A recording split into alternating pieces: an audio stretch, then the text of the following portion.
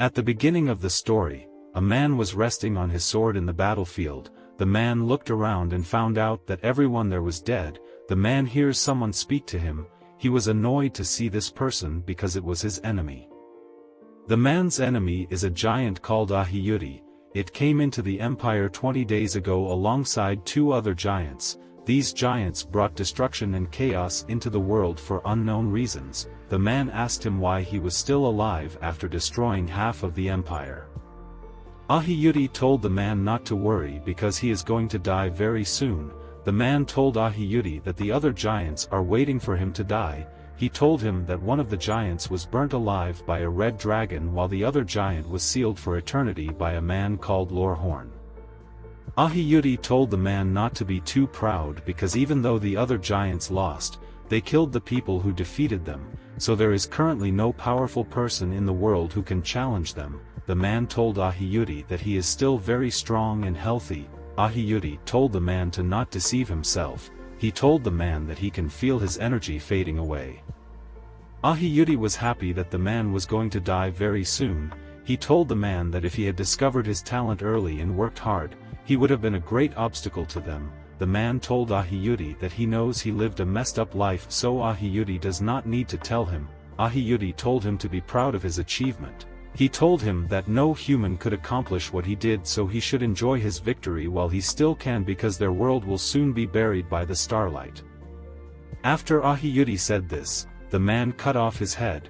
After cutting off his head, the man did his best to move forward. On his way to his destination, he remembered all his friends who are soldiers just like him. After walking for a while, the man saw the dead bodies of his friends. He wondered why they had to die to protect their honor. He told them that they should have ran away and lived their lives.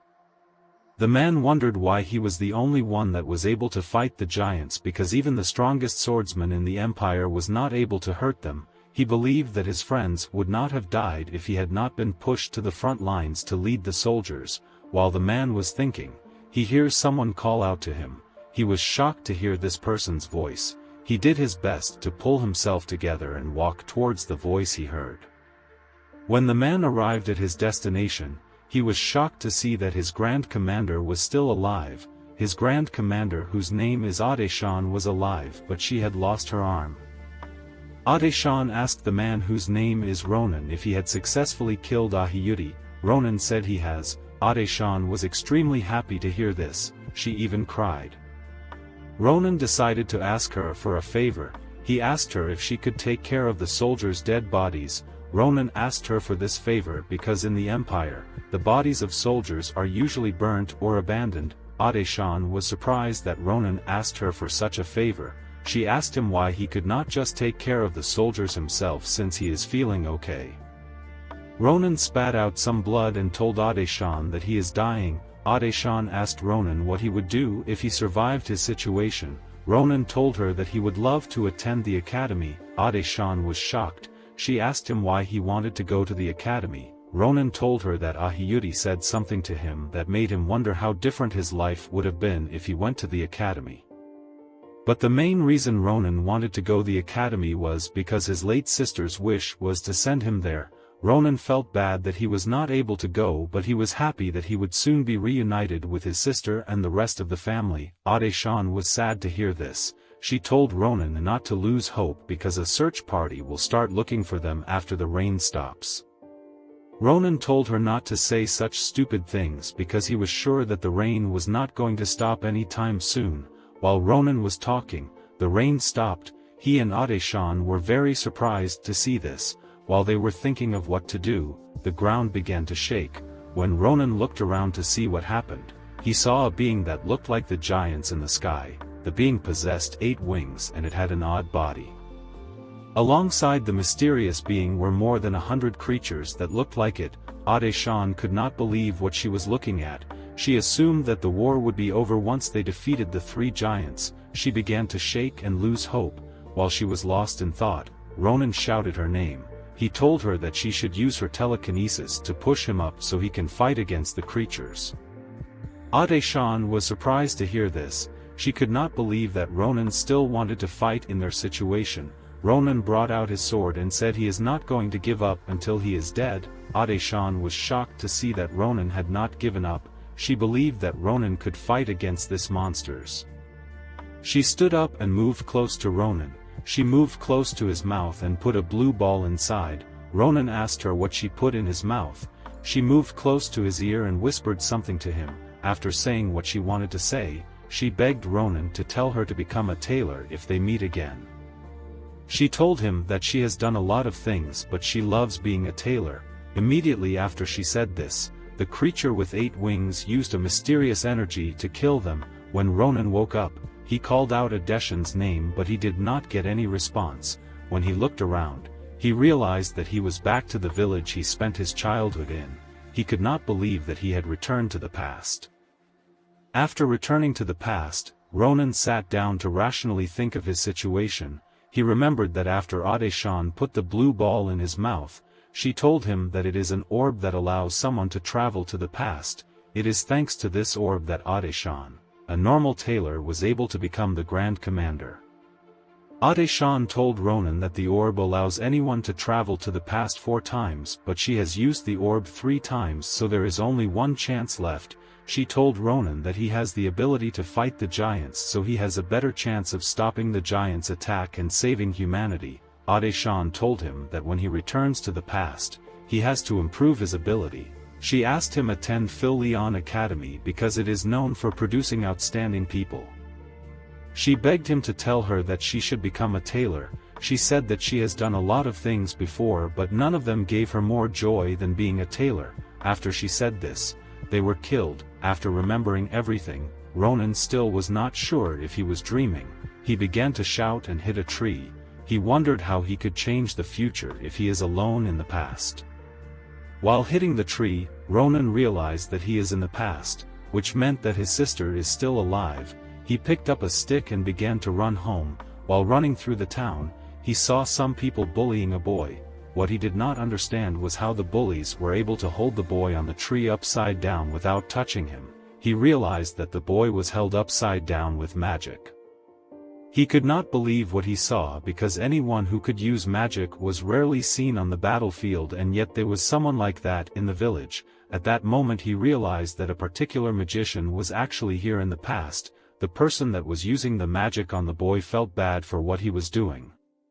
The boy that was being bullied told the bully that he does not have any money. The boy said that the money he has is for his mother's medicine. The bully told the boy that he does not care about his mother's health. He began to slap and yell at him to bring out more money. The bully told the magician, whose name is Asel, to raise the boy to the top of the tree. Asel said that he can't raise the boy to the top of the tree because if he makes a mistake, the boy can fall and die. The bully told Asel that he will put him on tree if he disobey him. Asel was terrified to hear this. He did not know why such a thing was happening to him. He learnt magic because he wanted to show people that he is also good at something. He was very scared and did not know what to do. While he was thinking of what to do, Ronan used his wooden stick to hit him. Immediately Ronan hit him. Asel lost control and the boy fell to the ground. Ronan told him to stop because he might accidentally kill the boy. The bully was angry that Asel stopped. He asked Asel why he would disrespect him. Asel was about to reply but Ronan interrupted him. He asked Asel where he learnt telekinesis magic from. Asel told him that he learned it from a grimoire he bought from a peddler. Ronan was surprised to hear this. He could not believe that Asel was already quite good even though he learnt from a cheap grimoire. The bully got angry that Ronan and Asel were ignoring him. He brought out his sword and rushed to attack Ronan. Ronan wondered where a boy like him could get a real sword. He was disappointed to see the bully rush to attack him because his posture was bad. He easily dodged the attack. The bully was shocked to see this. This was not very shocking to Ronan because even if he returned back to the past, the battle sense which was instilled in him as a soldier will always be with him. The bully told Ronan that he was lucky to dodge his attack. He told him to get on his knees and beg for his life while he still can. He told him that he is going to kill him and take care of his sister. Ronan was shocked when he heard the bully mention his sister. The bully said that he has always dreamt of sleeping with Ronan's sister. When Ronan heard this, he used his wooden sword to remove the bully's ear. The boy screamed in pain. Ronan moved close to him and told him not to mention his sister's name unless he wants to die. The other bullies could not believe what they saw. Ronan was using the same wooden stick just like them, and yet he was able to cut someone's ear off. Ronan told them to leave the money they stole from the boy they bullied and to drop some extra cash for ruining his mood. After collecting the money, Ronan gave it to the boy.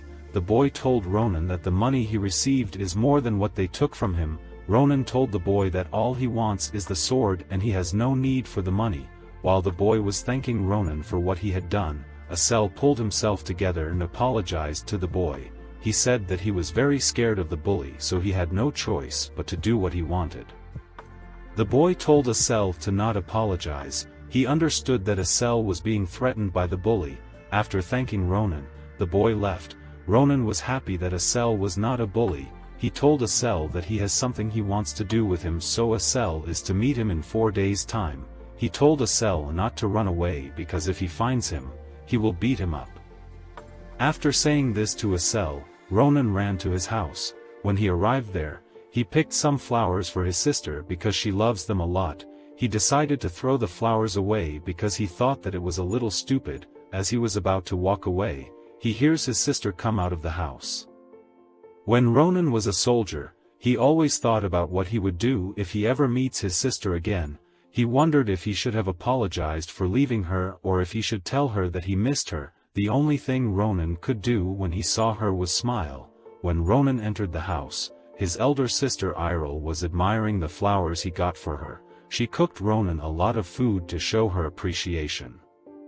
After eating, Ronan asked his sister how old she is this year. Irel said that she is 22 years old. Ronan was happy to hear this because if his sister is 22, that means he has 10 years to prepare to fight the mysterious creatures. Irel was shocked that Ronan asked her for her age. She touched his head to check if he is sick. Ronan was happy that he had such a sweet and kind sister. He decided to do anything to protect her. Ronan told his sister that he wants to attend an academy. Irel was happy to hear this. She asked Ronan if he was joking because she had always wanted him to go to an academy, but he always declined her offer. Ronan said he is serious about it. After Irel heard this, she searched the house and brought out a huge pot. When Ronan looked inside the pot, he saw a lot of money there. Ronan asked Irel why she has such a large amount of money.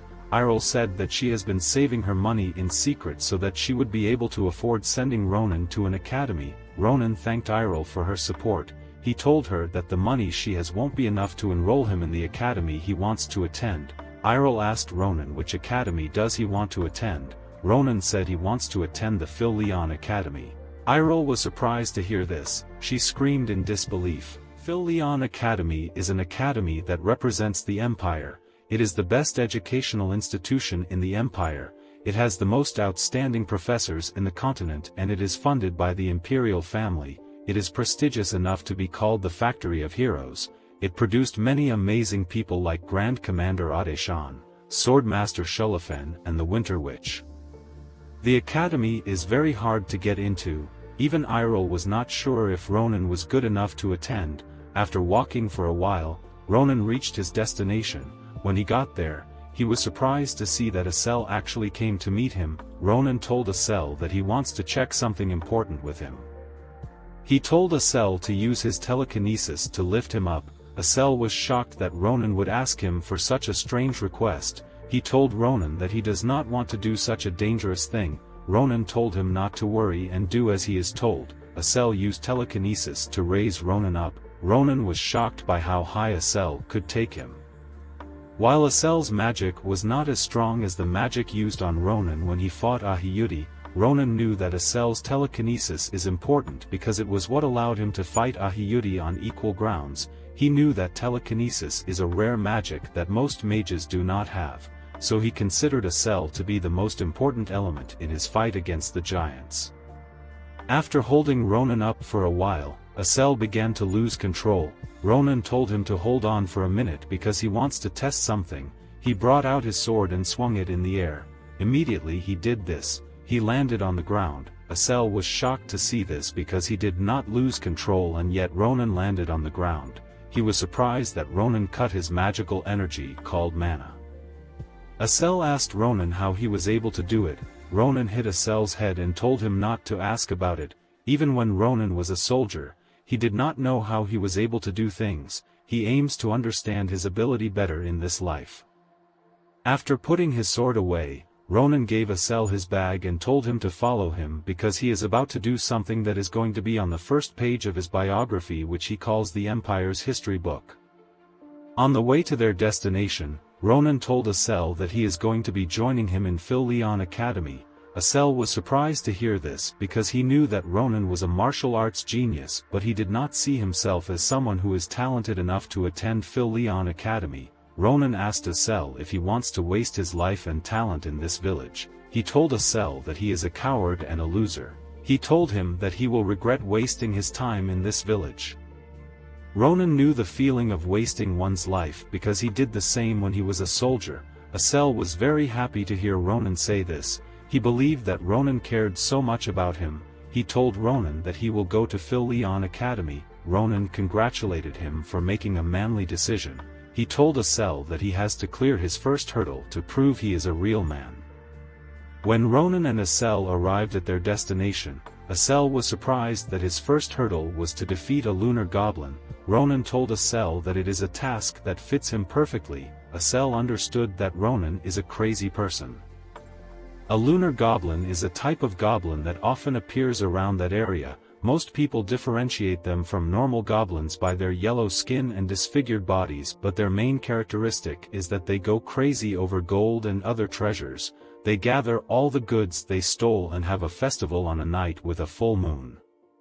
Ronan told Asel that the reason he brought them there on this night is to steal the treasures from the goblins. Asel was shocked that Ronan knew that the goblins steal treasures and have a festival on a night with a full moon. Ronan told him that he read it in a book. This was a lie. Ronan got this information in his past life. Ronan told Asel that he needs to use his telekinesis to take all the treasures and put it into his bag. Asel told Ronan that he is scared of doing this because if he makes a mistake and wakes the goblin, he and Ronan could be killed. Ronan told Asel that if they want to get into Phil Leon Academy, they need two things. The first is money. They need a lot of money to pay for the crazy tuition fees. The second thing they need is real-life experience. While money is important, having real-life experience is more crucial. Phil Leon Academy is a place that is filled with aristocrats who have received elite training from birth, and the only way to even dream about winning people like that is to gain experience by risking one's life. That is why the lunar goblins are perfect, because they will give them both money and experience. When Asel heard this, he was sad because what Ronan said actually made sense. After calming down, Asel began to use his telekinesis to steal the treasures. He was very careful and focused on what he was doing. After Ronan filled the bags, he thanked Asel for his efforts. He was not actually sure if Asel could do what he asked, so he was surprised when it went as planned. Ronan was very happy that he found a useful slave. When Ronan was packing his bag up, two men were chasing after a bird. They screamed at the bird in anger. Unfortunately for Ronan, a goblin woke up thanks to the scream. When the goblin looked around, it noticed that their treasures were gone. It immediately woke the other goblins and explained their situation. While Ronan and Asel were about to run, the goblins saw them. They rushed to attack them. Asel fell on his knees out of fear. He asked Ronan if they should abandon the treasure and run. Ronan told him to hold on to the treasure because they need it for their tuition.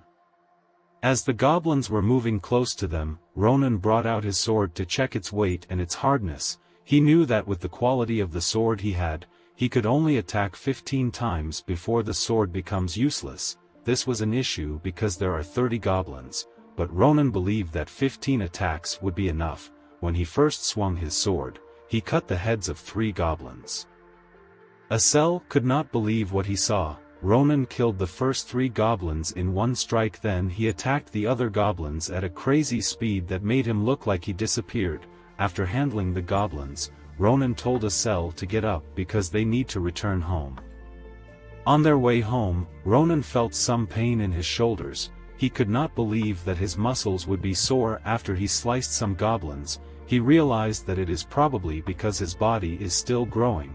he decided that he needs to do a lot of physical training when he returns to his house. Asel asked Ronan who he thinks made the loud noise that woke the goblins. Ronan said that he does not know who it is, but he will beat up the person if he ever meets them. While Ronan and Asel were walking, someone shot an arrow at Asel. Luckily for Asel, Ronan caught the arrow. Asel was surprised to see this. He wondered where the arrow came from. While he and Ronan were discussing, the two men who screamed at the bird and tried to shoot Asel came to meet them. They apologized for shooting at them. They asked them what children like them were doing there at night. Ronan was very angry that they called him a child. They looked at Ronan's bag and saw the treasures. They were happy to see this. They apologized to Ronan and Asel again. Ronan told them to stop their fake apologies. He asked them who they are. The man brought out a knife and attacked Ronan. He told Ronan that their group's name is Calaboro.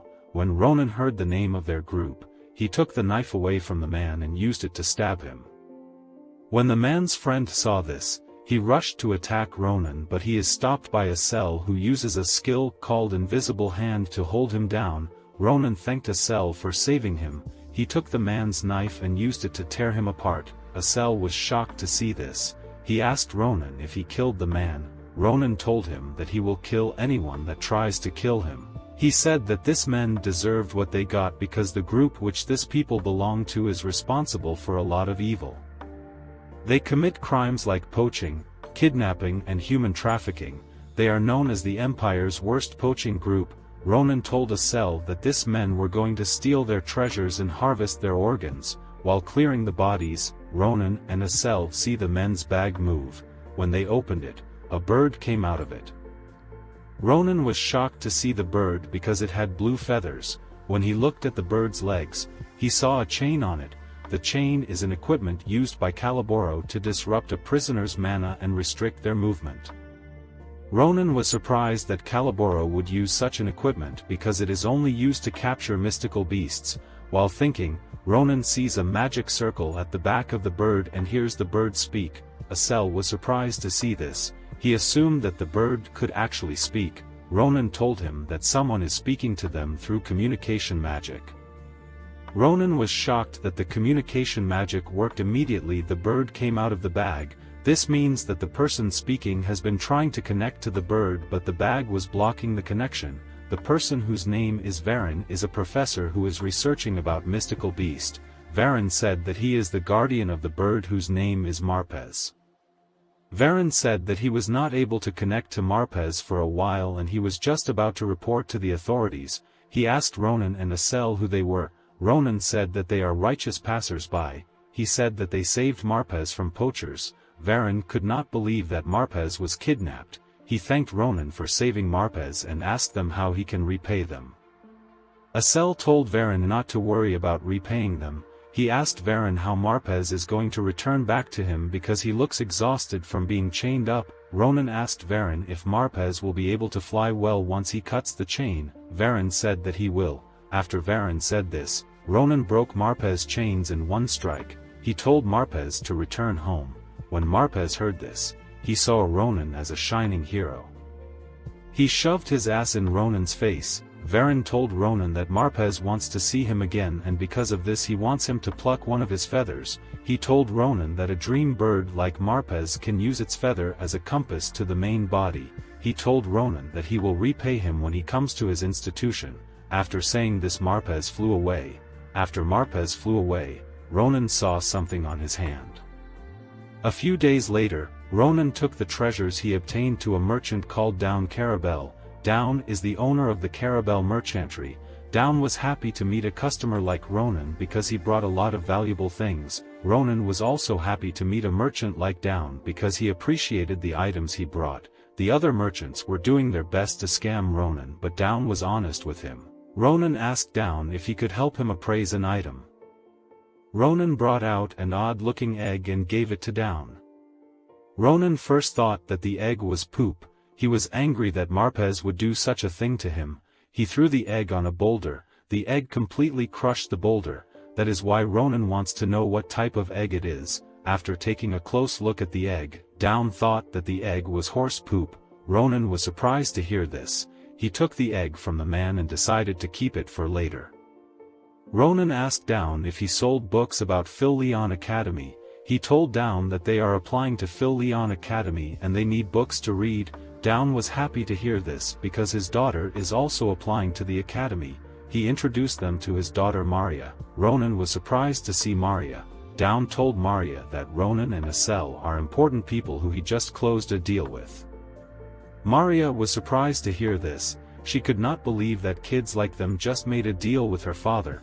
Down apologized to Ronan and Asel that his daughter called them kids. Ronan walked up to Maria. He asked her if her middle name is Sun. Maria said that it is. Ronan was surprised to hear this. He could not believe that Maria looked so similar to someone he knew in his past life. Ronan was confused because the Maria he knew was a man. He moved close to Maria's ear and asked her if she has a penis. Maria was shocked that Ronan would ask her such a question. She slapped his face with a lot of strength. When Ronan felt the slap, he was sure that the only person that could slap him like this is his own Maria. In his past life, Ronan worked as a disciplinary soldier in a place called Armelin. The Maria he knew was in charge of supplies at Armelin. Maria was an easygoing person who got along with everyone, but when the soldiers talk about penis, Maria always got angry and always slapped the people around her. Ronan had always been curious about why Maria behaved like that. He wanted to ask Maria about the issue but he never got the chance because Maria died. Ronan was happy to find out that the reason Maria always acted like that was because she is a girl. Maria thought that Ronan was laughing at her. She decided to hit him again but Ronan stopped her attack and he hit her on her head and told her not to hit him again. He told her that he only allowed her to hit him because he asked a foolish question. Maria was annoyed to hear this. She used her head to hit Ronan's chin. Immediately she did this, she and Ronan began to fight. After they calmed down, Ronan and Maria began to talk like they were friends. Asel was shocked to see this. He thought that they were insane. Maria brought a sword called the Black Iron Sword. She told Ronan that the Black Iron Sword is an amazing sword that even knights want to buy. Ronan told her that he fights in a rough manner and so he needs a sword that does not break easily. Maria assured him that the Black Iron Sword is the best for him. Ronan was happy to receive the sword because it was the same one he used in his past life. After giving Ronan his weapon, she asked Asel what kind of magic does he use. Asel told her that he uses telekinesis. Maria was shocked to hear this. She told Asel that if he performs well on his test, he could be given a scholarship. Asel was very happy to hear this. Maria was sure that she did not need to worry about Asel. She decided to focus on Ronan. She asked him about the technique he is going to present to the judges on the day of the test. She told Ronan that if he wants to enter Phil Leon Academy, he needs to impress the judges with an amazing technique. The school also has a written exam which is difficult but it is not as difficult as the practical one. The practical exam is very important to the extent that if one performs well in it, they could still enter the academy even if they have a low grade in the written exam. Ronan asked Maria about the technique he needs to demonstrate. Maria told him that most nobles usually demonstrate their family's secret techniques but normal martial arts applicant usually demonstrate their personal mana fighting techniques. Ronan was surprised to hear this. He asked Maria if it is possible for martial artists to use mana even though they are not mages. Maria was shocked to hear this question. She told Ronan that anyone who wants to join Phil Leon Academy would have to have been able to sense their own mana and be able to use that mana in combat. She believed that this information was known by everyone and yet Ronan was looking at her like she was crazy. Ronan asked her if sensing mana is similar to sensing aura. Maria was shocked to hear this. She could not believe that someone like Ronan wanted to enter Phil Leon Academy. Ronan told her not to worry. He said that it might be something he already knows. Maria stood up and asked Ronan to join her outside. She took two short swords that belonged to Ronan. Ronan asked her to leave the swords. He asked her what she would do if she damages them. Maria told him that she will give him triple the money he used to buy the swords. She told him to get up immediately because she wants to give him some special training. Mana is the source of the power of nature. It is a natural energy that exists everywhere in the world but not everyone can use it. In order to use it, one has to sense and feel their own energy and be able to use mana sense. To enter this stage, one has to go through various trainings and understand themselves better. It usually takes a year for a normal person to get mana sense. After they practice their mana techniques and they have perfected them, they apply to Phil Leon Academy. Maria told Ronan that the fact that he does not know the difference between aura and mana proves that he is not yet ready to attend Phil Leon Academy. She told Ronan that aura is a type of mana. Even people who are quite talented in using mana train for at least 10 years to achieve aura. Ronan remembered meeting people who could use aura on the battlefield. They often bragged about it and they used an unusual power. But this did not matter to Ronan because most of them ended up dead. Maria told Ronan that she is no longer explaining. She brought out her sword and rushed to attack Ronan. Ronan blocked the attack. He was shocked by her strength. He was surprised to see how skilled she was and how she was able to fight him well with dual blades. Although Ronan could not see if she was using mana, but he could tell that she was using it to fight him. Maria was impressed with Ronan. She originally wanted to defeat Ronan in one round in order to show him the use of mana and make him give up the test on his own. She wanted Ronan to give up because she did not want him to be humiliated at the academy, but to her surprise, Ronan was much stronger than she expected. She could not believe that he did not know how to use mana. While Maria was lost in thought, Ronan used his sword to push her away. He took a deadly stance and told her to dodge his attack. Fortunately for Maria, she listened to Ronan and dodged the attack. After successfully dodging the attack, she told Ronan that he is not a normal person. Ronan told her that she is also quite good. He told her that she is very talented in using her blades, but she is still clumsy in finding her center of balance. He told her that if she can fix this problem, she will improve a lot. After saying this, Ronan put his sword away and turned around. Maria was angry to see this. She told him that the fight is not over and he needs to continue. Ronan told her that she should not forget that she promised to triple his money. Immediately he said this, Maria's dual blades broke. Maria was extremely shocked to see this. Asel told her not to worry, like he never expected her to win Ronan.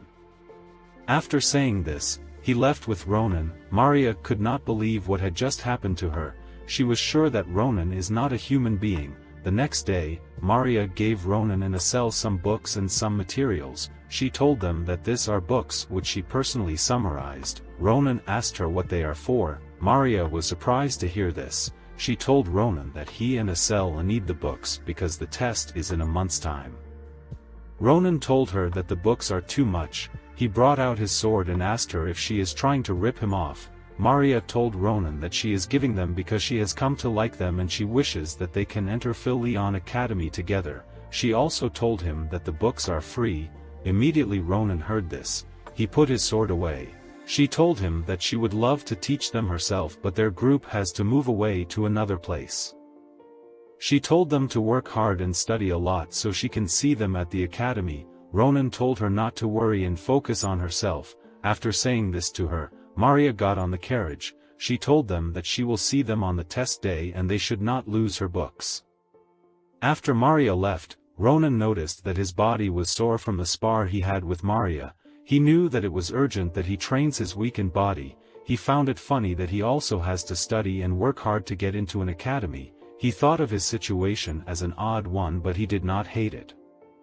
After Ronan returned home, he began to live differently. He ate a lot of food and he hunted monsters constantly in order for him to get used to his body and increase his stamina. He eventually killed all the monsters in the village. At night, Ronan did his best to study. He never imagined he would do something like this in his past life. Ronan continued this routine until a month passed and it was finally the day for the test. When Asel saw Phil Leon Academy, he could not believe that such a structure existed because the academy was like a mini city. Ronan told him to stop staring because he looks like a country bumpkin. Asel was about to apologize when he noticed something about Ronan. He told Ronan that his body has gotten bigger in just a month. Ronan told him to not focus on stupid things like that. Instead, he should enter the academy for the test.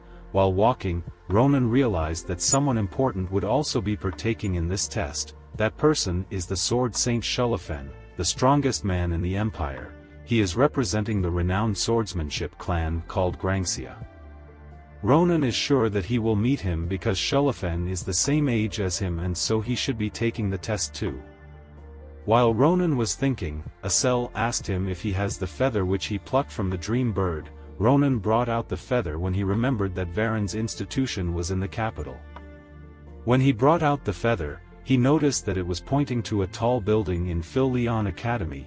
At the top of the tall building, Marpez and Varen Fanasir, who is the Academy's zoology professor, was rearranging his office in order to prepare to greet Ronan. Varen is a werlion. Varen decided to open the window in order to let some air in. Immediately he opened the window. He saw Ronan's creepy face. When he and Marpez saw this, they screamed. Varen asked Ronan how he got to his window because his office is on the top floor of the building. He asked them if they are after Marpez. Ronan brought out the feather to show Varen. Varen was surprised to see it. He realized that Ronan and Asel were the people who saved Marpez. Varen apologized for screaming at them. Ronan told him not to worry about it. He said that it is Asel's fault that they used the window. Asel was surprised to hear this. He told Varen that the reason they entered through the window was because Ronan said he was too tired to use the stairs, so he asked him to use telekinesis to raise him up.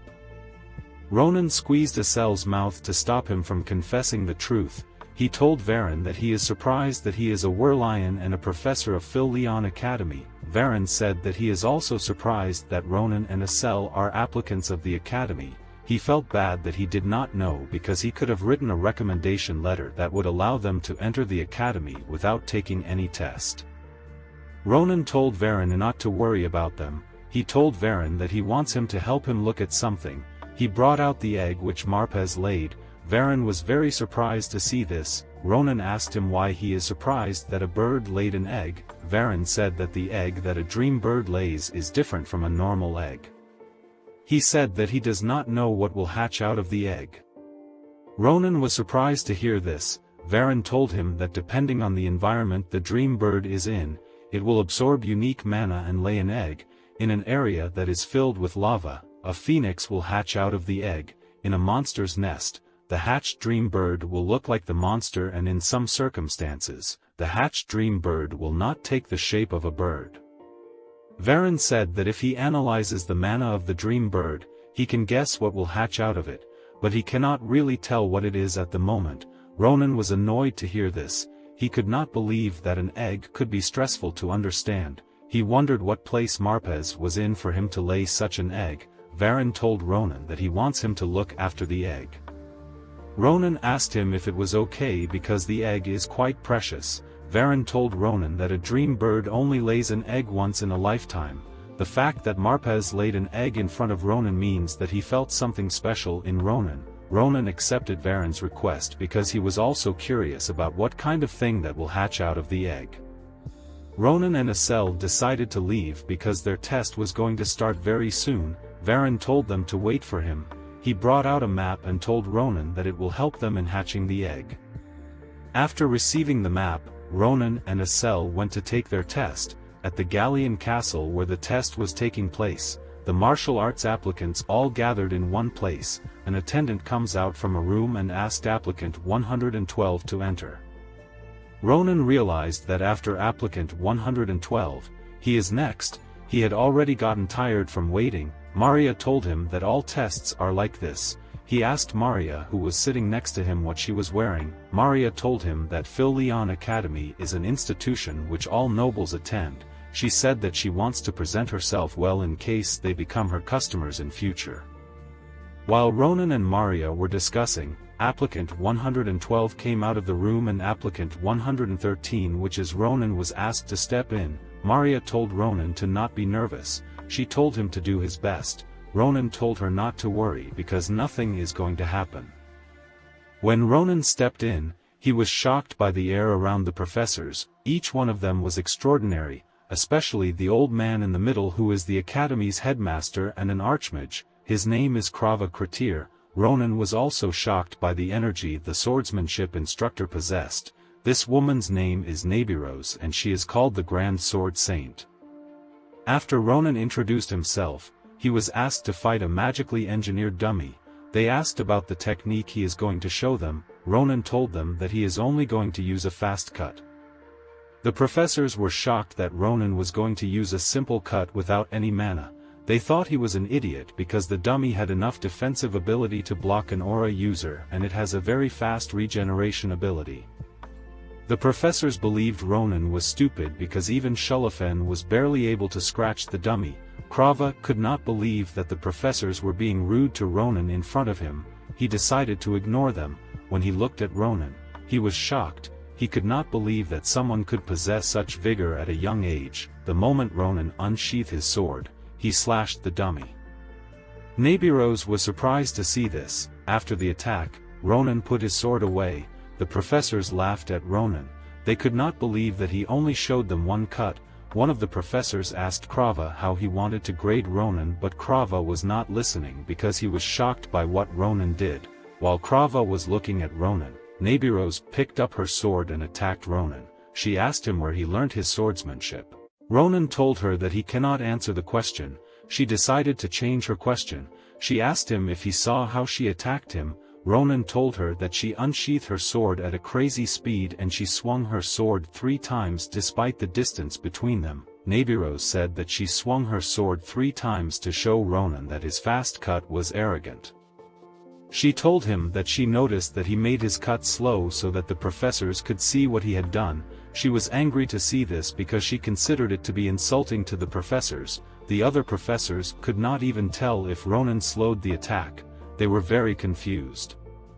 Ronan was surprised to hear what Nabiros said. The only reason he made his cut slower was because he was not sure if his sword could withstand the last attack. Ronan was not sure if he should explain himself considering how angry Nabiros was. After calming down, Nabiros put her sword away. She told Ronan that she will be the one to teach him. Krava was shocked that Nabiros already accepted Ronan as her student. He thanked Ronan for his demonstration and asked him why he came to their academy. Ronan thought about what happened in the past and told Krava that he does not want to have any regrets. Krava was very shocked to hear this. He asked Ronan to step out after hearing his answer. Krava was surprised to hear Ronan's answer. He said that he also wants to teach Ronan. One of the professors was shocked to hear this. He asked Krava what is special about Ronan. Krava said that Ronan has talent. Immediately he said this. The magically engineered dummy that was said to have fast regeneration lost its head. The 2 professors who mocked Ronan were extremely shocked to see this. After Ronan left the room, he wondered if he could have won against Nabiros in his past life. Ronan knew that he has to work extra hard if he wants to catch up to Nabiros. He was happy that he came to Phil Leon Academy because he could learn a lot of things here. After finishing the practical test, people are expected to write their theory exam. Ronan had been studying for a month, so he believed it would be easy. Unfortunately, this was not true. When Ronan came out of the test center, he was shaking in fear. Maria was shocked to find out that Ronan was not able to answer even half of the test. She surprised to hear this because she told Ronan to read the books in the bag. Asel told Maria that Ronan forgot to check the books and materials. Maria told Ronan not to worry because she is sure that he did well in his practical test and he will be accepted by the academy. Immediately she said this, a blue tablet appeared in the middle of the place they were in. The students went to look at the tablet because it contained their results. Asel got first place in the theory exam and he got 12th position in the practical exam of the magic department. Maria took 9th place in the theory exam and she got 9th place in practical exam of the martial arts department. Asel and Maria began to rejoice when they saw their results. Maria was shocked that Asel took first place in the theory exam. She congratulated him. While they were rejoicing, Maria asked Ronan what results did he get.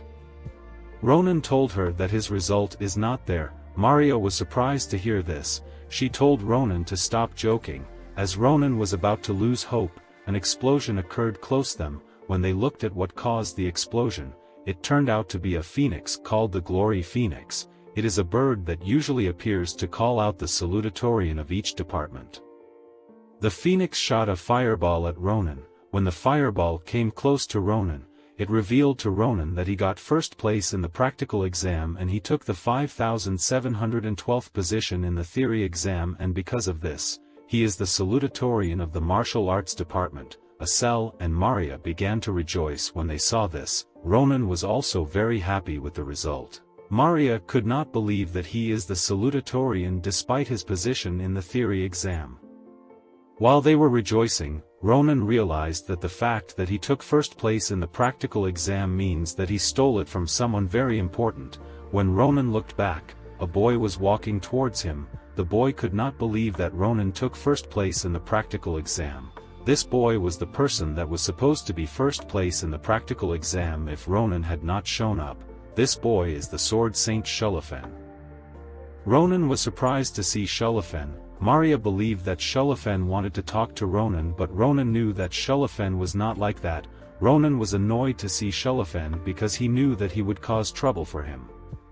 In Ronan's past life, Shulafen was a person who did not like the idea of anyone being better than him at swordsmanship.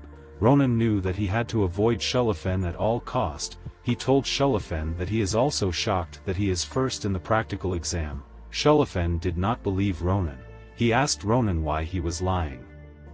Ronan said that he is speaking the truth. He told Shulafen that he does not have any proof that he is lying. He asked him to leave him alone. Shulafen knew that Ronan was right. He decided to attack Ronan to get his proof. Ronan successfully blocked the attack with his sword. Asel and Maria were surprised to see this. Shulafen told Ronan that he would not be able to block his attack if he was not first in the practical exam. He told Ronan to show him his skills because he wanted to see what made him get second in the practical exam. Ronan was annoyed to hear this. He decided to attack Shulafen seriously. He created 3 slashes in one attack. Shulafen successfully blocked the attack. After blocking Ronan's attack, Shulafen's hand began to shake. He told Ronan that he understands why he was given such an amazing grade, but he did not believe that the technique Ronan displayed was enough to beat him. He attacked Ronan again. He told Ronan to show him everything he can do. Ronan was annoyed to hear this. He could not believe that there could be someone as crazy as Shulafen. Shulafen told Ronan that he cannot accept the results of the practical exam. He began to attack Ronan at a crazy speed, but Ronan was strong enough to block the attacks. While Ronan was blocking the attacks, he realized that things could turn out really bad for him because of how intense the fight was. He was scared that Shulafen would soon start using his aura. Ronan knew how powerful Shulafen's aura is because he had seen it in his past life. It was an extremely powerful aura known as the Tempest Sword. After realizing how bad the situation was, Ronan stopped fighting and began to run. Shulafen was shocked to see this. He told Ronan that he should never turn his back on his opponent in a fight. He decided to chase after Ronan. He was about to attack Ronan, but Ronan used Asel as a shield. Shulafen was surprised to see this. He told Ronan that he is a coward for hiding at the back of a woman. Asel told Shulafen that he is actually a man. Ronan knew that Shulafen would not attack an helpless woman because he is a proper gentleman. While hiding at Asel's back, Ronan used his sword to attack Shulafen's nose. Shulafen was really hurt by the attack. Ronan told Maria and Asel to run. Shulafen tried to stop them, but they had already gotten far away from him. Immediately after they left, an instructor of the academy came to see why the students gathered. The instructor was surprised to see Shulafen resting on his sword with an injured nose. He referred to Shulafen as Sir Shulafen. He asked him to give him the names of the students who harmed him. Shulafen told the instructor to speak to him informally because he is an applicant that is to be treated as a commoner. Shulafen told the instructor to not worry because the fight he had was a fair match. After getting up and regaining his strength, Shulafen noticed that his sword had cracked. He was surprised to see this because his sword is made from the strongest iron called mithril. Shulafen did not understand how his sword broke because he did not see Ronan's techniques as anything extraordinary. He could not believe what happened to him. He decided that he needs to remember Ronan.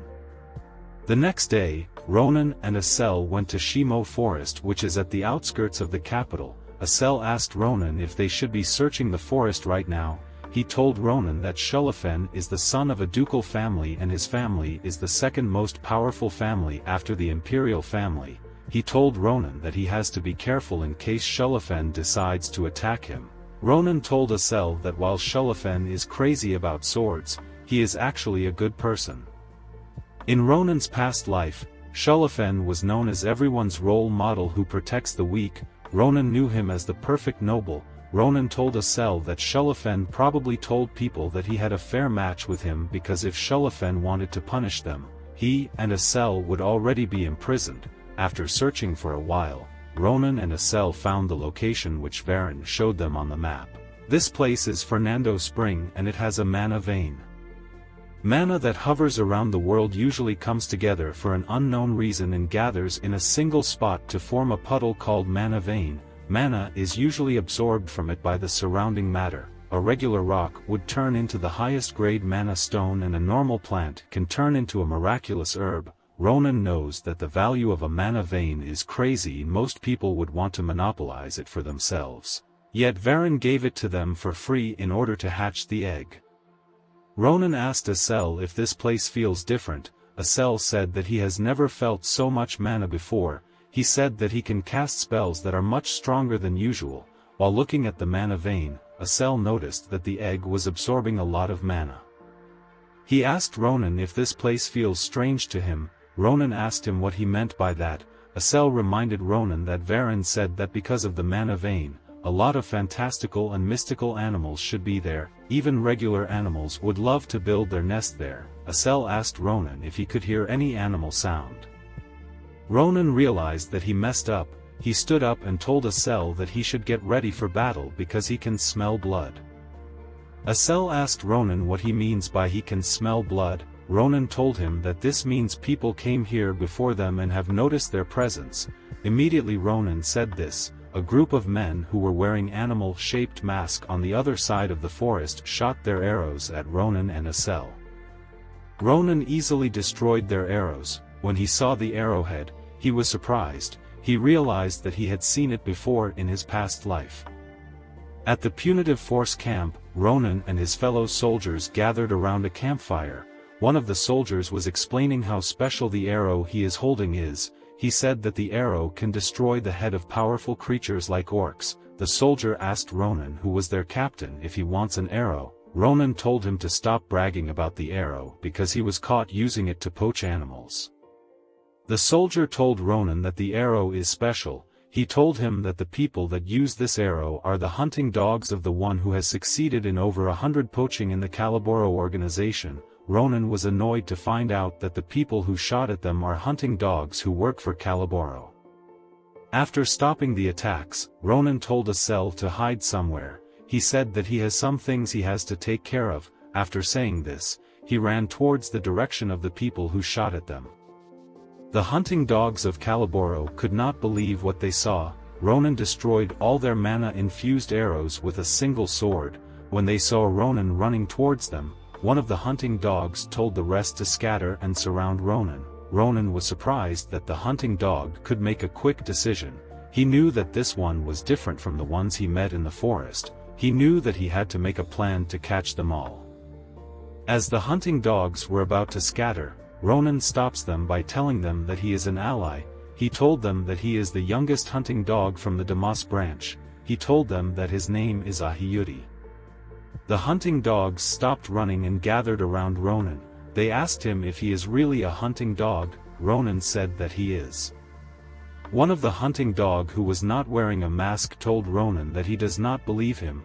He said that it does not make sense for someone as young as Ronan to join them. Ronan told him to ask the branch wolf if he does not believe him. He told the hunting dog that just because he is not talented does not mean others are not talented too. The hunting dog was angry to hear this. He grabbed Ronan's shirt and told him that he will chop him into pieces. Ronan told him that guys like him always have bad endings. While he was yelling at Ronan, one of his teammates told him to leave Ronan alone because Ronan seemed to know about their organization's rankings and branches, so it will be better for their boss to return and confirm if Ronan is truly a hunting dog. Immediately the hunting dog said this. Their boss came out of the woods. his name is Biam and he is the wolf of Demire branch. When the hunting dog saw his boss, he left Ronan alone and went to explain the situation to him. Ronan was happy to see Biam because if the boss is around, it means that all the hunting dogs in the area are gathered there. Biam told Ronan that he does not know what he is doing here because this part of the forest belongs to their branch. Ronan told them that he does not care because his name is not Ahiyuti. When Biam heard this, he was surprised. Immediately Ronan said this. He used his sword to kill all the hunting dogs that surrounded him in one attack. He rushed to attack Biam. He told him that the name he used felt like it would be perfect for a poacher. After saying this, Ronan cut Biam's head off. Ronan reminded the hunting dog that did not have a mask that guys like him always have bad endings. Immediately he said this. The man's fingers fell off. The man screamed in pain. Ronan told him to stop overreacting. He gave him the map that Varen gave them. He told him that if he does not want to feel more pain, he should write the location of the other branches of Calaboro at the back of the map. The man panicked when he heard this. Ronan thought that the man did not want to do it, so he decided to kill him. The man told him that he will do it. He asked Ronan for a pen to write. Ronan told him to use his bloody fingers to write. After finishing the map, Ronan took a look at it and thanked the man. The man told Ronan that he will be leaving since Ronan promised to set him free once he is done. Immediately Ronan kept the map in his pocket. He told the man that he is not setting him free. He used his sword to split him into two. Asel began to puke when he saw the corpse of the dead animals. Ronan told him to stop overreacting. Asel apologized for the vomit. He told Ronan that the amount of animals Calaboro killed was too much. Ronan told him that it is a crime to let people who work for Calaboro live. When Ronan looked at the corpses, he knew that Professor Varen would be sad to see this. He decided to head back to the capital. As he was about to leave, he noticed that the egg in his pouch was shaking. Ronan asked Asel to look at what happened, but Asel was preoccupied with something. Asel told Ronan to look up. When Ronan looked up, he saw the blood of the dead animals floating in the air. The blood came together and moved close to Ronan and Asel.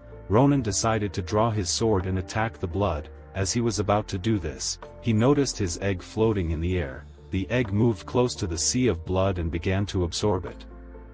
Asel asked Ronan what was happening. Ronan said that he does not know, but he is sure that whatever that is inside the egg is not ordinary. After absorbing all the blood, the egg began to hatch. Ronan was extremely happy to see this. He wanted to see what kind of valuable creature that is inside the egg. Immediately the entity hatched. It attacked Ronan's nose. Ronan was shocked that it attacked him. When he looked at the dream bird, he was sure that it is not a bird. Asel said that it looks like a dragon. Ronan also believed that it looks like a dragon. He wondered where Marpez absorbed mana from for it to lay such a unique egg.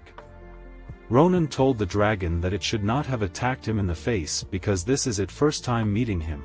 When the dragon heard this, it used magic to fix Ronan's nose. Asel was surprised that a baby dragon could use healing magic and it liked Ronan a lot. Ronan was happy that he got a creature that has different abilities. Asel told Ronan that they need to name the dragon. While they were thinking of names, the dragon sensed something in the surroundings.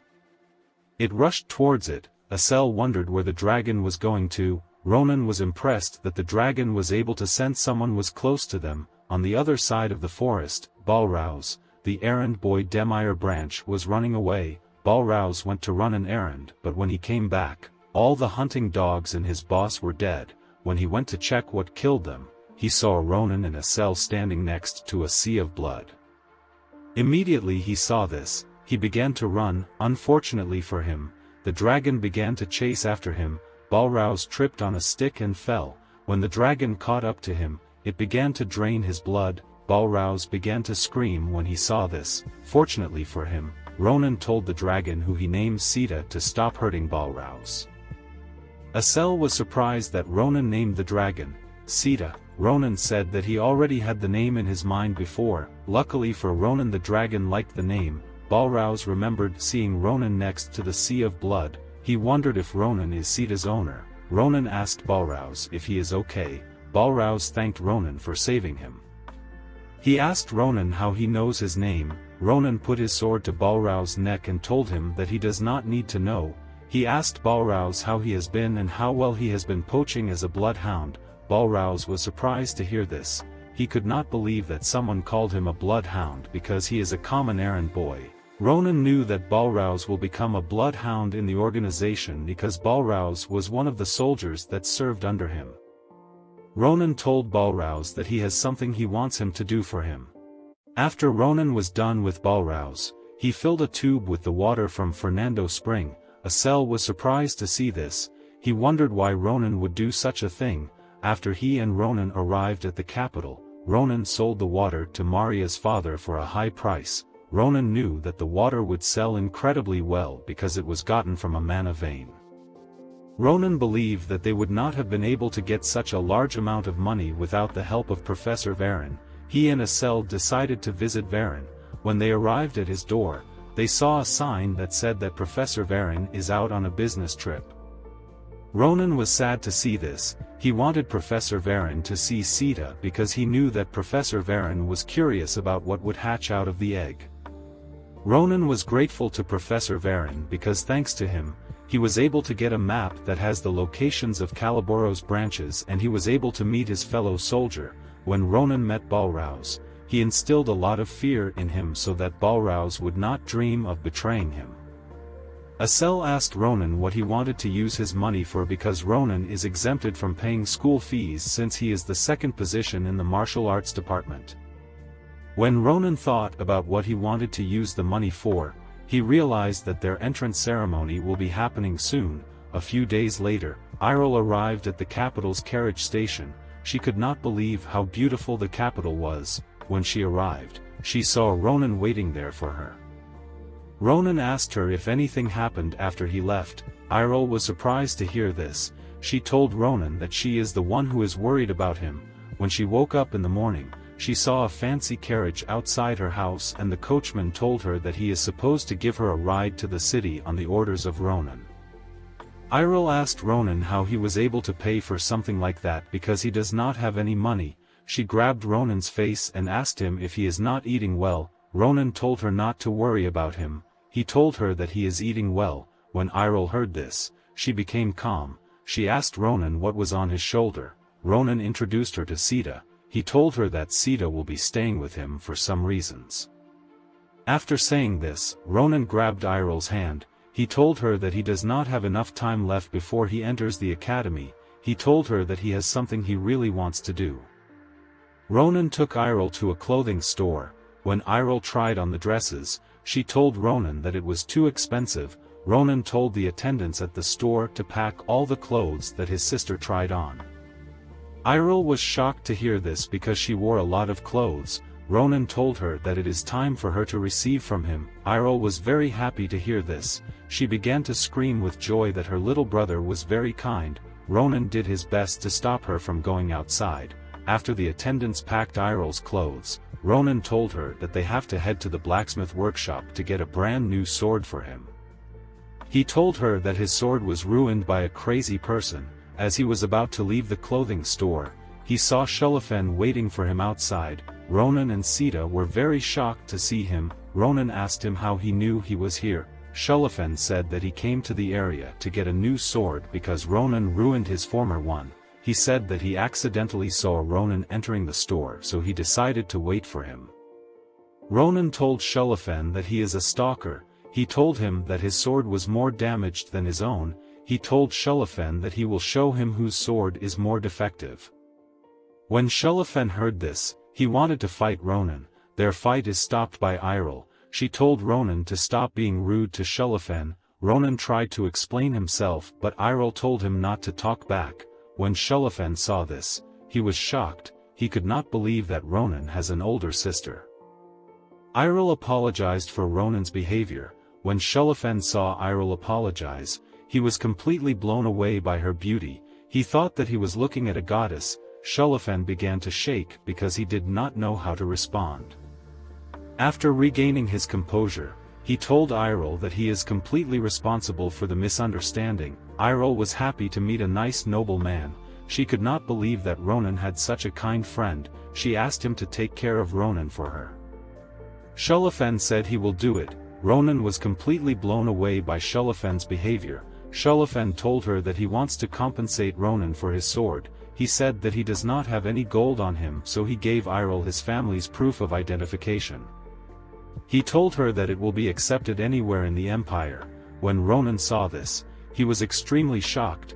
Shulafen told Iril that if she wants to buy a sword, she should go to the blacksmith on the western end of the street. He told her that the blacksmith shop is a special place that commoners cannot visit, but if they have his family's proof of verification, they can enter easily. He told them that they will get an amazing sword there. After saying this, he left. Ronan could not believe what Shulafen did. The Grangxia proof of verification is a tablet that can buy villages, and yet, Shulafen gave it to his sister. He did not remember Shulafen having such a behavior in the past. At the academy's entrance ceremony, Krava greeted the students. He told the students that all of them have amazing skills and boundless talents. He told them that with their talents and the teachings of the professors, they will be recorded and remembered by the empire. After saying this, he congratulated them on entering the academy. Ronan was not interested in Krava's speech, but he was happy that Krava gave a speech because it made his sister proud of him. After Krava was done with his speech, he snapped his finger and everyone felt magic move around them. When Asel saw this, he told Ronan to look up. When Ronan looked up, he saw the sky shattering into pieces. While he was looking up, he and his other classmates got teleported to an arena. Ronan could not believe that Krava could teleport such a large amount of people by just snapping his fingers. Krava told the freshmen that they are about to have a meeting with their seniors. The meeting between the freshmen and the seniors is called senior-junior meeting. It occurs between freshmen and year 2 seniors. It is a process that is known to be intense. It is a process whereby the first and second ranks represent the freshmen and they are told to fight one among the 4 senior who have their own individual fighting styles. Krava told the audience that this event is made so that the students can compete with each other and learn each other's weaknesses. He believed that this is the best way for students to learn. Krava told the students that the freshmen will be given the chance to choose their opponents and they can choose not to duel if they want to. Ronan was angry to hear this. He believed that this event was created so that the freshmen are put in their place. The people that Ronan and Shulafen had to fight were Nasto, who is rank 1 of the martial arts department, Braum, who is rank 2 of the martial arts department, Irina, who is rank 3 of the martial arts department, and Karun, who is rank 4 of the martial arts department. Braum said that he is happy to face the Empire's rising star and the man who defeated the Empire's rising star. Ronan was happy about the opportunity to face this martial artist because he wanted to show Iril that he is strong enough to fight anyone. He also wanted to show her how close he is with Shulafen. While thinking of what to do, Krava asked them to begin the duel. When Ronan heard this, he had an idea. He asked Krava if he could make a suggestion. Krava asked him to go ahead. Ronan told Krava that since they are free to choose who they want to fight, he would like to fight all 4 of the seniors. Krava was shocked to hear this. The seniors were extremely angry to hear this, but what made them more angry was that Ronan asked them to fight him together. Krava asked Nabirose how she wants to take care of this issue. Nabirose told Krava that he should allow Ronan to do what he wants. She said that in their school, if one has skills, he is free to act how he wants. She said that she will interfere if the duel is looking dangerous. After hearing this, Krava decided to let the duel happen. The 4 sophomores were angry about Ronan's arrogance. Irina thought that Ronan was being arrogant because he was ranked 2nd position in the martial arts department. Nasto told the other sophomores to calm down because while Ronan is arrogant, he is someone who defeated Shulafen in the practical exam. He told them to attack Ronan with all their strength. When Iril saw how tense the air around the arena was, she screamed at Ronan. She told him to forfeit the match if he believes he will get injured. When Ronan heard this, he smiled at her to reassure her. After everyone got ready, Krava told the students to begin the match. Immediately the match began. Nasto attacked Ronan at full speed. Ronan was able to dodge the attack. When Ronan dodged Nasto's attack, he could tell that he and the other 3 sophomores were much stronger than Maria. After Ronan dodged Nasto's attack, Irina began to attack him with two short swords. Ronan was able to block the attacks. While Irina was attacking Ronan, Kurun used his spear to attack Ronan from Irina's back. Ronan was surprised by how good their teamwork is. Kurun used his spear to push Ronan away. As Ronan was about to get up, he saw Braum at his back with his giant sword in the air. Braum said that he wanted to fight Ronan alone, but Ronan disappointed him. Immediately he said this, he attacked Ronan. Ronan knew that Braum's attack is supposed to be a strong finishing attack and the other three were going to attack him immediately. He let his guard down. Ronan was very surprised at how coordinated and smart the sophomores were. Before Braum could land his attack on Ronan, Ronan disappeared. Braum and the other three were surprised to see this. Irina was the only one that was able to notice how fast Ronan was. She could not believe what she was seeing. Before she could do anything, Ronan attacked all four of them at a crazy speed. To his surprise, Braum was able to withstand his attack. He could not believe that Braum still wanted to fight after he destroyed the other sophomores. As Braum was about to attack him, he took a stance. When Braum saw this stance, he could not believe that Ronan was able to copy Nebiro's swordsmanship. Ronan attacked Braum with 3 slashes just like Nebiro's showed him at the test. Immediately he did this, he broke Braum's sword and knocked him out. After defeating the sophomores, he thanked them for helping him learn a lot. Iril and everyone in the arena were shocked by what just happened. They began to scream in excitement. The 4 sophomores were surprised that they lost. Nasto said that he has no complaints about how he lost. He wondered where a monstrous guy like Ronan learnt from. When the duel ended, Iril grabbed the man sitting next to her and told him that Ronan is her brother.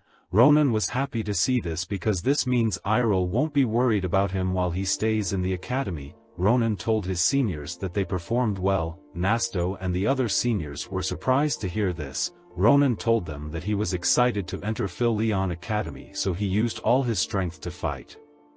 He told them that they are stronger than he expected. He thanked them for accepting his challenge. Asel and Maria were surprised to see this. They thought that Ronan had finally lost his mind. Ronan begged the sophomores to forget the discourtesy he showed them. He told them that he wants to learn a lot of things from them in the future. The seniors did not know how to respond to Ronan's request. While they were thinking of what to do, Braum stood up and told Ronan that he is an excellent junior. He believed that Ronan was rude at first, but now he thinks of Ronan as a well-mannered swordsman. He told Ronan to be proud of his win because he was skilled enough to get it. He took Ronan's hand and raised it in the air to appreciate Ronan. Ronan displayed his social skills so that Iril would not be concerned about him. While Ronan was on stage, a mysterious girl took an interest in him. At night, the students gathered at the dining hall to eat. The students were told that they would be getting an entrance ceremony banquet. Ronan expected it to be a small dinner among students, but to his surprise it was a massive banquet. Maria told him that they are at the most prestigious school in the empire, so a dinner of this level is expected. While Maria was stuffing her face with food, Asel asked Ronan if he has sent his sister back home. Ronan said that he has. He said that Iril did not want to leave him behind because she was still worried. He had to spend some time to calm her down before he sent her off. He asked Sita to follow and protect her. He knew that no monster or person is a threat to Sita. Asel was surprised that Ronan went through such measures to protect his sister. After talking to Asel, Ronan decided to eat. As he was about to taste his meat, Sholofen appeared at his back and asked him if he should be eating comfortably. Ronan was very annoyed to see Sholofen. He asked him if he wants to fight with him again. Sholofen told Ronan that he wants to confirm some important things. Ronan told him to ask his questions. Sholofen asked Ronan if Iril's house is far from the capital. Ronan was surprised to hear this. Sholofen asked Ronan if bandits frequently appear on the road to Iril's house. He asked Ronan if he gave Iril enough security. Ronan did not know how to respond to Sholofen's questions. Sholofen told Ronan that he must have given his sister proper security before she left. Ronan was angry to hear this. He told Sholofen that unless a wyvern attacks his sister will be fine. Sholofen was surprised to hear this. he could not believe that Ronan could not give his sister enough security to protect her from a wyvern. When Ronan heard this, he thought that Shulafen was crazy. He asked Shulafen why he is making such an issue over something that concerns his sister. He asked Shulafen if he believes he means something to Iroh. Shulafen began to shake when he heard this. He told Ronan that he is a knight and that is why he wants a woman to get back home safely. While Ronan and Shulafen were arguing, a young girl and a group of boys walked up to them. This girl is the mysterious girl who looked at Ronan when he was on the stage. The girl was shocked to see Shulafen, who she referred to as the Wolf of Grangxia, talking a lot. Shulafen was angry to see the girl. He asked her what she wanted. The girl's name is Erzabet Akalusia and she is the first place in the magic department. Erzabet told Shulafen that she is not there to see him. She said that she came to talk to Ronan. Ronan was surprised to hear this. Shulafen told her to go ahead because he is done talking to Ronan. As Shulafen was about to leave, he told Ronan that he wants to send some of his family's guards to protect his sister. Ronan was angry to hear this. He told Shulafen to get lost. Asel grabbed Ronan and asked him if he remembers what Erzabet did in the senior-junior meeting. Ronan said he remembered how dominating she was. He believed that Erzabet used too much magic on her opponent. Erzabet said that she just wanted to put the senior in his place. She told Ronan that the talent he displayed in the duel is quite impressive. She told Ronan that she wants to make him an offer that he could not have dreamed of. She put her hand into her pocket and brought out a necklace with a purple pendant. Ronan was surprised to see this necklace because it is the Akalusia's invitation. The Akalusias are different from other nobles who prioritize bloodlines. They prioritize talent above anything else. They have many talented individuals who work for them. This allowed them to be one of the two pillars that support the empire. They offer an opportunity to anyone who displays potential to become a part of their family. The symbol of this invitation is this necklace. Erzabet was surprised that Ronan did not ask her about what she gave him. She asked Ronan if he knew what it meant. Ronan said that someone mentioned it to him before in the past. In Ronan's past life, Grand Commander Adeshan Akalusia told Ronan that she joined the Akalusia family thanks to her necklace. She told Ronan that a test will be given to anyone who wants to join the family by the Patriarch. If the person is talented, they will be able to pass the test easily. She told Ronan that once he makes up for his sins through his accomplishments in this war, he will receive an invitation from the Akalusias. She revealed to him that she believes he is quite talented. Erzabet told Ronan that she hopes he makes a wise decision. She told him that although he is born a beast, if he continues to mingle among the sheep, he will also become a sheep. After saying this, she left. Asel was relieved that she left them. Ronan was surprised that all geniuses have an annoying attitude. He was happy to receive the necklace because he believed that the Akalusias would be helpful to him. Phil-Leon Academy is an educational institution that prioritizes a student ability above everything else. Depending on one's grade, their environment can greatly change. An example of this is the students' dormitory system. Nishia Hall is where the intermediate rank students are assigned to. Each person in this hall gets their own room. They also have a high-grade cafeteria. It is a very nice dormitory that provides everything a student needs. Students who make up the bottom 30% are assigned to Kratir Hall. When the new students saw how shabby Kratir Hall looked like, they began to scream. They told the attendant that they are nobles and they cannot stay in such a place. They asked for a better hall and some servants. The attendants told them that there is no employee that works in this hall. He told them that they are 4 people in a room and the bathrooms are to be shared among them. The new students were shocked to hear this. The attendant said that it is not his fault that they were assigned this hall. He told them that they have to study hard unless they want to stay in this dormitory in the next semester. The students could not believe their fates. The final hall is the hall assigned to the top 10% of students. It is called the Nibardozer Hall. When Ronan stepped into his room, he was completely blown away. He could not believe that they prepared such a room for students. While Ronan was looking around, he saw a paper in the table. The paper contained the amount of classes the academy offers. Ronan was told to select the classes he would like to attend and submit it. Ronan knew that he still had to get adjusted to the academy, so it would be better for him to choose very little subjects, but he did not want to. He wanted to attend all the classes because they all seemed interesting. After sitting down to think about it, Ronan registered for almost all the classes. He believed that since he is in Phil Leon Academy, he should do his best to learn everything.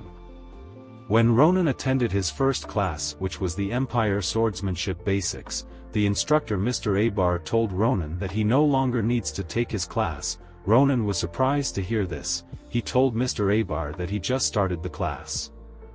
Mr. Abar told Ronan that he is also very surprised. He could not believe that Ronan already perfected all the basics of the Empire Swordsmanship techniques.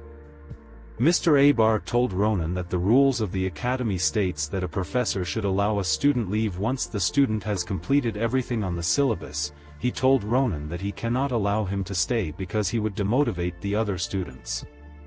He told Ronan to continue to work hard and not become full of himself. Later in the day, Ronan sat near a river and began to moan. He could not believe that he was chased away from other classes like archery and monster hunting. He never imagined his school life to be like this. While he was thinking of what to do, he hears someone ask him why he is not in class.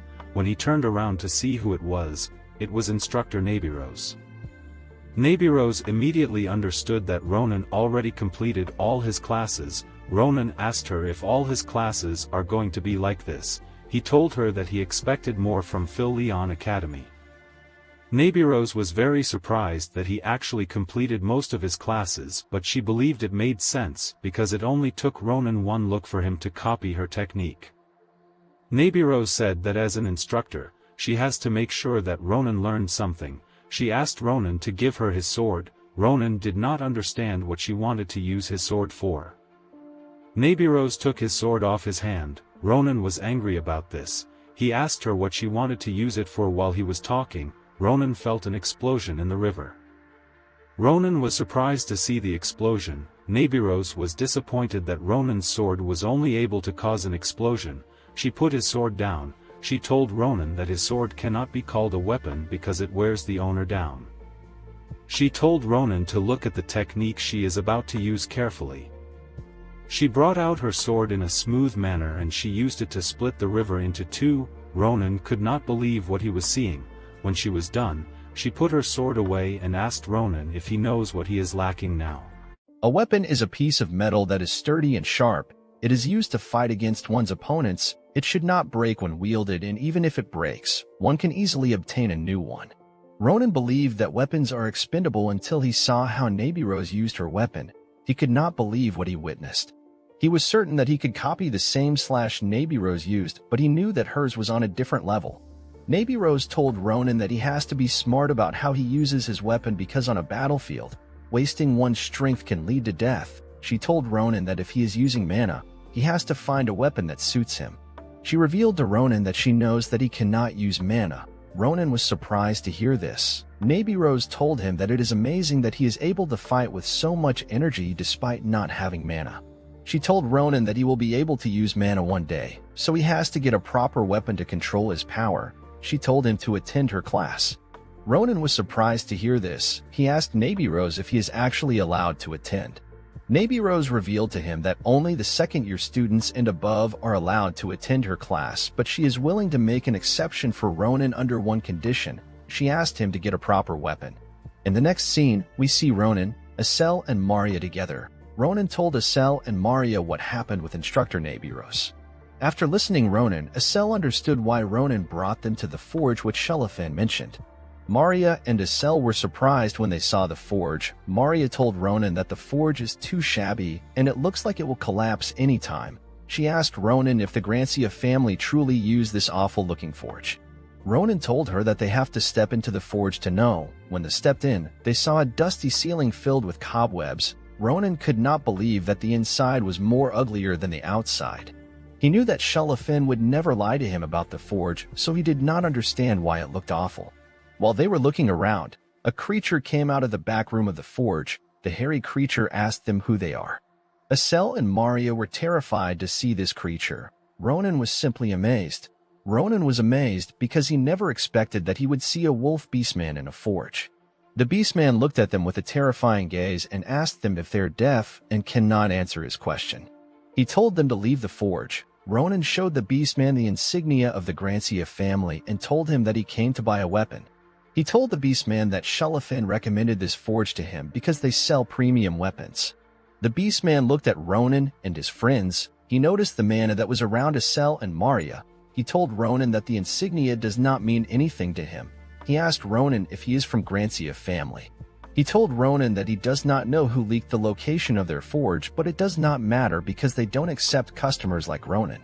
Ronan was annoyed to hear this. The beastman licked his teeth and looked at Ronan in a disturbing way. He told Ronan that there is a way for him to get what he wants. He told Ronan to give him Asel's arm in order for him to help him. He revealed to Ronan that he has not eaten for a while, so Ronan would be doing him a favor. Asel was terrified to hear this. He told the beastman that he tastes disgusting. As the beastman walked towards Asel, Ronan looked at the beastman in a menacing way and told him that he has made a big mistake. He used his sword to attack the beastman in the stomach. The beastman got pushed back. Ronan knew that he felt something strange when he attacked the beastman. He asked the beastman how he was able to get an armor. The beastman could not respond immediately because it was still feeling the pain from Ronan's attack. Ronan told the beastman that he does not need to answer him because he will destroy the armor. The beastman got scared when he heard this. He told Ronan that he was just performing a test. Ronan did not understand what the beastman meant. The beastman told him that it is their protocol to verify the skills of people who they have never seen before. He told Ronan that he also wanted to test his invisible armor, so he had to provoke him on purpose. Ronan asked him if he truly expects him to believe such a stupid excuse. The beastman told Ronan that their forge makes weapons for the Grancia family. It would be weird if they did not have a test to verify people's skills. He told Ronan to confirm from Shullafin if he is telling the truth. The beastman apologized to Ronan for going overboard with his provocation. He also apologized to Asel for his prank. He told Asel that he does not eat humans. Asel was relieved to hear this. The beastman introduced himself as Didikin. He told them that he is an apprentice of the forge and sometimes he is the gatekeeper. He told Ronan that the place they are in is the entrance to their forge. The real forge is at the back room. After they entered the back room, Didikin told them to prepare themselves. He pressed a button on the wall and the ground began to go down. Ronan and his friends were surprised to see this. They had never witnessed something similar to an elevator. Didikin told Ronan that this is an elevator made from a magic stone and a pulley. He told Ronan that this is the fastest way to get to the real forge. After moving for a while, the elevator began to slow down. Didikin welcomed Ronan to the largest forge in the empire. This place is called Grand Cappadocia. Ronan could not believe that there was a mini-city under the capital. Didikin told Ronan that he should be excited that he passed his test because he is going to introduce him to the best blacksmith in the empire. The scene shifts and we see a man hitting his hammer on a sword. As Ronan and his friends were walking through Cappadocia, they saw many blacksmiths crafting different swords. Ronan could not believe that such a place actually existed. Didikin revealed to Ronan that the forge only provides weapons to the royal family and the nobles. He tells Ronan that every single blacksmith in this place is skilled. However, the best among them is the Elder Dwarf. The Elder Dwarf is a master who has melted metal for 400 years. Didikin told Ronan that the Elder is stubborn, but his skills are unrivaled, so he respects him. Immediately he said this, he kicked the Elder's door with no sign of respect. He told the Elder that he brought some guest for him. When the Elder heard the voice of the person who was speaking, he immediately knew that it was Didikin. He reminded Didikin that he likes everywhere to be quiet when he is working. Didikin told the Elder that he had to kick the door because there were some weapons in front of it. He told the Elder, whose name is Doron, to clean his shop. Doron told Didikin that he nags a lot for a young person. Doron asked Didikin if his guests are strong because he brought them to him. Didikin told Doron that he has tested Ronan's skills and he is sure that Ronan is amazing. Doron was surprised to hear Didikin's remark of Ronan because Ronan looked like a child to him. He told Ronan to show him his swordsmanship because he could learn a lot just by looking at it. Ronan brought out his sword and was prepared to show Doron his swordsmanship. When Doron saw Ronan's sword, he called it trash, and he broke it with his hammer. He asked Ronan if he has been using his sword as a weapon for a long time. Ronan was in shock to see Doron break the sword he worked hard to get. He got angry and asked Doron what he was doing. Doron pointed at the swords on the floor and told Ronan to use any of those swords. He told Ronan that he would not have been able to analyze how skilled he is with his trashy sword. He told Ronan that he will give him any sword he picks for free. He assured Ronan that any of the sword he picks will be 100 times better than his trashy sword. Ronan was surprised to hear this. Didakan nods his head at Ronan to tell him that Doron is telling the truth. When Ronan picked up a sword, he could tell that the feeling of this sword was different, but he was not sure if it would change the outcome of his swordsmanship. Before Ronan displayed his swordsmanship, he warned Doron that he will not be at fault if he ends up destroying something.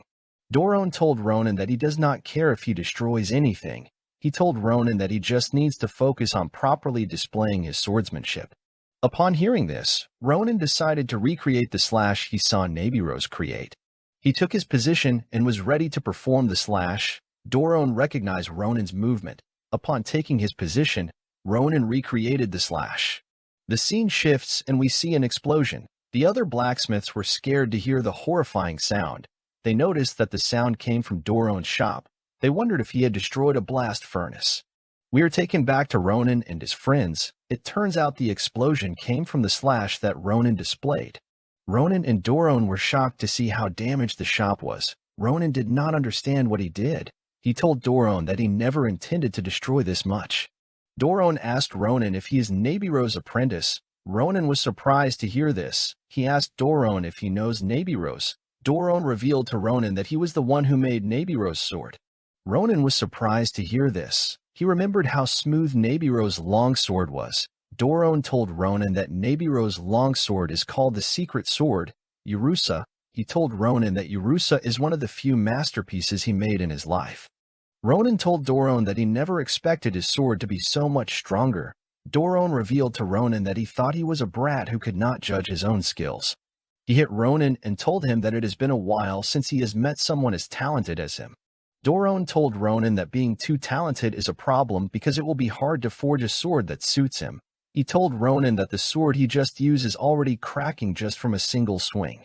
Ronan asked Doron how he can solve this problem. Doron told him that he will use the highest grade steel and melt it with a special material. He told Ronan that if he can get some byproduct of a wyvern, he might be able to make his sword. When Ronan heard about a byproduct, he brought out Sita's eggshell and asked Doron if the shell would be good enough. When Doron used his hammer that is made of mithril to hit the eggshell, he was very shocked because his hammer was not able to make a dent on the shell. He rushed to ask Ronan if he could really use the eggshell. Ronan told Doron that the eggshell is useless to him. He asked Doron if the shell is enough to make him a sword. Doron, with an excited look, told Ronan that he should come back for his sword in 2 weeks' time. He promised to make Ronan the best sword in the Empire. He told Asel and Maria to go and meet the other masters if they want to get some weapons. Maria was surprised to hear this. Doron told her that he cannot send back the friends of a valuable person empty-handed. He told them to mention his name when they meet the other masters in order for them to be well taken care of. He told them that he would love to make weapons for them, but he cannot do anything until he is done smelting the eggshell. After he said this, he began to hit the egg with all his strength. He was very happy to hear the sound the shell was producing. When Ronan saw this, he immediately knew that this old man is crazy. Underneath Cappadocia, a man wearing a white garment is angry to hear the sound of the blacksmiths hitting iron. He says that he wants to set all the blacksmiths on fire. A woman who is also wearing a white garment tells him to control himself because it is not yet time for them to reveal themselves. While staring at different stone statues, the woman says that it will not be long before they can do as they wish. She said that they will start with the ignorant blacksmiths and from there they will bring the empire to its knees. While looking at a giant statue that is in a crystal, the woman said that the day everything disappears and is buried in light is coming. A few days later, Ronan reflects on how the best blacksmith in the empire is going to make his sword and how his friends are receiving their weapons from other blacksmiths.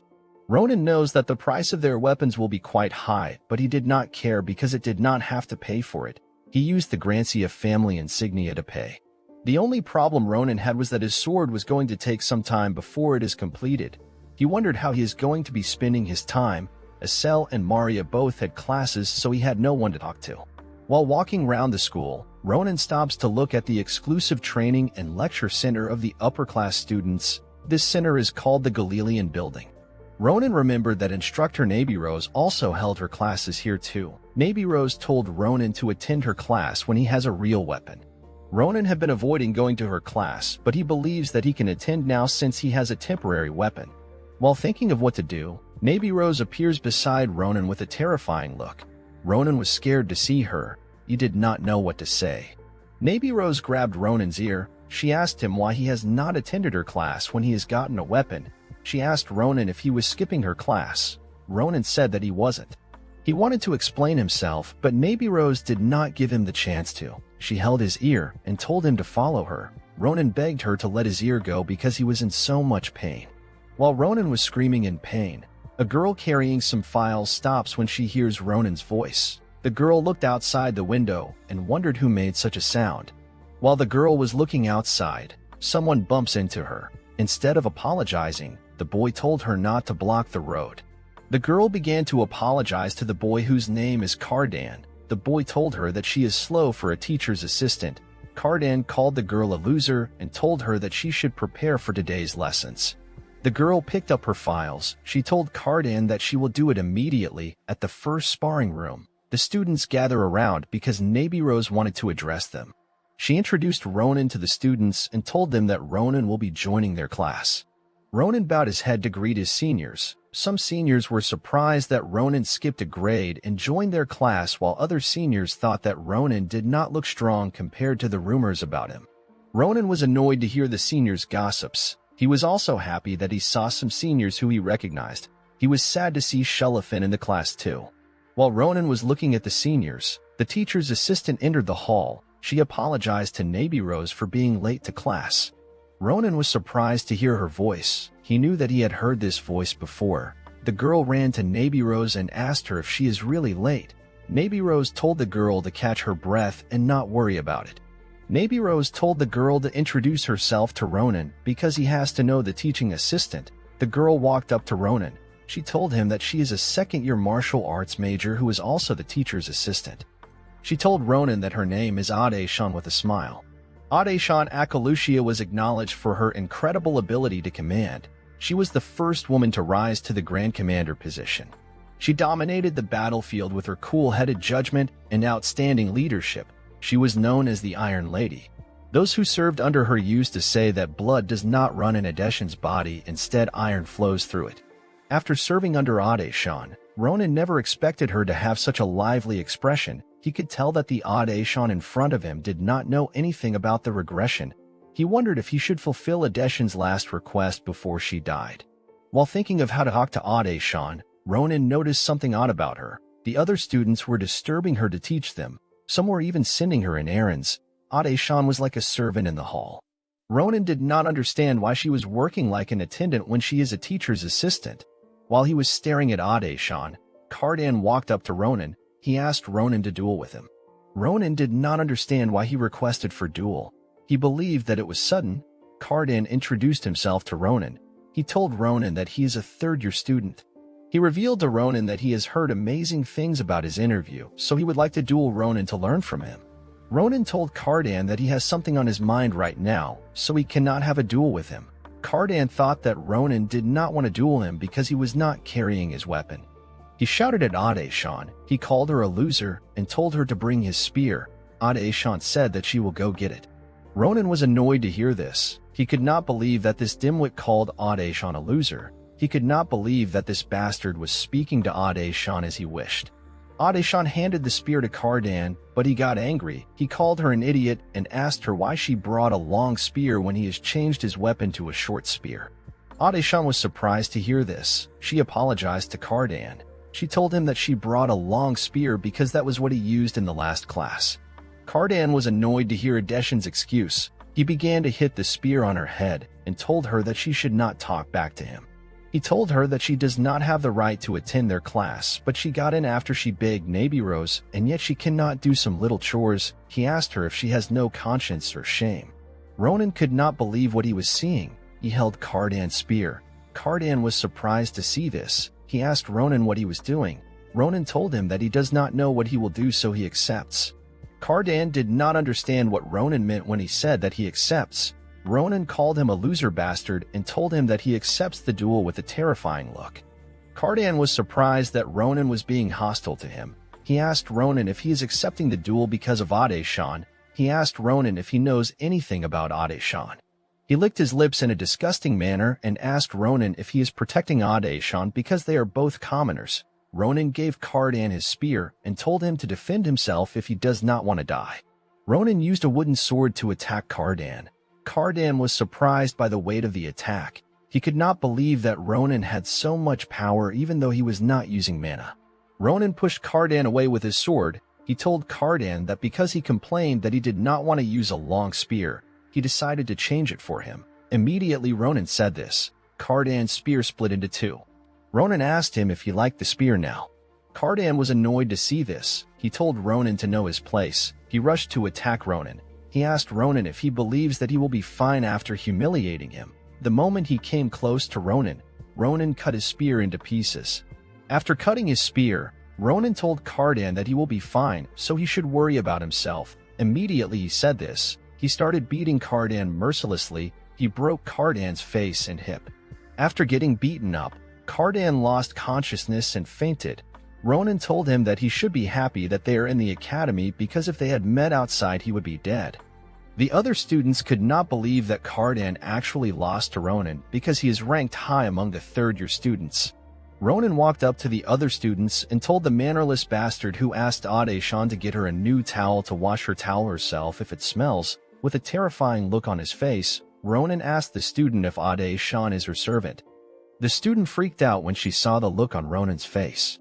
Ronan asked the student to come to him because he is going to beat her up. Ade-shan tried to stop Ronan when she heard what he said. She ran in front of Ronan and told him that she does not know why he is doing any of this. She assured Ronan that she is fine. Ronan told her to move aside. He told her that he cannot hold himself back when she is being looked down on, especially by these idiots. Ronan believed that no one in the Empire should be allowed to discriminate and abuse Ade-shan. He moved Ade-shan aside and told her that he will not stop until he beats up every student in this class. Navy Rose told Ronan to stop what he is doing. Immediately she said this. Ronan felt a mysterious energy that held him down, while releasing a terrifying energy. Navy Rose told Ronan that she will not ask him to take responsibility for the fight he had with Cardan because more unfortunate incidents can happen in real battles.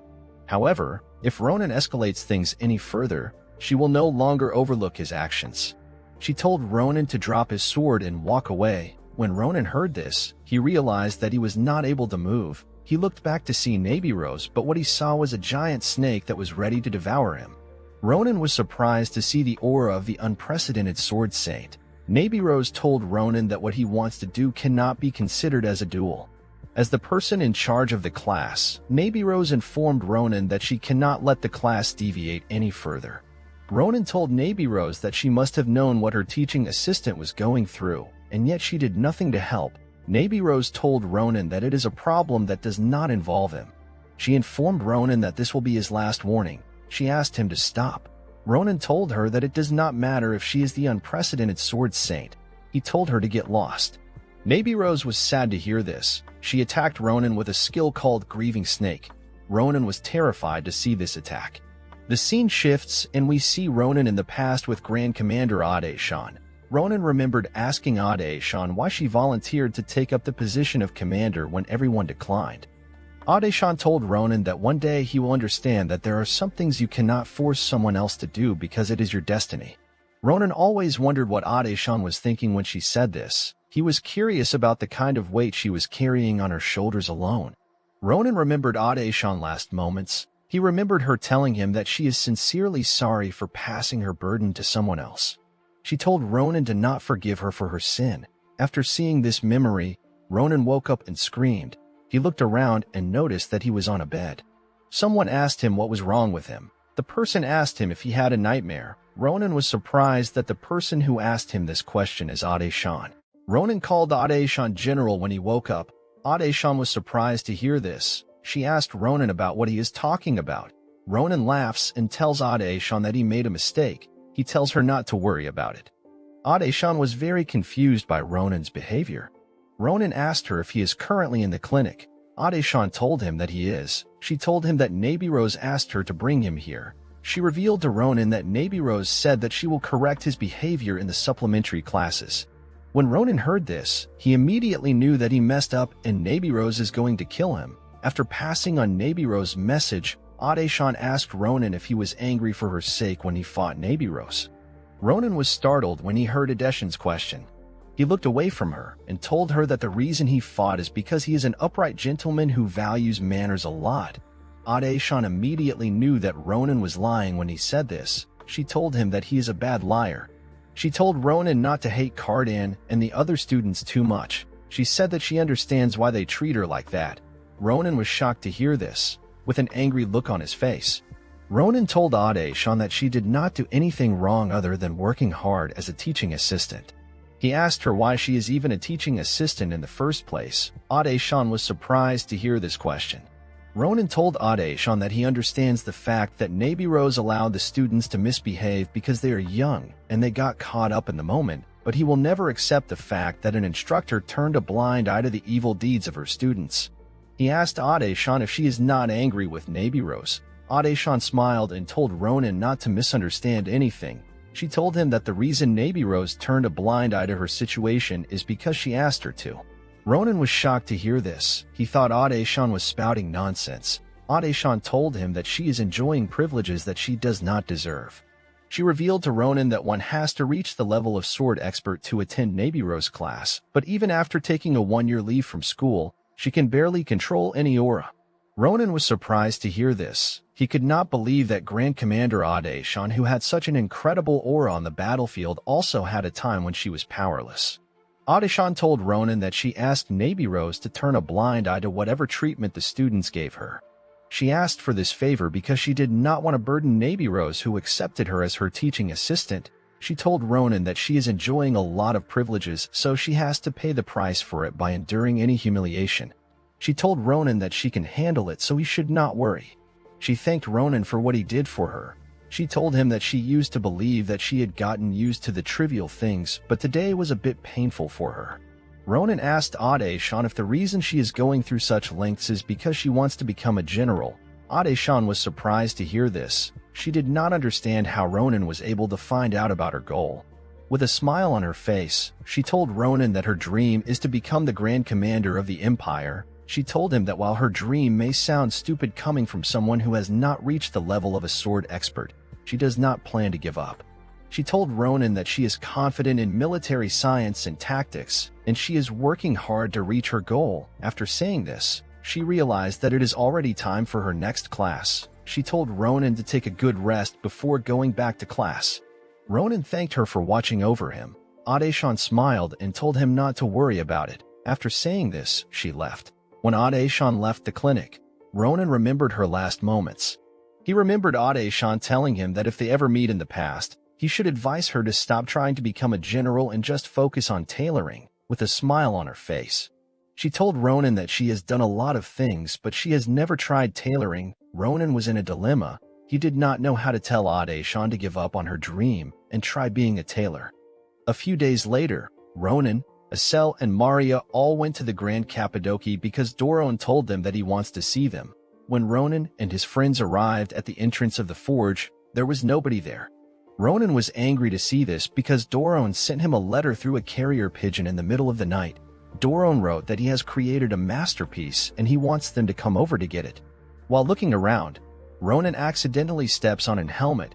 He kicked the helmet away in anger and said that the forge is too dirty. He could not believe that they treat customers so poorly. Maria was surprised by how Ronan reacted. She asked Asel why Ronan is so sensitive these days. Asel said that he has no idea why Ronan is so angry. Ronan told his friends that they have to go to the forge themselves. Asel and Maria were surprised to hear this. Maria asked Ronan if he is allowed to do such a thing. Ronan reminded Maria that Doron was the one who asked them to come see him. He told her to stop talking and follow him. They stepped into the elevator and Ronan pressed the secret button. While the elevator was going down, Ronan said that Doron is an old man with poor customer service. He said that he will deal with Doron once he meets him. Maria and Asel could not believe how insane their friend was. As the elevator moved further down, Ronan saw something that shocked him. The forge was engulfed in flames. Ronan did not understand what was going on. he looked around and found people lying unconscious on the ground. Asel immediately called Ronan's attention to a rock giant. The rock giant was chasing after the blacksmiths. Ronan did not understand why rock giants would be in the forge. Asel asked Ronan for their next course of action. Ronan grabbed Asel by his waist and carried him up. He put his leg on the elevator rails and prepared to jump. Asel was very confused by the situation. Ronan told Maria to go back up and bring any master or soldier she can find. Immediately he said this, he jumped down from the elevator. He asked Asel to use his telekinesis. Asel immediately used a skill called Invisible Hand. The scene shifts and we see the blacksmiths about to get crushed by a rock giant. Fortunately, Ronan jumped over the giant and destroyed its hand. When he landed on the ground, he said that there is a lot on his mind these days and his head is a bit stuffy. With a terrifying look on his face, he told the giant that it chose a wrong day to attack this place. The giant used its other hand to attack Ronan. When its hand got close to Ronan, Ronan dodged the attack and jumped on the giant's hand. He leaped off the giant's shoulder and destroyed its head. The blacksmiths who Ronan saved could not believe that someone as young as Ronan could defeat a rock giant in one blow. Ronan climbed on top of the giant and asked the blacksmiths to explain their current situation. The blacksmiths told Ronan that dozens of rock giants barged into the forge in groups. The blacksmiths said that they do not know why the rock giants attacked them. They came out from somewhere underground and destroyed everything as they saw fit. They killed and captured several blacksmiths, including Doron. After capturing some blacksmiths, they went back to where they came from. The blacksmiths revealed to Ronan that Didikan tried to fight the rock giants, but he failed and got taken. The blacksmiths told Ronan that it will not be long before the captured blacksmiths are eaten. After hearing about the situation, Ronan stood up and asked the blacksmiths if the giant he killed was the last one. The blacksmiths said yes. Ronan ordered Asel to check for other injured people with Maria. He told Asel to heal anyone they find. He asked Asel to take Sita with him to assist him in healing. Asel was shocked to hear this. He asked Ronan what he is going to do. Ronan told Asel that he is going to save the captured blacksmiths, especially since he has something he wants to get from Doron. The scene shifts and we see Doron holding a sword while shaking in fear. He told Didikan that while he is grateful that he came to save him, it will be better for Didikan to run away. Two rock giants were forcing their way through an enclosed space in order to get to Doron and Didikan. Upon seeing the situation at hand, Doron urged Didikan to run away quickly. He told Didikan that he will be able to survive with his invisible armor. Didikan asked Doron to shut up. He told him that things are already tough for him as it is, so he does not need Doron to be spewing some nonsense. With an angry look on his face, Didikan told Doron to swing his sword if he has the strength to say such ridiculous things. Doron told Didikan that he cannot swing this sword because it is his best masterpiece. He said that he does not want to taint the sword with his stupid swordsmanship. Didikan called Doron a crazy old man when he heard this. He told Doron that this is not the moment for him to act crazy about swords. While they were talking, the rock giants broke into the cave they were hiding in. A rock giant tried to crush them with his hand. Doron thought that they were going to die, but to his surprise, Didikan blocked the giant's attack. The moment Didikan blocked the attack, he could tell that all the functions and benefits that his armor provided him got destroyed in one hit. When the giant saw that Didikan blocked the first attack, it decided to attack him again. Before the giant's hand reached Didikan, he began to regret not creating everything he has dreamed about. Before the giant's hand could touch Didikan, Ronan appeared at the back of the giant and cut the giant into pieces. He thanked Didikan for surviving and asked him to leave the remaining giants to him. Doron and Didikan were very surprised to see Ronan standing in their front. Didikan asked Ronan how he was able to get to this place because there is a lot of giants along the way. Ronan smiled and told Didikan that he killed all the rock giants and saved the remaining blacksmiths. Didikan and Doron could not believe what they heard. Didikan wondered if such a thing was possible. Ronan stretched his hand out and asked Doron to give him the new sword because his current sword is already ruined and cannot be used anymore. Doron gave the sword to Ronan. He told Ronan that while the hilt is not yet finished, the sword is still usable. Ronan thanked him for the sword. He took a stance and unsheathed the sword. The moment he did this, more rock giants entered the cave they were in. The giants rushed to attack Ronan. Ronan decided to test the sword by using a light swing. The moment he swung the sword, he destroyed all the rock giants that were close to the cave in one blow. Ronan was completely blown away by the level of power the sword possessed. Didakan was very surprised to see what happened, while Doron was extremely happy with his creation. Ronan wondered about the weapon he was holding. Doron asked Ronan if he likes La Mancha. Ronan was surprised by the name of the weapon. Doron told him that he got the name from his favorite daydreamer. With an excited look on his face, Doron told Ronan that the sword is so light that you can barely feel the weight on your hands, and the material is sturdier than mithril, so it can withstand all swordsmanship. La Mancha began to suck the blood of the dead rock giants. Doron revealed to Ronan that he did not cast any enchantments on the sword, and yet it is able to restore the damage it has taken by absorbing blood. Ronan wondered if the reason La Mancha has this ability is because it is made out of Sita's shells. Ronan told Doron that he is more amazing than he expected. Doron told Ronan that he is glad that he likes the sword. Didakan was confused by the situation. He could not believe that Ronan and Doron were complimenting each other in their current situation. He told Ronan that they are the only blacksmiths left, so it is better they get out of this cave. Ronan was relieved to hear this. He told Didakan to take Doron out of there. He said that he has something he needs to check. Didakan asked Ronan about what he wants to check. With a menacing look on his face, Ronan said that there is a rat hiding in this place, and the rat is very big. The scene shifts, and we see the mysterious man and woman standing next to a gigantic rock giant. Didakan did not understand what Ronan meant when he was talking about rats. He asked Ronan to talk more on it. Ronan told him that the situation does not make any sense to him. He revealed to Didakan that he knows a lot about the habits of rock giants. He told Didakan that rock giants are not known for mobbing. They don't attack people first unless they are angered by humans. They are well-behaved creatures. He placed his hand on the rock giant and told Doron and Didakan that he has never seen such a suspicious mark on rock giants. Doron was shocked to see the mark. He called it a magic circle. Ronan asked him if he recognized the magic circle. Doron told Ronan that he is not well versed in magic, but the reverberation of the mana is quite crafty. He told Ronan that the magic circle is the reason why the rock giants went wild. He wondered about who would do such a horrible thing. Ronan said that he does not know. While looking at the footprints of the giants, he said that he will find the person responsible. The scene shifts, and we see Ronan running in the cave. As Ronan was going deeper into the cave, he became certain that he was on the right path to catch the villains. He was certain that he was on the right path because in the footprints of the giants, he could see the footsteps of humans in them. There was also a defense system type mana stone to stop intruders from entering the cave. Ronan was surprised by how prepared the villains were. As he moved deeper into the cave, he started hearing some people talking. He decided to hide by a boulder to get a look at the crazy bastards who angered the rock giants. When Ronan looked at the direction of the humans, he saw something terrifying. He saw a rock giant that was much bigger than the average rock giants, and its body was covered in crystals. A man and a woman who wore a white garment were standing next to the rock giant.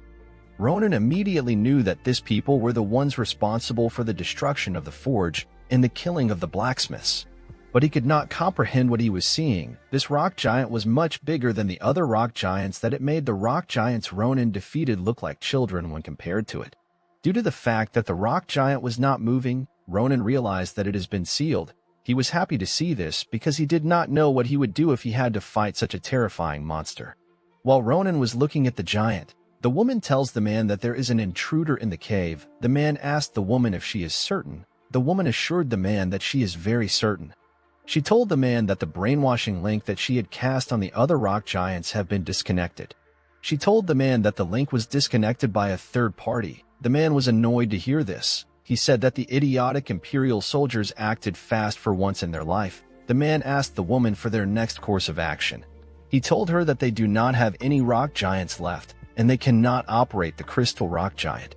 With a terrifying look on his face, he asked the woman if he should just kill the intruder by himself. The woman told the man whose name is Edwin to not bother himself. She told Edwin that they have already destroyed most of the surrounding facilities, which will greatly affect the output of the Empire's manufacturers. She warned the man that if their identities are revealed, a certain person will be angry. She told the man that it is better for them to leave the cave and retreat. Edwin told the woman whose name is Cyrilla that she is too rigid and careful.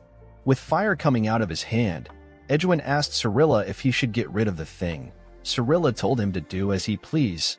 Edwin turned around and told Ronan to stop hiding. with a creepy smile on his face.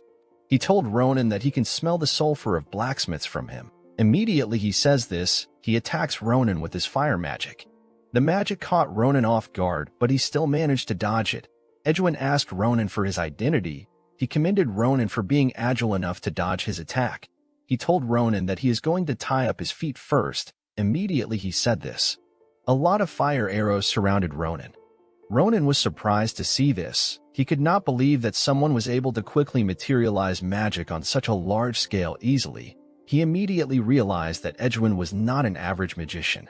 Edwin removed his cap and asked Ronan about how he was able to get so deep into the cave. He told Ronan that it is not easy for anyone to get through their defense system. Ronan told them that he also wants to know their identities. With a smile on his face, he told Edwin that even if he and the woman were very eager to see each other, they should not be meeting so deep in a cave. Edwin was surprised to see that Ronan could still make a joke in his current situation. He told Cirilla that it will be fun to kill Ronan. Cirilla told him to stop wasting time and just do what he has to do, with a smile on his face. Edwin told Cirilla that it will be good for them to have some fun. He reminded Cirilla that it will not be long before the Empire is buried in the starlight. Ronan's eyes turned red when he heard this. He was extremely shocked to hear this because this was Ahiyudi's last words to him. He asked Edwin to explain what he just said. With a menacing look on his face, he asked Edwin if he understands the meaning of what he just said. Edwin was surprised to see the sudden change in Ronan's mood. He did not understand what could trigger such a change. Ronan told Edwin and Cirilla that they have to come with him because he has a lot of questions that he wants to ask them. Edwin thought that Ronan had gone crazy out of fear. He could not believe that Ronan wanted to capture them. He activated his fire magic on his hand and asked Ronan if he believes that he can actually capture them. He raised his hand and was ready to attack Ronan. Unfortunately for him, Ronan cut off his hand at a crazy speed. Before Edwin could do anything, Ronan cut off his lower body. With a terrifying look on his face, Ronan told Edwin that it is possible for him to capture them, so they should just shut up and receive their beatings. Edwin screamed in pain as his body fell apart. Cirilla was terrified when she realized that even Edwin could not react to Ronan's attacks. Ronan grabbed Cirilla by the neck and told her to obediently answer his questions unless she wants to end up like Edwin. Cirilla immediately mustered her strength and used a skill called Mana Shield to push Ronan back. Ronan was sad to see this. Due to Cirilla's action, he understood that she was not ready to answer him obediently. Ronan noticed that his hand was shaking from Cirilla's attack. He was surprised by how sturdy the shield was. Of course, this did not matter to Ronan. He used his sword to cut her mana shield into pieces. Cirilla did not understand what was going on. She could not believe that someone could cut her mana shield. Ronan pegged Cirilla down with his leg and stabbed her on her shoulder with his sword. Cirilla screamed in pain when this happened. With a terrifying look on his face, Ronan removed Cirilla's cap to see her face. He was surprised to see that Cirilla is an half-elf. He could not understand why a half-elf would be associated with such a magician. He asked her about what they are doing together. While Ronan was trying to question Cirilla, someone fires a magic skill called Explosion at him.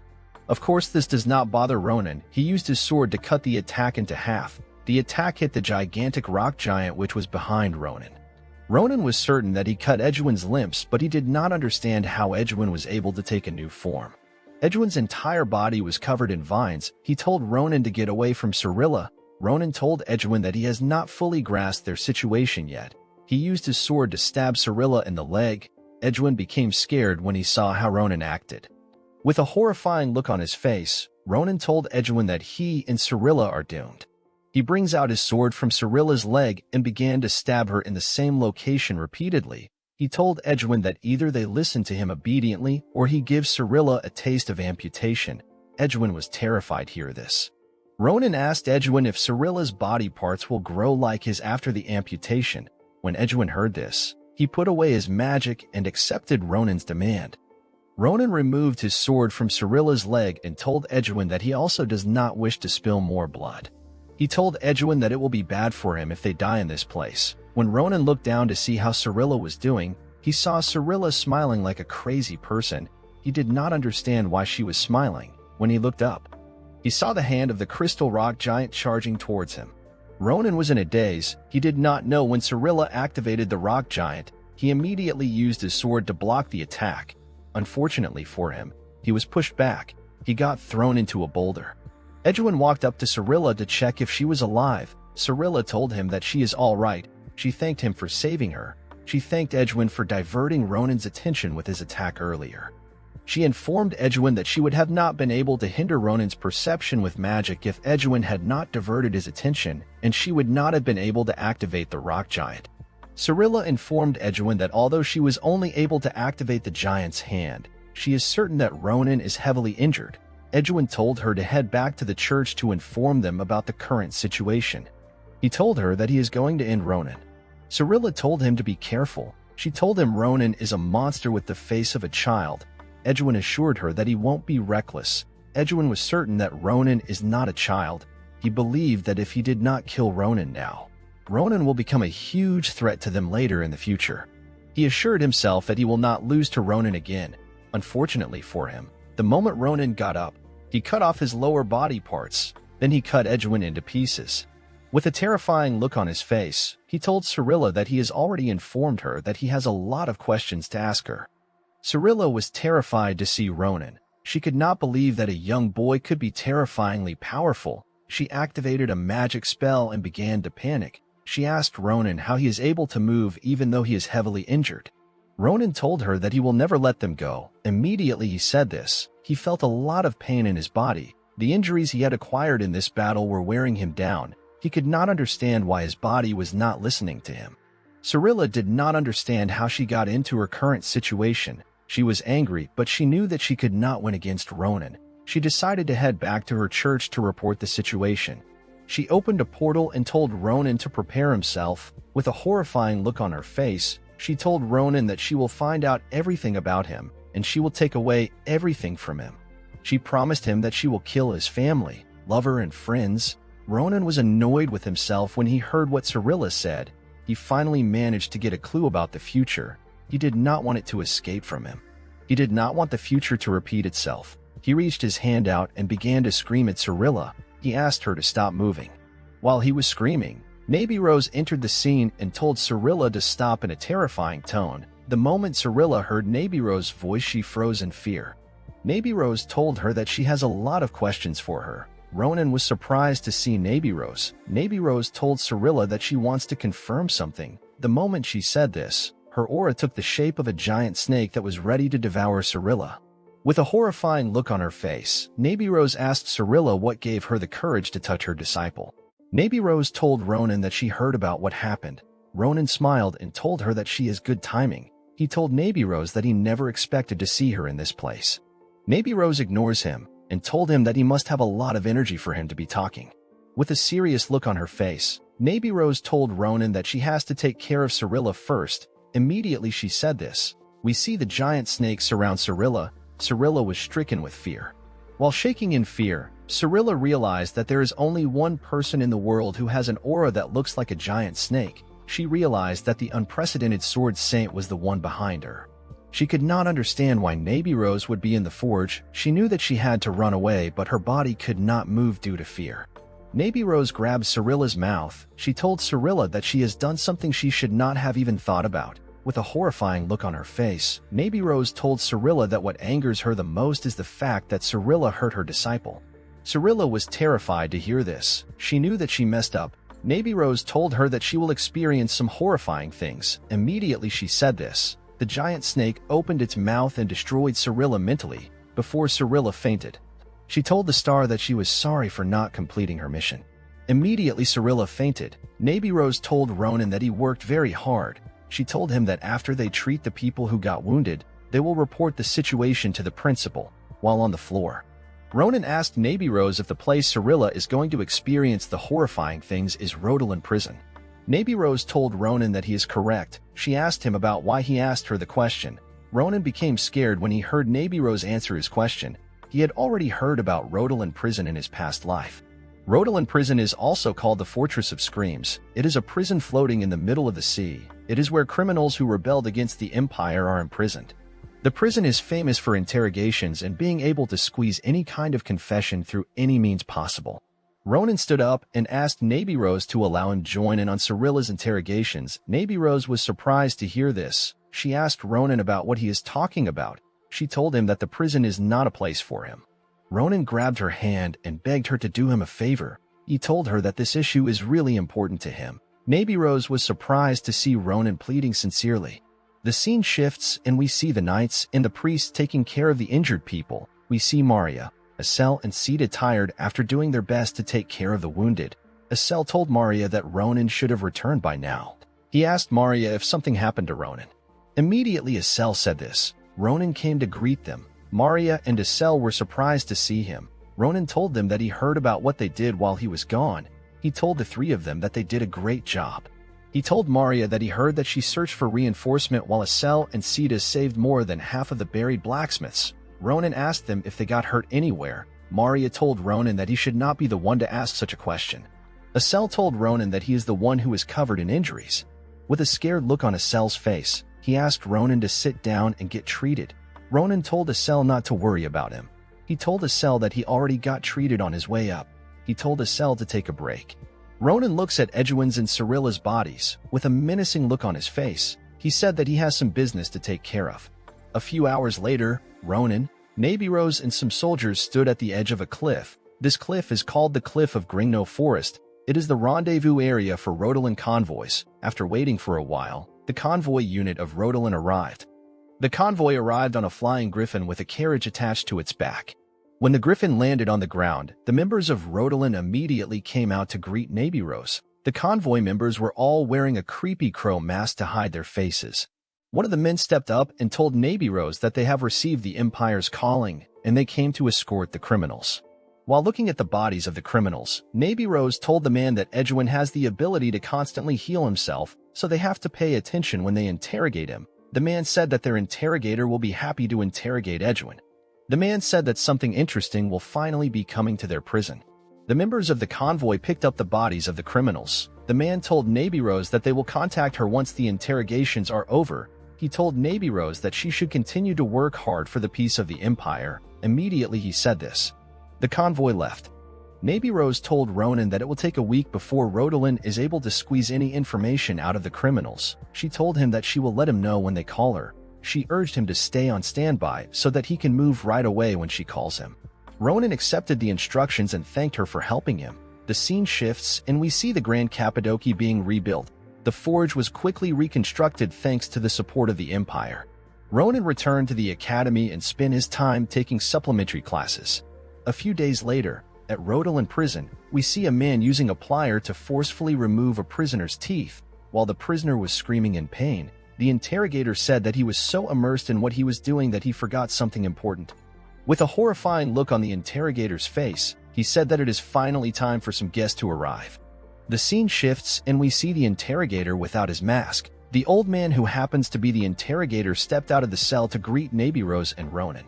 He introduced himself as the interrogator of the criminals and as the one who will escort them. With a smile on his face, he told them that his name is Karaka. He asked them if they would like to meet the criminal right away.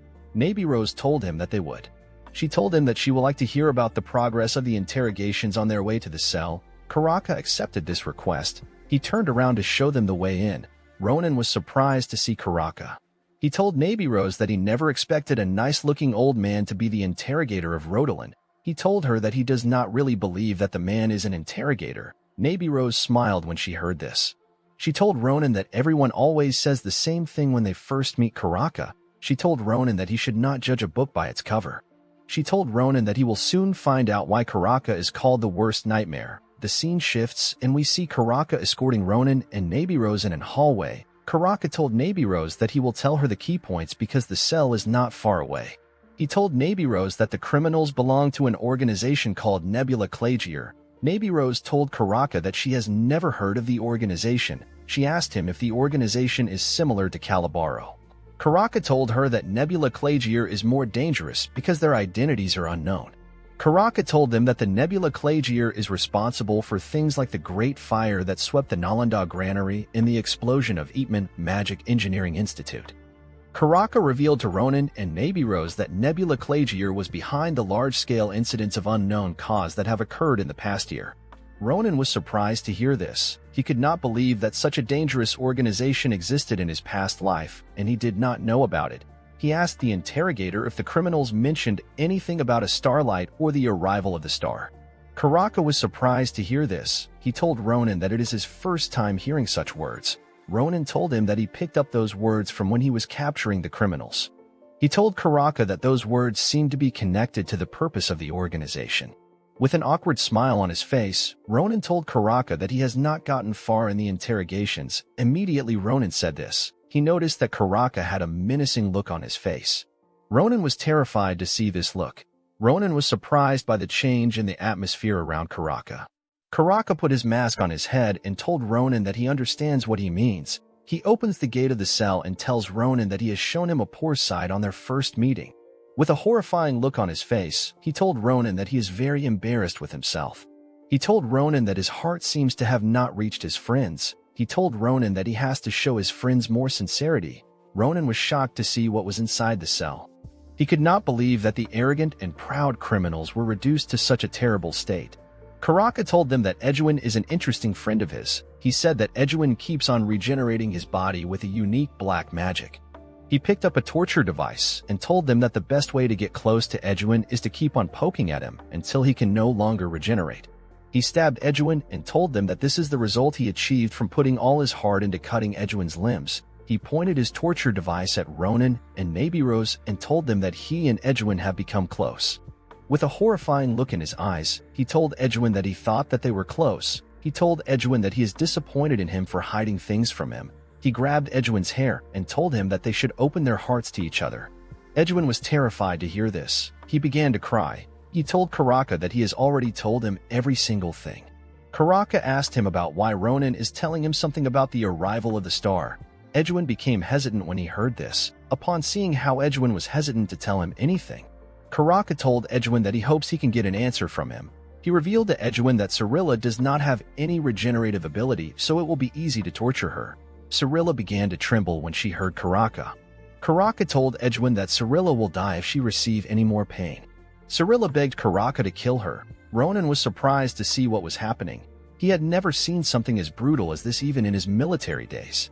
While Edwin was trembling from the hot torture device that was about to burn his face, Ronan wondered if it really made any sense that Edwin would take such sufferings just to keep his organization's secrets.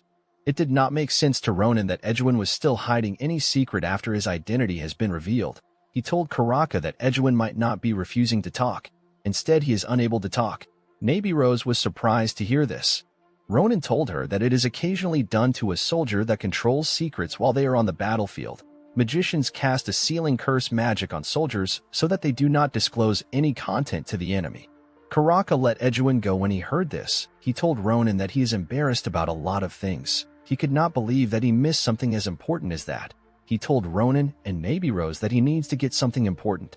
A few minutes later, Karaka brought a mysterious creature. He told Ronan and Nabirose that the creature is called Kiss-Eye. It is a creature that eats curses. He told them that the Kiss-Eye is useful when interrogating a criminal who is speechless due to various curses. He walked up to Edwin and placed the Kiss-Eye on his head. The Kiss-Eye got into Edwin's skin and began to glow. While it was glowing, Edwin was screaming in pain. After the Kiss-Eye was done eating the curse placed on Edwin, smoke came out of Edwin's body. Karaka walked up to Edwin and asked him about the arrival of the star. Edwin knew that Karaka was going to torture him if he did not answer. He was terrified by this idea. He decided to answer Karaka. He told Karaka that the star is an eternal being. It is the sole blessing that will save the weak beings of the Empire. Edwin said that Nebula Clagier is a torch that is waiting for the arrival of the star that will begin beyond the sky. Cirilla was shocked to hear what Edwin said. Edwin said that it is the organization's lifelong wish to remove everything that will disturb that day. Cirilla screamed at Edwin. She told him to shut his mouth. Karaka told Edwin that what he is saying is too long. He asked Edwin about what is going to fall from the sky.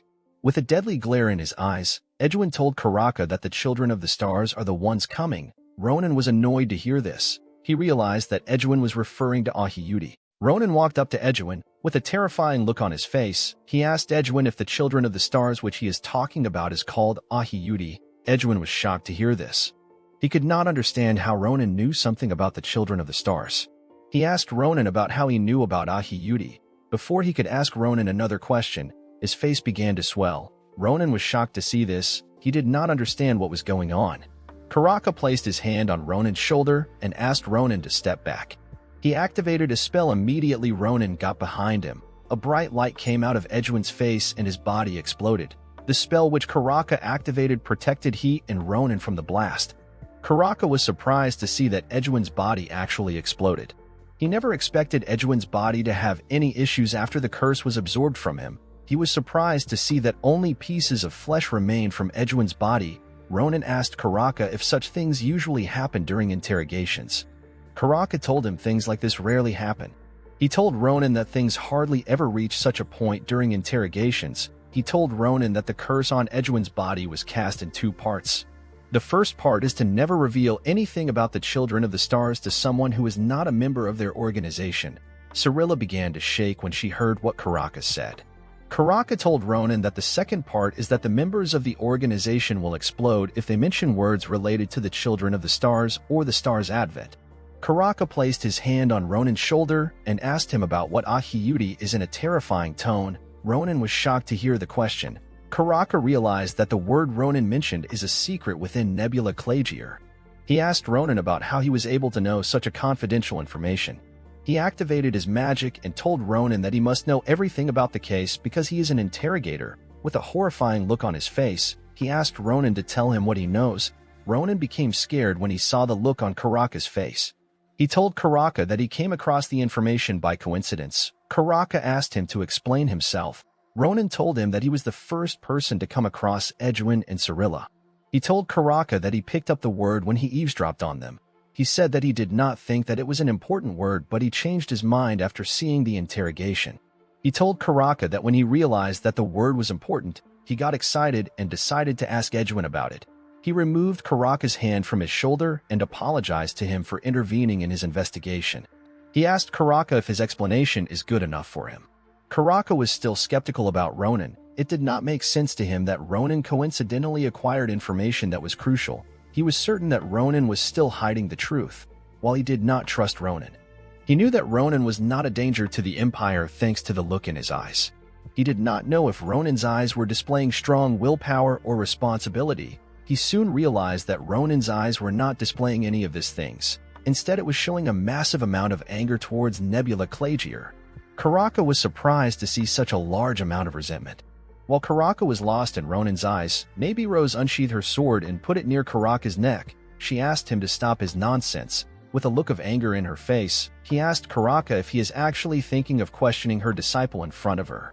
Karaka panicked when he heard this. He let Ronan go and told the unprecedented sword saint that he simply wants to double-check.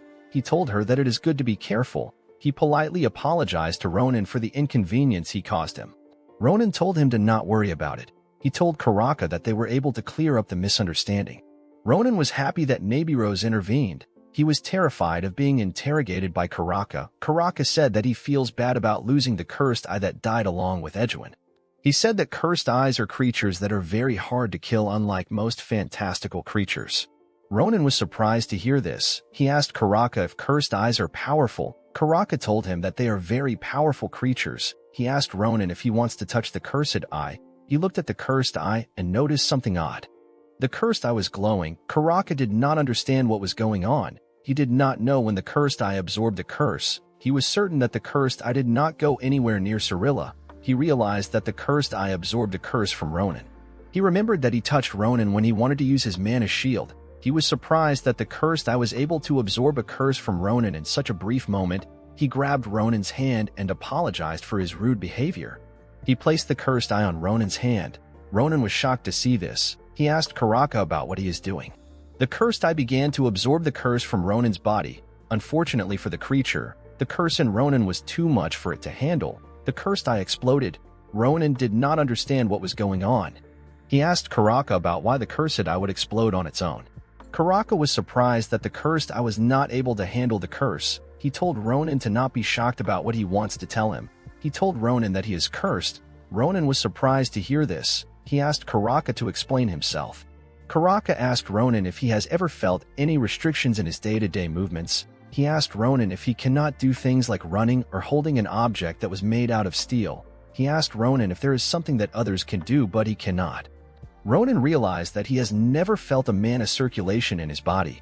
He and Nabirose realized that this might be caused by his curse. When Karaka saw the look in Ronan's eyes, he realized that he was right.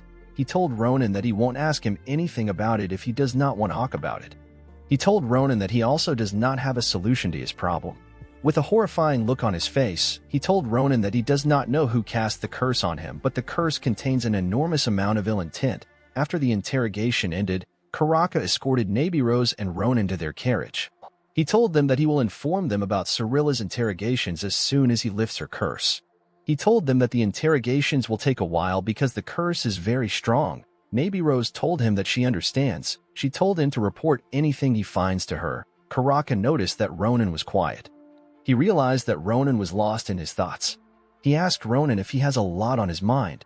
Ronan was surprised to hear this. He told Karaka that he is a little shocked to find out that he has a curse on him. Karaka told Ronan that he should not worry about it too much. He reminded Ronan that he is a Phil Academy student. Ronan was shocked to hear this. He did not understand how such an information was going to help him. He asked Karaka to explain what he means. With a smile on his face, Karaka told Ronan that there is someone who has been in the academy for a long time. This person is the only mage on the continent who knows a lot about curses. This person is Professor Maya's secret.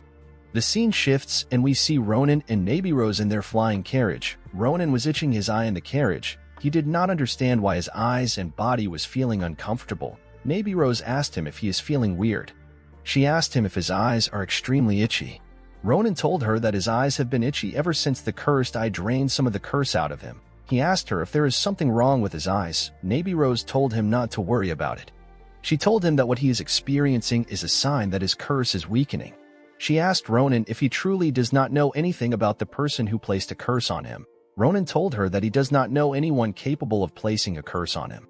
He told her that he does not know someone who harbors evil intentions against him. He told her that he lived a kind life. Of course, this sentence did not make sense because Ronan had beaten and killed a large amount of people ever since he returned to the past. He proudly told Nabirose that he is someone who is kind enough to not give anyone a reason to hold a grudge against him. He thanked Nabirose for not allowing Karaka to interrogate him. He told her that Karaka's eyes were terrifying and brutal. He told her that if she had not stepped up, he would have confessed to a crime that he did not even commit. Nabirose told Ronan not to thank her. She told him that she was simply fulfilling her duties as an instructor. Ronan was surprised to hear this. He realized that Nabirose was not simply skilled, but she also had a good personality. He became certain that she is a good person, while Ronan was certain that Nabirose was an amazing person. He realized that something about her did not add up. He found it strange that an instructor as powerful as Nabirose did not participate in the war in his previous life. He realized that Nabula Clagier might have done something to Nabirose and the powerful instructors of the academy. The scene shifts and we see that Ronan has returned back to the academy. He went to the dedicated practice space for the magic department. This space is in a place called Sherry Forest. At the entrance of the forest is a place called the Park of Pillars. Ade-shan came to welcome Ronan to the forest. She told him that it has been a long time since she met him. With a bright smile on her face, she told him that she was able to meet him thanks to Nabirose's orders. She asked Ronan if he has been doing well. Ronan was shocked to see Ade-shan. He had completely forgotten about her and her request. He did not know how to respond to her. Ade-shan did not understand why Ronan had such an odd expression on his face. Ronan had forgotten about Ade-shan thanks to the problems related to Nebula Clagier. He was still getting his thoughts together, so Ade-shan did not come to his mind. He decided to awkwardly smile in order to not make their encounter weird. He greeted her and asked her if she has been doing well. Ade-shan told him that ever since the day he went on a rampage, the students who were wary of Cardan have become comfortable when they approach her.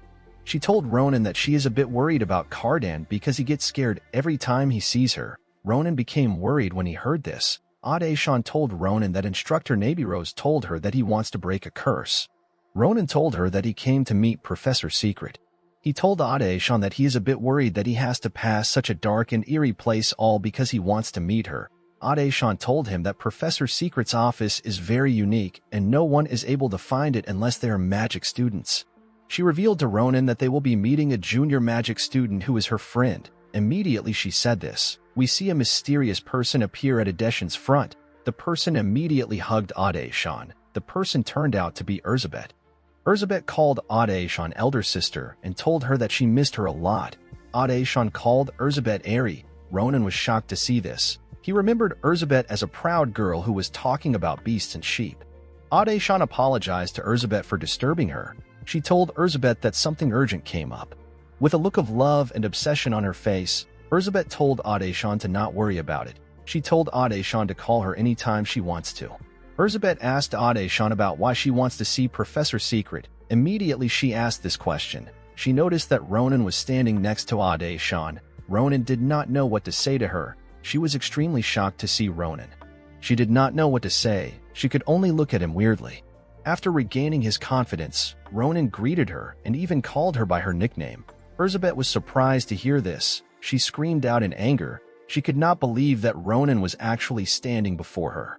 The scene shifts and we see Erzsébet guiding Ronan through the forest. When they finally arrived at the professor's office, Ronan was shocked. He could not believe that the professor would be staying in a cottage in the woods. Ronan did not believe that a professor's office would be in the woods. He called Erzsébet Airy and asked her if she plans to bury him in the woods because he saw her behave in an embarrassing manner.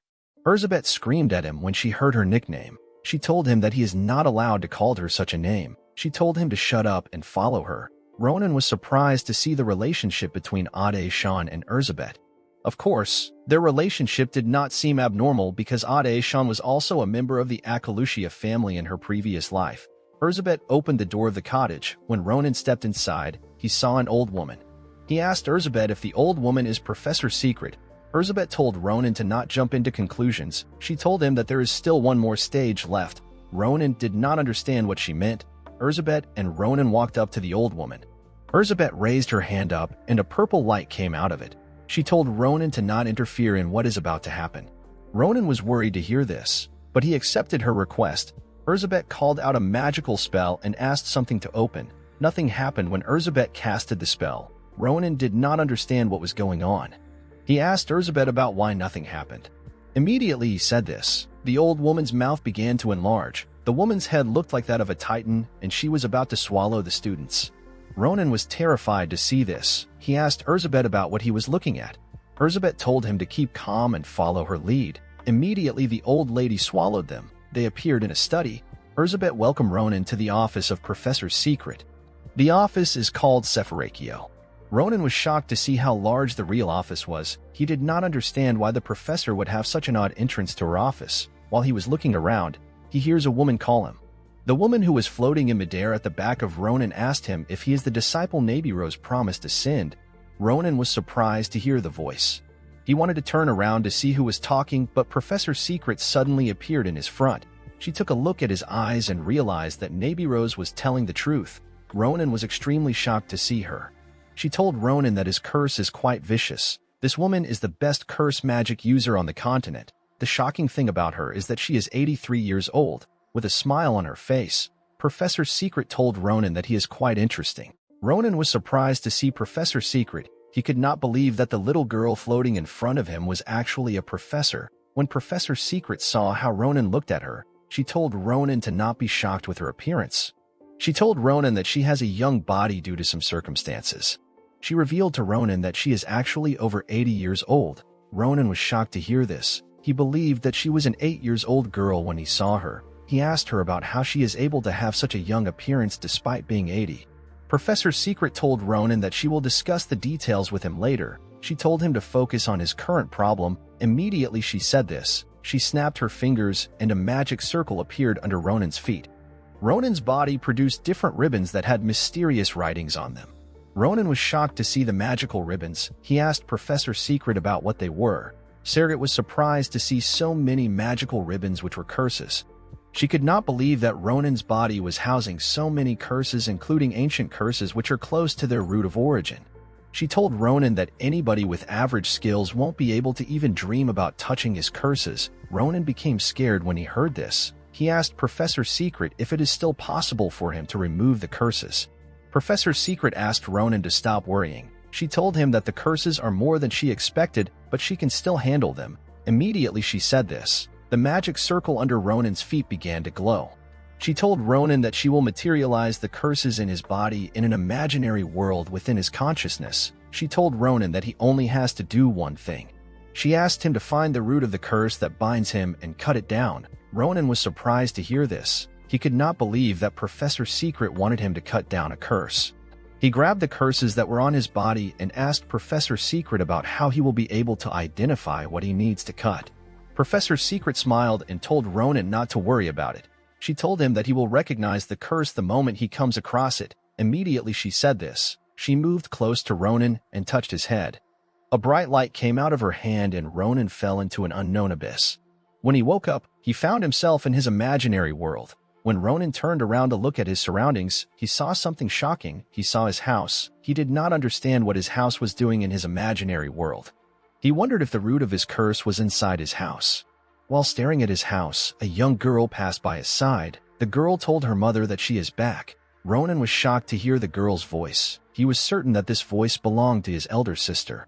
The younger version of Iroh ran into the house to see her baby brother in his cradle. She was surprised by how cute Ronan was. She turned around and asked her mother about why her little brother is always sleeping. She asked her mother if Ronan is sick. With a bright smile on their mother's face, she told Iroh that babies need a lot of sleep to grow up well. She told Iroh that if Ronan becomes sick later, she will have to take care of him as his older sister. Iroh was happy to hear this. She told her mother that she will protect her little brother forever. Ronan was in shock to see what was happening in front of him. He was certain that this is something that happened back when he had just been born. He could not believe that the baby in the cradle was actually him. Ronan could not believe that he was actually a baby at some point. He always believed that he had grown up from the moment he was born. Ronan could not believe that he was actually looking at his past self. The entire situation did not make sense to him. While he was looking at the cradle, a man with a dark and ominous aura stepped into the house. Ronan was terrified when he felt the man's energy. He noticed that his body could not move at all. He became curious about the man's identity. Iroh and her mother welcomed the man with a smile on their faces. Ronan was able to hear what his mother and Iroh said, but he could not hear anything the man said. The man told Ronan's mother that he wants to see Ronan. Ronan's mother was happy to hear this. She believed that the man must have been curious about Ronan's face. Ronan's mother told the man that Ronan looks just like him. The man raised his hand, which contained a mysterious energy, and said some words to Ronan's mother. Immediately he said this. He used his mysterious power on her. Immediately he did this. Ronan's mother fell down and lost consciousness. Iroh was surprised to see this. Ronan was shocked to see what was happening. While Iroh was crying for her mother, the man moved close to her and used his powers on her. Iroh also lost consciousness. Ronan was extremely shocked to see this. He called out for his sister in anger. He did not understand why the mysterious man was harming his family. While looking at his sister, Ronan noticed something odd. He saw the man standing next to his cradle with the curses on his hand. The man placed the curse into Ronan's body, and a bright light shined from Ronan's cradle. Ronan became certain that the man must be the root of the curse. He decided that he must cut the man down. The scene shifts, and we see Professor Secret and Erzabet looking at Ronan's body. Professor Secret was surprised to see how powerful Ronan's curse was. She could not believe that it was able to drain her mana even after she prepared for it. Erzabet was shocked to hear this. She could not believe that even the almighty Professor Secret believed that a curse was too strong. She asked her professor about the amount of curses that are in Ronan's body. Professor Secret told Erzabet that there are roughly 10 curses in Ronan's body. Erzabet was shocked to hear this. She told Professor Secret that her mana must have been drained because she is dealing with 10 curses. Professor Secret told Erzabet that she is wrong. With a serious look on her face, she told Erzabet that she is currently dealing with one curse. The scene shifts and we are taken back to Ronan. After the mysterious man placed the curse in Ronan's body, the man said some words to him and turned around. He walked past Iroh and her mother. Ronan was annoyed to see this. After the man left the house, Ronan regained his strength. He quickly ran to check on his mother and his elder sister. He called out their names, but no one answered him. After calming down, he realized that Iroh and his mother were simply asleep. He placed his hand on his head and did his best to relax. He believed that there is only one thing to do in this imaginary world, and that is to kill the mysterious man. He cut his door into pieces and ran outside with a look of anger on his face. When he got outside, he noticed something odd. He saw the mysterious man standing outside the house. He asked the man if he was waiting for him. With a serious look on his face, Ronan asked the man if he has any business with him. The man did not respond to Ronan. This made Ronan much more angry. He could not believe that the man actually hurt his family in front of him. He told the man that he will never forgive him. Immediately he said this, he unsheathed his sword and rushed to attack the man. As Ronan moved closer to the man activated his mysterious power. He used his ability to create a sword which he used to block Ronan's attack. Ronan was shocked to see that the man was able to block his attack. He began to attack the man with more energy. Unfortunately for Ronan, the man blocked each one of his attacks. Ronan did not understand what was going on. He could not believe that a mere curse was able to wield a sword. He was more surprised by the fact that the curse was actually beating him. The man used his sword to cut Ronan in different places. After seeing that Ronan was getting weaker, the man used his sword to launch an attack that severely damaged Ronan. Ronan fell to the ground when he received the attack. Ronan could not believe what was happening to him. His sword was not able to even touch the man's skin. Due to the fact that the man did not attack him while he was down, Ronan deduced that the man must not be able to kill him. He realized that the man was asking him to leave the imaginary world. Ronan was annoyed when he understood the man's intentions. He did not want the fight to end in such a horrible manner because he still had a lot of questions to ask the man. He pulled his strength together and tried to get up. After successfully pushing himself up, he screamed at the man.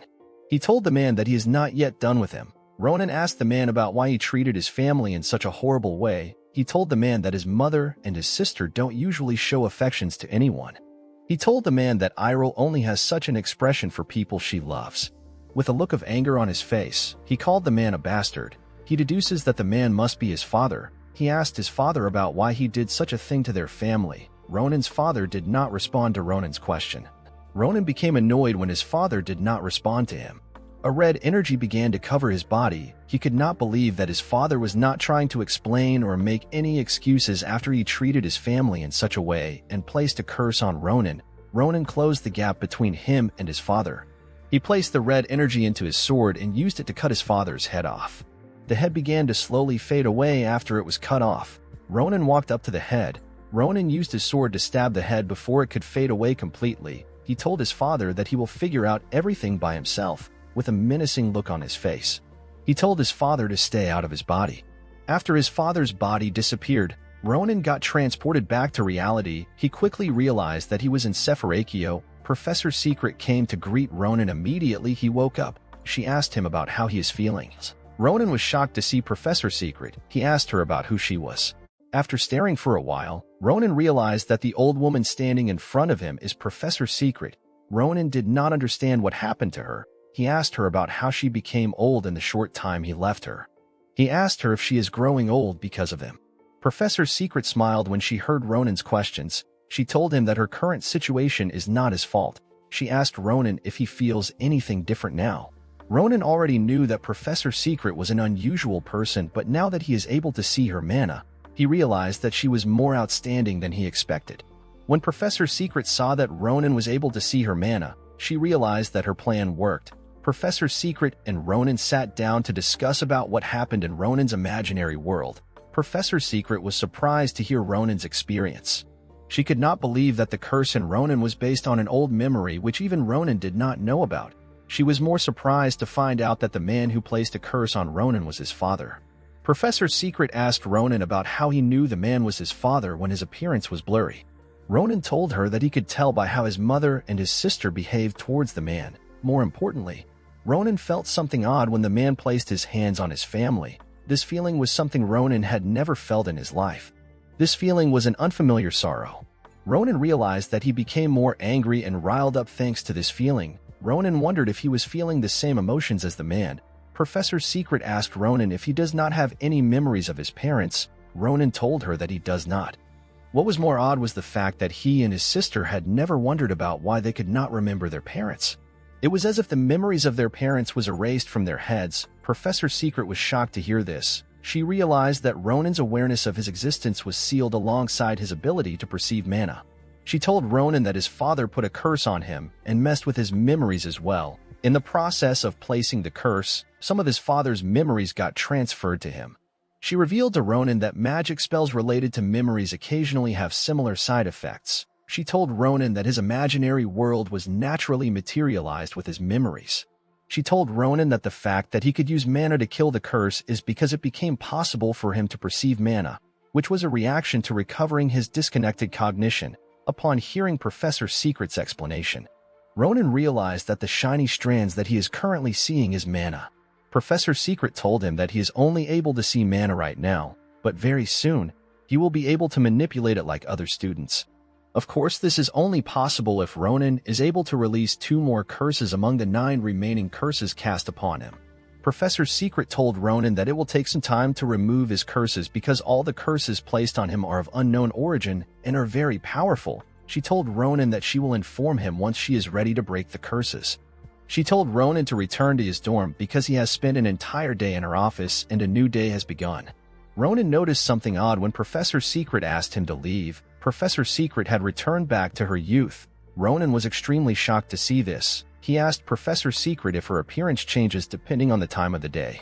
Professor Secret told Ronan that her body also has its own complicated circumstances. Professor Secret knew that the event Ronan witnessed in his imaginary world are a lot for a normal student to bear. She told Ronan to take care of his mind. She advises him to not be tied down by his past because he has more precious days ahead. Ronan was happy to hear Professor Secret's advice. He stood up and gave a bow to his professor. He told her that he will be in her care. The scene shifts and we see a man standing next to the crystal giant underneath the Grand Cappadocia. The man was surprised to see how huge the crystal giant was. He could not believe that a student was able to stop the giant on his own. While the man was staring at the giant, his subordinate, whose name is Dolan, came to greet the man. The man asked Dolan if the restoration of the forge is going well. Dolan told the man that everything is going well. He assured the man that the forge will be operating in a week. Dolan told the man that he was not able to find any additional information about Cyrilla and Edwin. He told the man that he was able to find Ronan's location through the academy. This man is Joseph Ivan de Grancia. He is the head of the Grancia Duchy and a Duke of the Empire.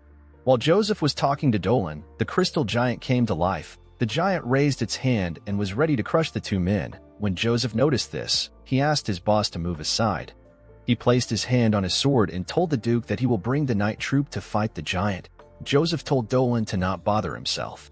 He told Dolan that the knights will be busy. Due to the fact that the 2 men did not make a move, the giant decided to crush them with its fist. The moment its hand got close to the men, Joseph unsheathed his sword and used his aura to cut the giant into pieces. When he was done, he put his sword back and asked Dolan to follow him. With a smile on his face, Joseph told Dolan that they are going to meet the young hero of Philion Academy.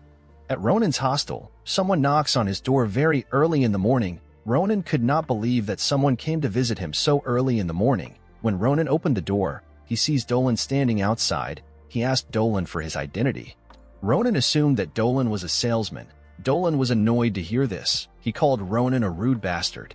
He believed that Ronan was acting arrogant towards him despite knowing who he was due to the way he was dressed. Ronan guessed that Dolan was an official of a noble family. He was not completely certain about Dolan's identity due to how dark Dolan's mana was. Ronan notices that there was something else mixed with Dolan's mana. Ronan did not know what he was looking at, but he was certain that he recognized this thing. While Dolan was staring at Ronan, the Duke comes to warn him. He told Dolan that it is their fault for visiting Ronan without notifying him.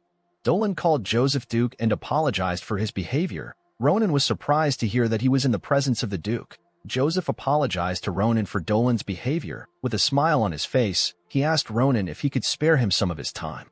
The Duke stepped into Ronan's room and gave him a box. The box contained a sheath for Ronan's sword.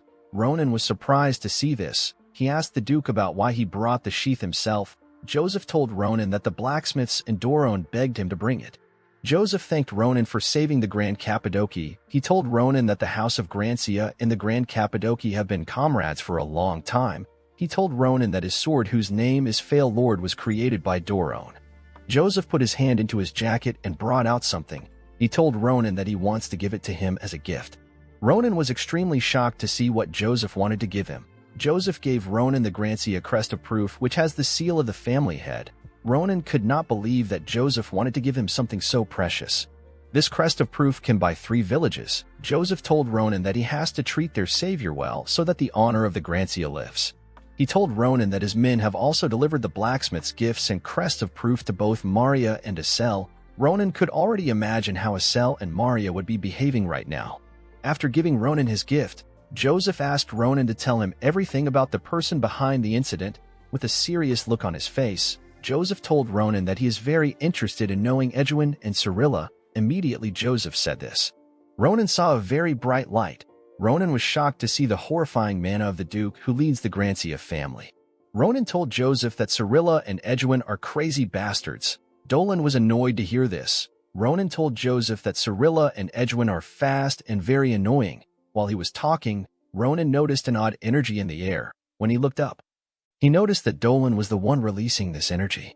Ronan was surprised to see this because Dolan had not moved an inch since he stepped into his room, but he started making a reaction the moment Ronan talked about Edwin and Cyrilla. While thinking, Ronan realized that Dolan gives off the same dirty feeling as Edwin and Cyrilla. The Duke asked Ronan about what was wrong with him.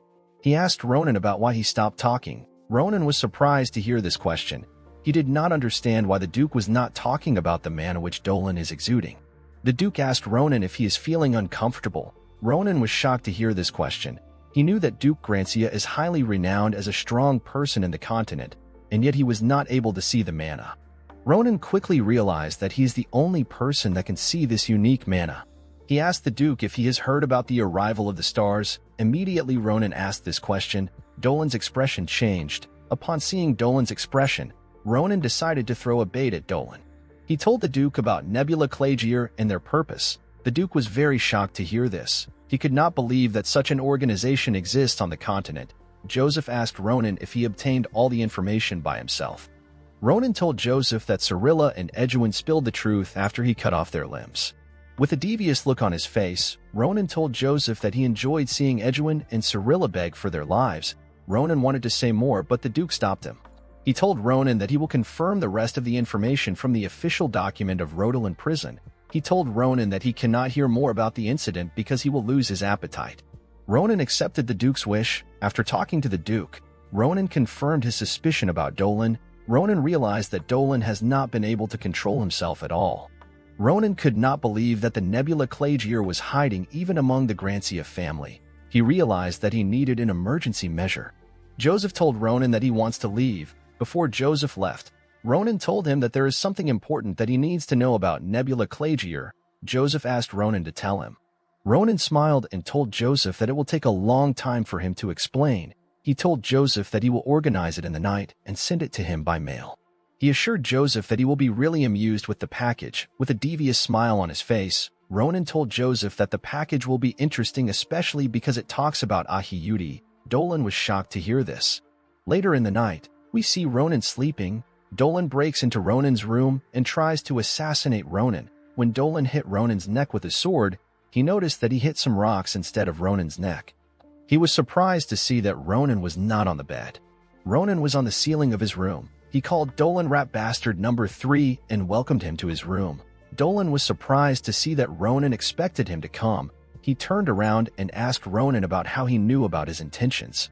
Ronan jumped down from the ceiling and told Dolan to turn around. When Dolan turned, he sees someone watching them. Ronan told Dolan that this person is a special guest he invited just for him. Dolan was extremely shocked to see this person. The person turns out to be Dolan's young master Shelafin, with a horrifying look on his face. Shelafin told Dolan to explain the situation to him. A few hours earlier, Ronan went to visit Shelafin in his room. Shelafin was surprised to see Ronan. He never expected Ronan to visit him on his own. He was more surprised to find out that Ronan wanted to ambush Dolan in the night. He believed that Ronan was crazy for suspecting Dolan. He asked Ronan if he has any proof to back up his actions. He told Ronan that Dolan is a knight that possesses great skill and loyalty. He told Ronan that Dolan's loyalty to the Grancia family is quite high among the knight. Shelafin told Ronan that Dolan was chosen as his father's bodyguard after he served their family for 4 years. Ronan was surprised to hear this. He could not believe that Dolan became a bodyguard for the Duke after only serving for 4 years. He believed that 4 years was too short for a knight to serve. He told Shelafin that his family is probably already filled with spies. Shelafin was shocked to hear this. He did not understand what Ronan was talking about. Ronan told him to not bother himself. He told Shelafin that it is not important for him to find out who Dolan is working for. He asked Shelafin to come to his room later in the night. He told Shelafin that he will be saving his family if what he is saying is true. The scene shifts and we are taken back to Ronan's room. Shelafin brought out his sword and pointed it at Dolan. He asked Dolan to explain himself. Dolan was shocked to see this. He did not understand why his young master was in Ronan's room. Ronan laughed at Shelafin when he heard what he said. He told Shelafin that Dolan is not going to answer him just because he asked. He told Shelafin that he is very naive. Ronan believed that Shelafin will not survive in the harsh world if he continues to be nice. Dolan raised his leg up and hit it on the ground. The moment Dolan's leg touched the ground, his body began to release a large amount of mana. Ronan and Shelafin were shocked to see this. Ronan was surprised to see that his body suddenly became heavy. He could not believe that Dolan was using his aura to make his body heavy. While Ronan was thinking about his body, Dolan rushed to attack him. Ronan was able to block the attack with his sword, but he got pushed back. Dolan used his aura to completely suppress Ronan. Shelafin became angry when he saw this. He asked Dolan to give him a reason for his action. Dolan did not answer Shelafin. Instead, he rushed to attack him. The moment his sword touched Shelafin's sword, Dolan told Shelafin that he is too naive. Dolan was relieved that Shelafin was inexperienced in controlling the range of his aura. He knew that Shelafin would not use his powerful technique in a place where other people could easily get swept up in his technique. Shelafin could not still believe that his faithful knight would turn on him. He was very annoyed with the situation. Dolan attacked Shelafin and told him that he is sorry, while pressing Shelafin down with his aura. Dolan told Shelafin that he did not want things to end badly between them. He told Shelafin that his plans got ruined by Ronan. Shelafin was surprised to see the skills which Dolan possessed. He told Dolan that his current skills are different from the ones he is familiar with. He could not believe that Dolan has been hiding his powers for years. He asked Dolan about when he betrayed the family. Dolan was annoyed to hear this. He used his sword to push Shelafin away. With a deadly look in his eyes, Dolan told Shelafin that he was never a knight of the Grancia family. Immediately he said this, he rushed to attack Shelafin. Shelafin was shocked to hear what Dolan said. Upon seeing that Dolan was a spy, Shelafin asked Ronan to do whatever he wants. Immediately he said this. Ronan blocked Dolan's attack. Dolan was shocked to see Ronan. He did not understand how Ronan was still able to move. Ronan ignored Dolan. He called Shelafin a frustrating brat. He could not believe that Shelafin made him struggle all because he wanted to hear Dolan call himself a spy. He asked Shelafin if he is happy with the answer he got. Shelafin told Ronan that the situation was quite serious for him. He begged Ronan to understand his situation. Shelafin picked up his sword and attacked Dolan, with a horrifying look in his eyes.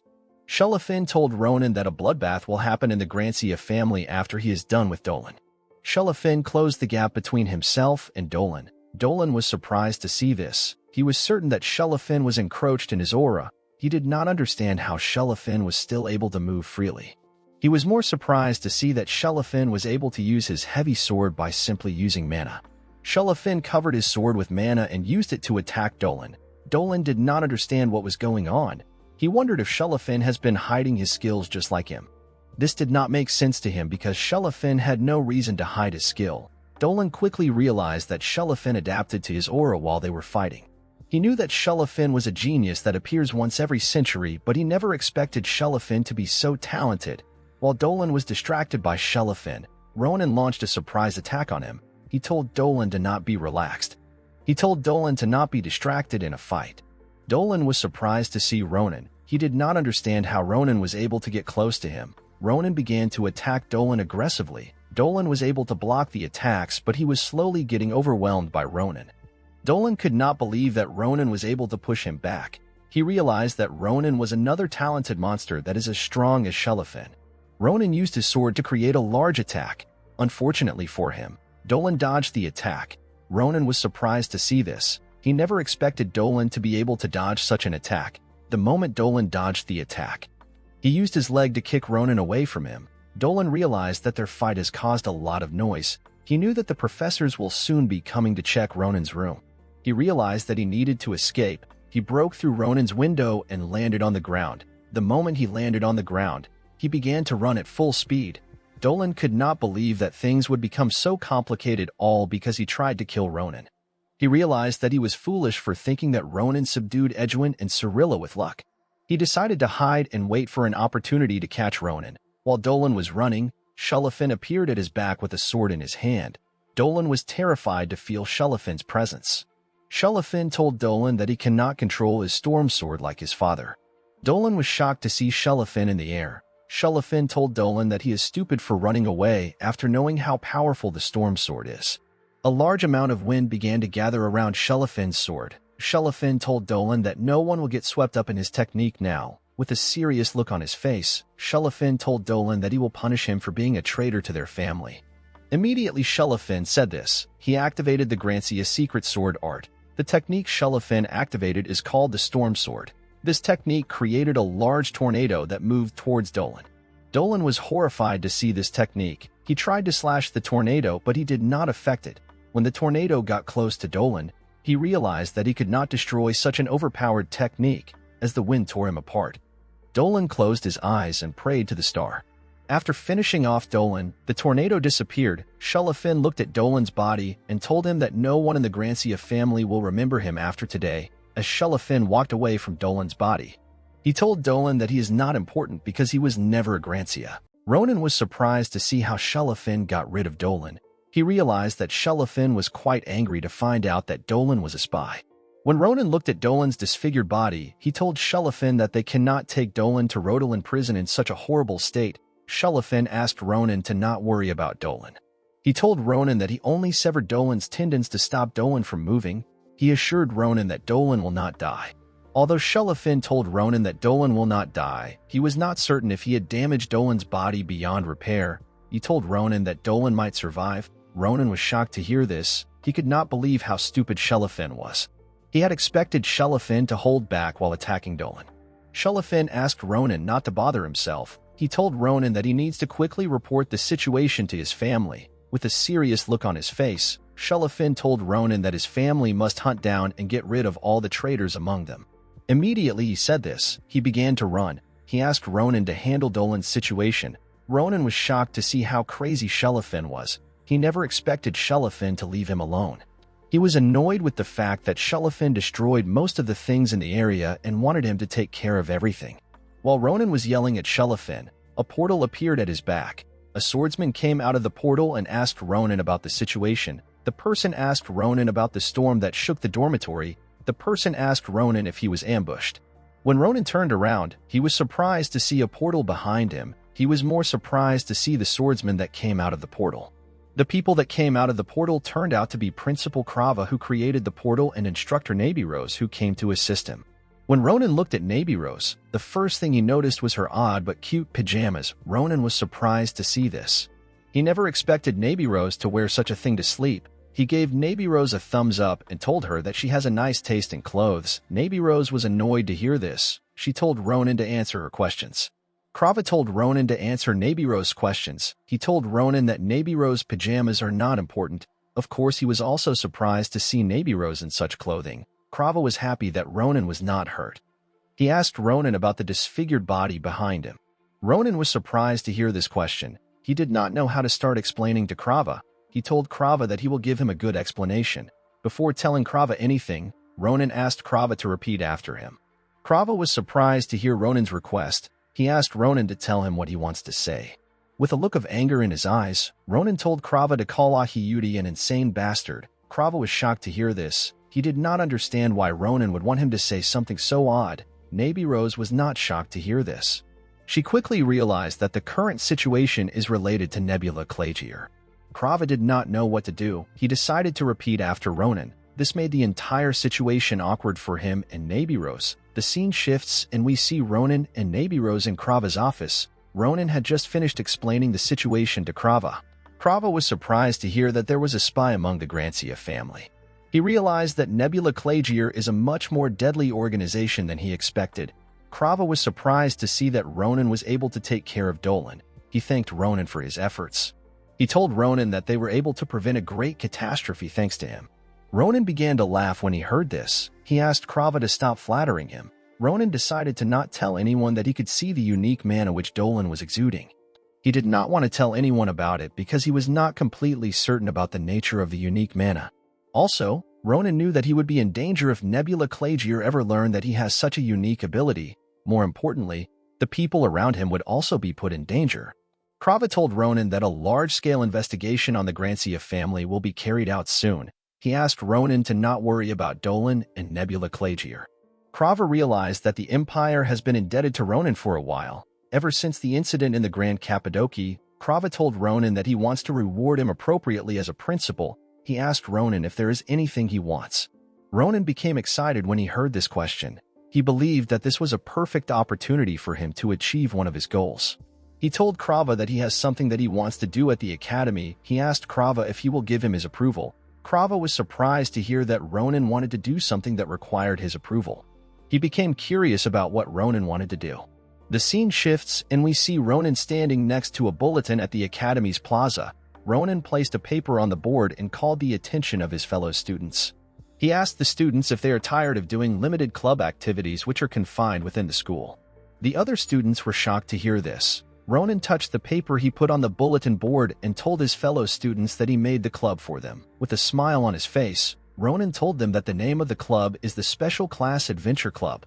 According to the recruitment paper which Ronan put on the board, Ronan wanted to recruit members to his club.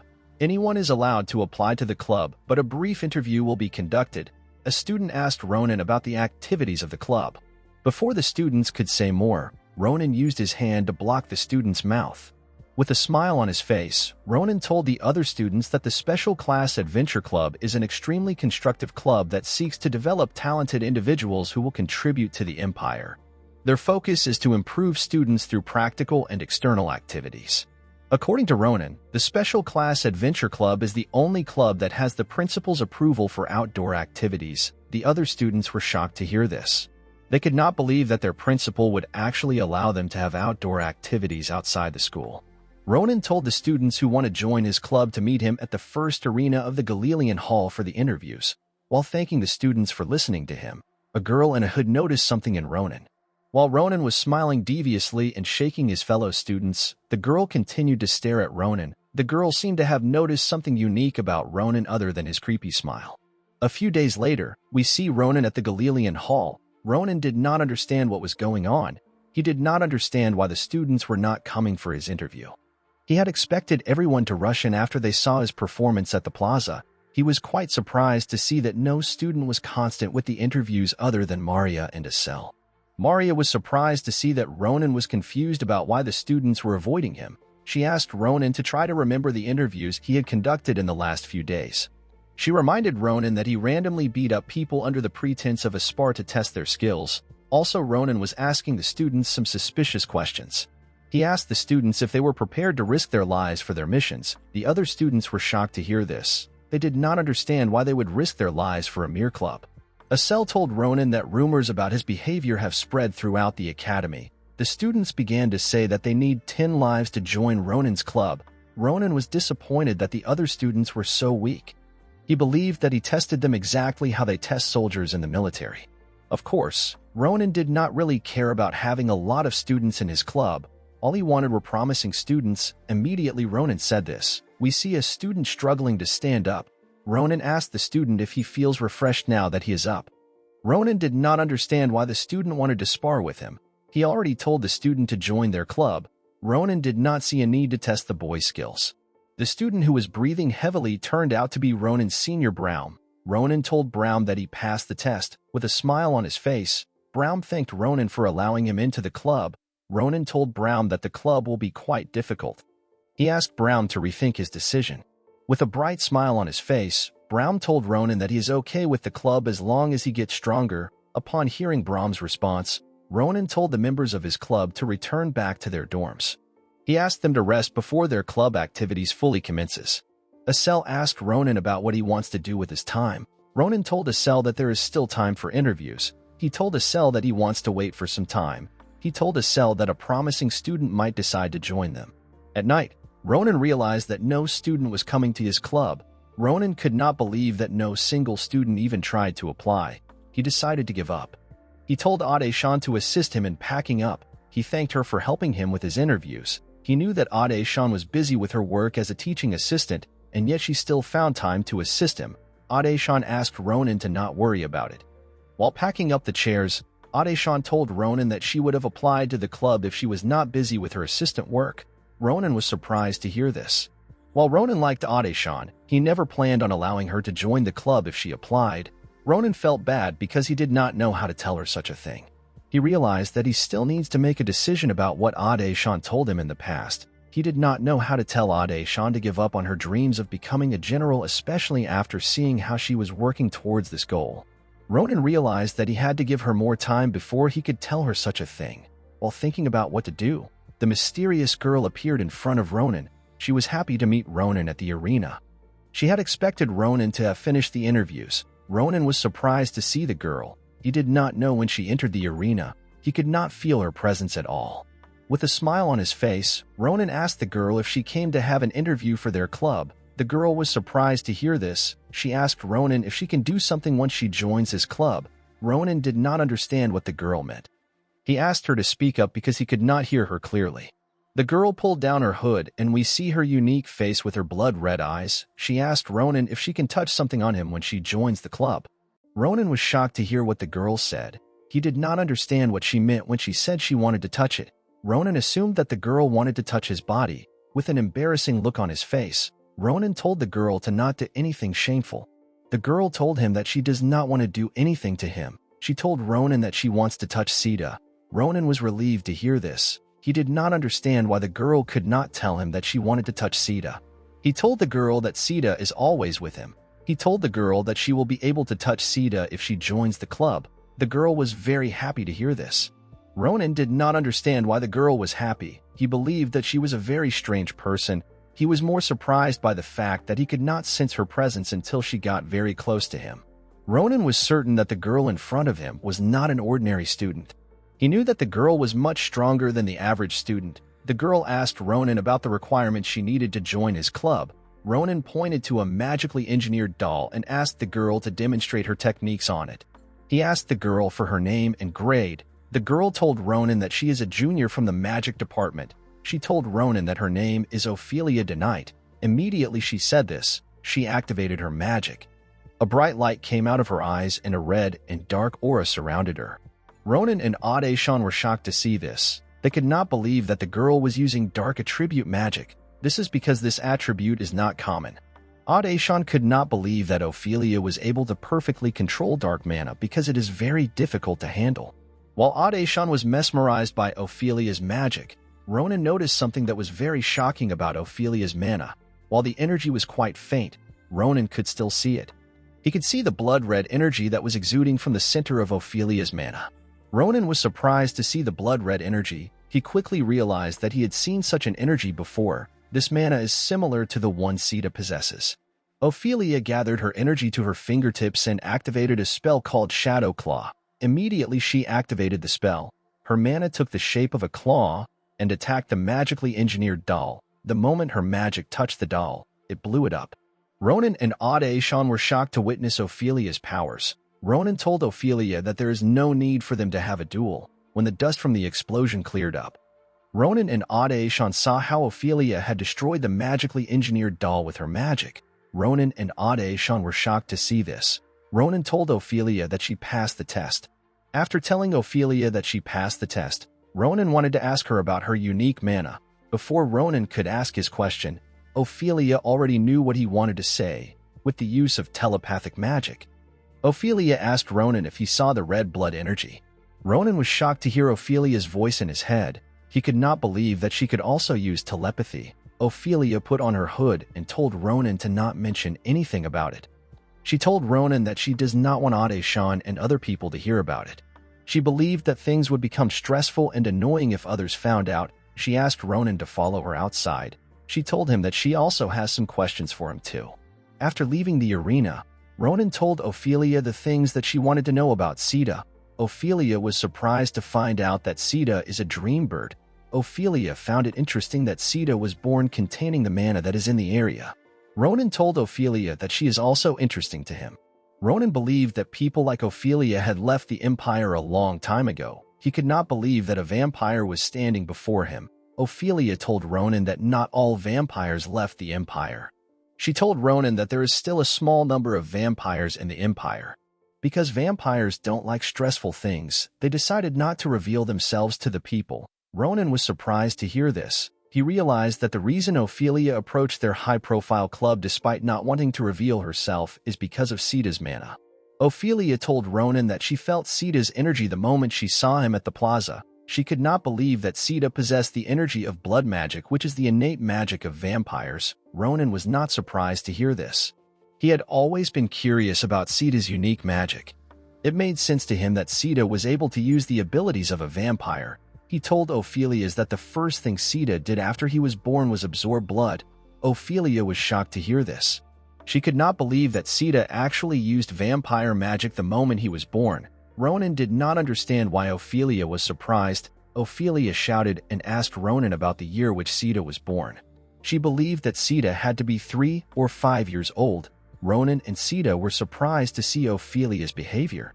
Ronan told Ophelia that Sita has only been born for 2 months. Ophelia could not believe what she was hearing. She could not believe that Sita had only been born for 2 months, and yet he was already exuding blood mana of such high density.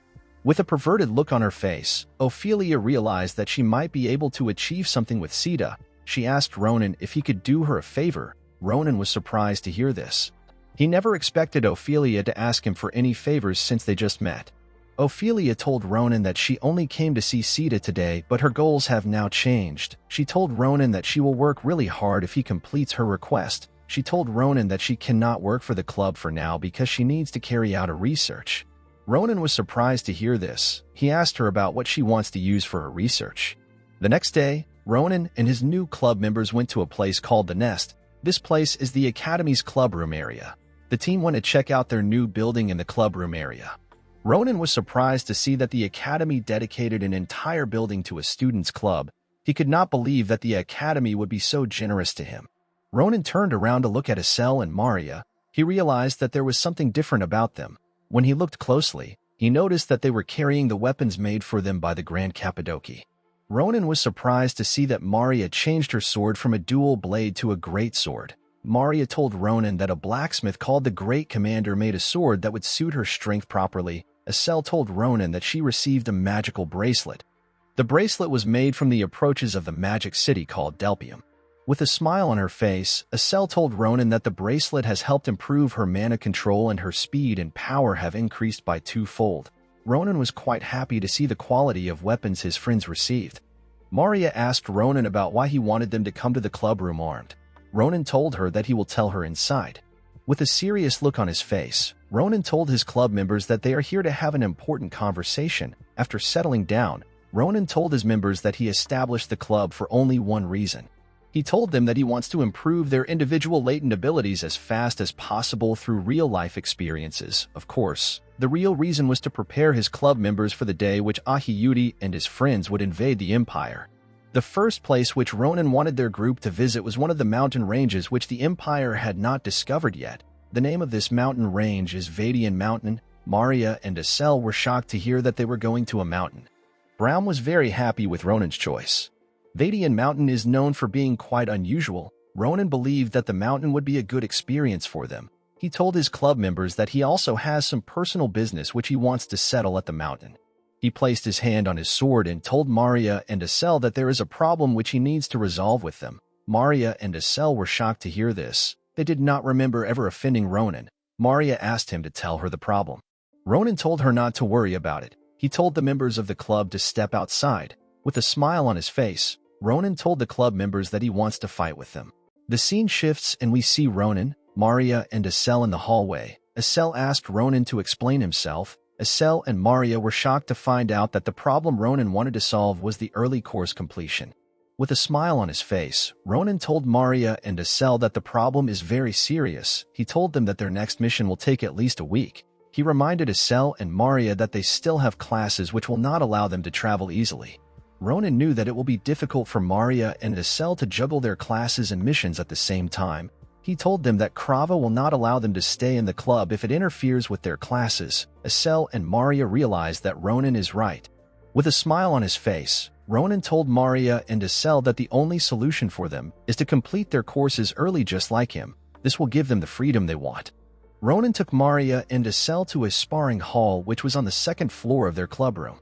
After the group had armed themselves, Ronan told Maria and Estelle that he wants to check out their skills before he starts giving them private lessons. He told the two girls to face him together. He told them not to be afraid. He assured them that he will not unsheath his sword.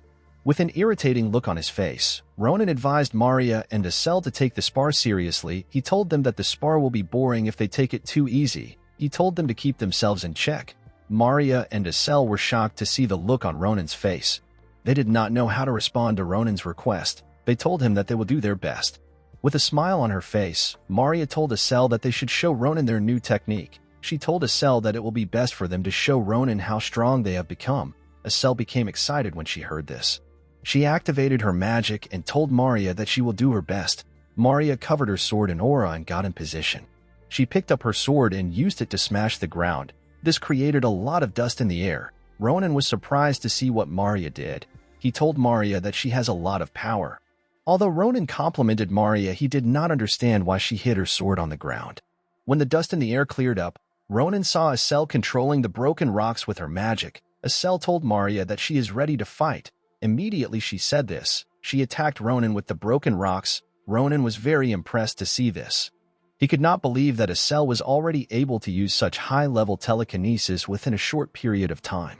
Of course, Ronan easily dodged the rocks. He used his sword sheath to destroy the rocks. He commended Estelle on her efforts. The moment Ronan destroyed the rocks, he felt a powerful energy above him. When Ronan looked up, he sees Maria coming towards him with a smile on her face. Maria told Ronan to not try to block her attack. She advised Ronan to dodge her sword. The moment Maria's sword got close to him, Ronan carefully dodged the attack by jumping. Ronan was surprised to see the destruction caused by Maria's sword. He realized that he would have been torn to pieces if he had not dodged the attack. Immediately her sword landed on the ground. Maria picked it up and used it to attack Ronan. Ronan carefully dodged the attack while he was in the air. He was surprised to see how Maria was able to push him back. The moment his legs touched the ground, Ronan attacked Maria with a terrifying force. Maria was surprised to feel the weight of Ronan's attack. She could not believe that he was able to quickly recover his balance. Ronan was surprised to see that Maria was able to take on his attack. While Maria was holding Ronan down, Ronan looks up and sees Estelle coming closer to them with a huge rock which happens to be a piece of the stage by her side. Ronan was surprised to see this. He realized that Maria and Estelle had already surpassed his expectations. The moment she launched her attack, Estelle told Ronan to leave Maria alone. Ronan was able to dodge the smaller pieces of rocks. With a creepy smile on his face, Ronan unsheathed his sword. Upon seeing that Ronan unsheathed his sword, Estelle attacked Ronan with her huge rock. Ronan took a stance and cut the huge rock into pieces. Due to the amount of rocks Ronan cut, the entire stage was covered in dust. The moment the dust cleared up, Ronan noticed that Estelle had surrounded him with more rocks. Ronan was surprised to see this. He told Estelle that she has gotten much better. Ronan was happy to see that Maria and Estelle were not slacking off. He told the two girls that they did well. Ronan told Estelle that she completely surprised him. He congratulated her on her upgrade. Estelle thanked Ronan for his compliment. She asked Ronan if their test is over. With a smile on his face, Ronan told her that it is. He told the girls that their special training should be completed within 2 weeks. Maria and Estelle were relieved to hear this. With a horrifying look on his face, Ronan told the girls that special training will begin immediately. Maria and Estelle were shocked to hear this. Maria told Ronan that they just finished sparring. Ronan told them that it does not matter. He picked up his sword and began to chase them with it.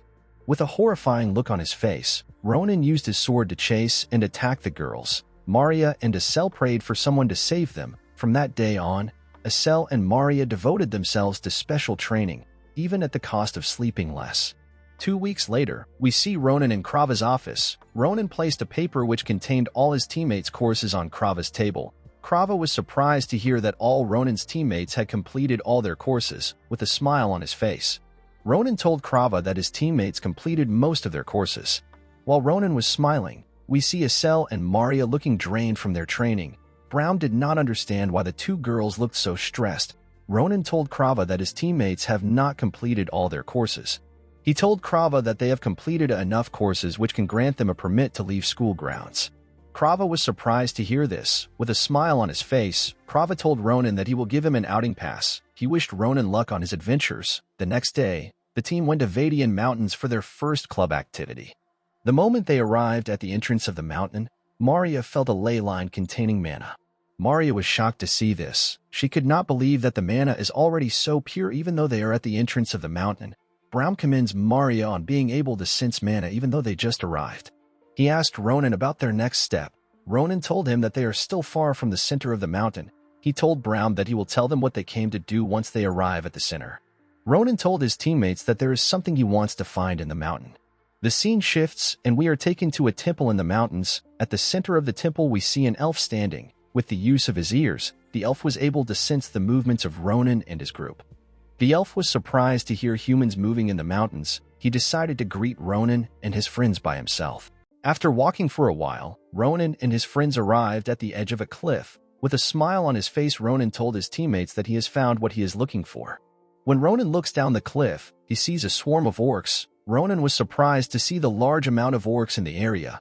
Brown was surprised to see the lifestyle of the orcs. He never expected orcs to live in a village-like setting.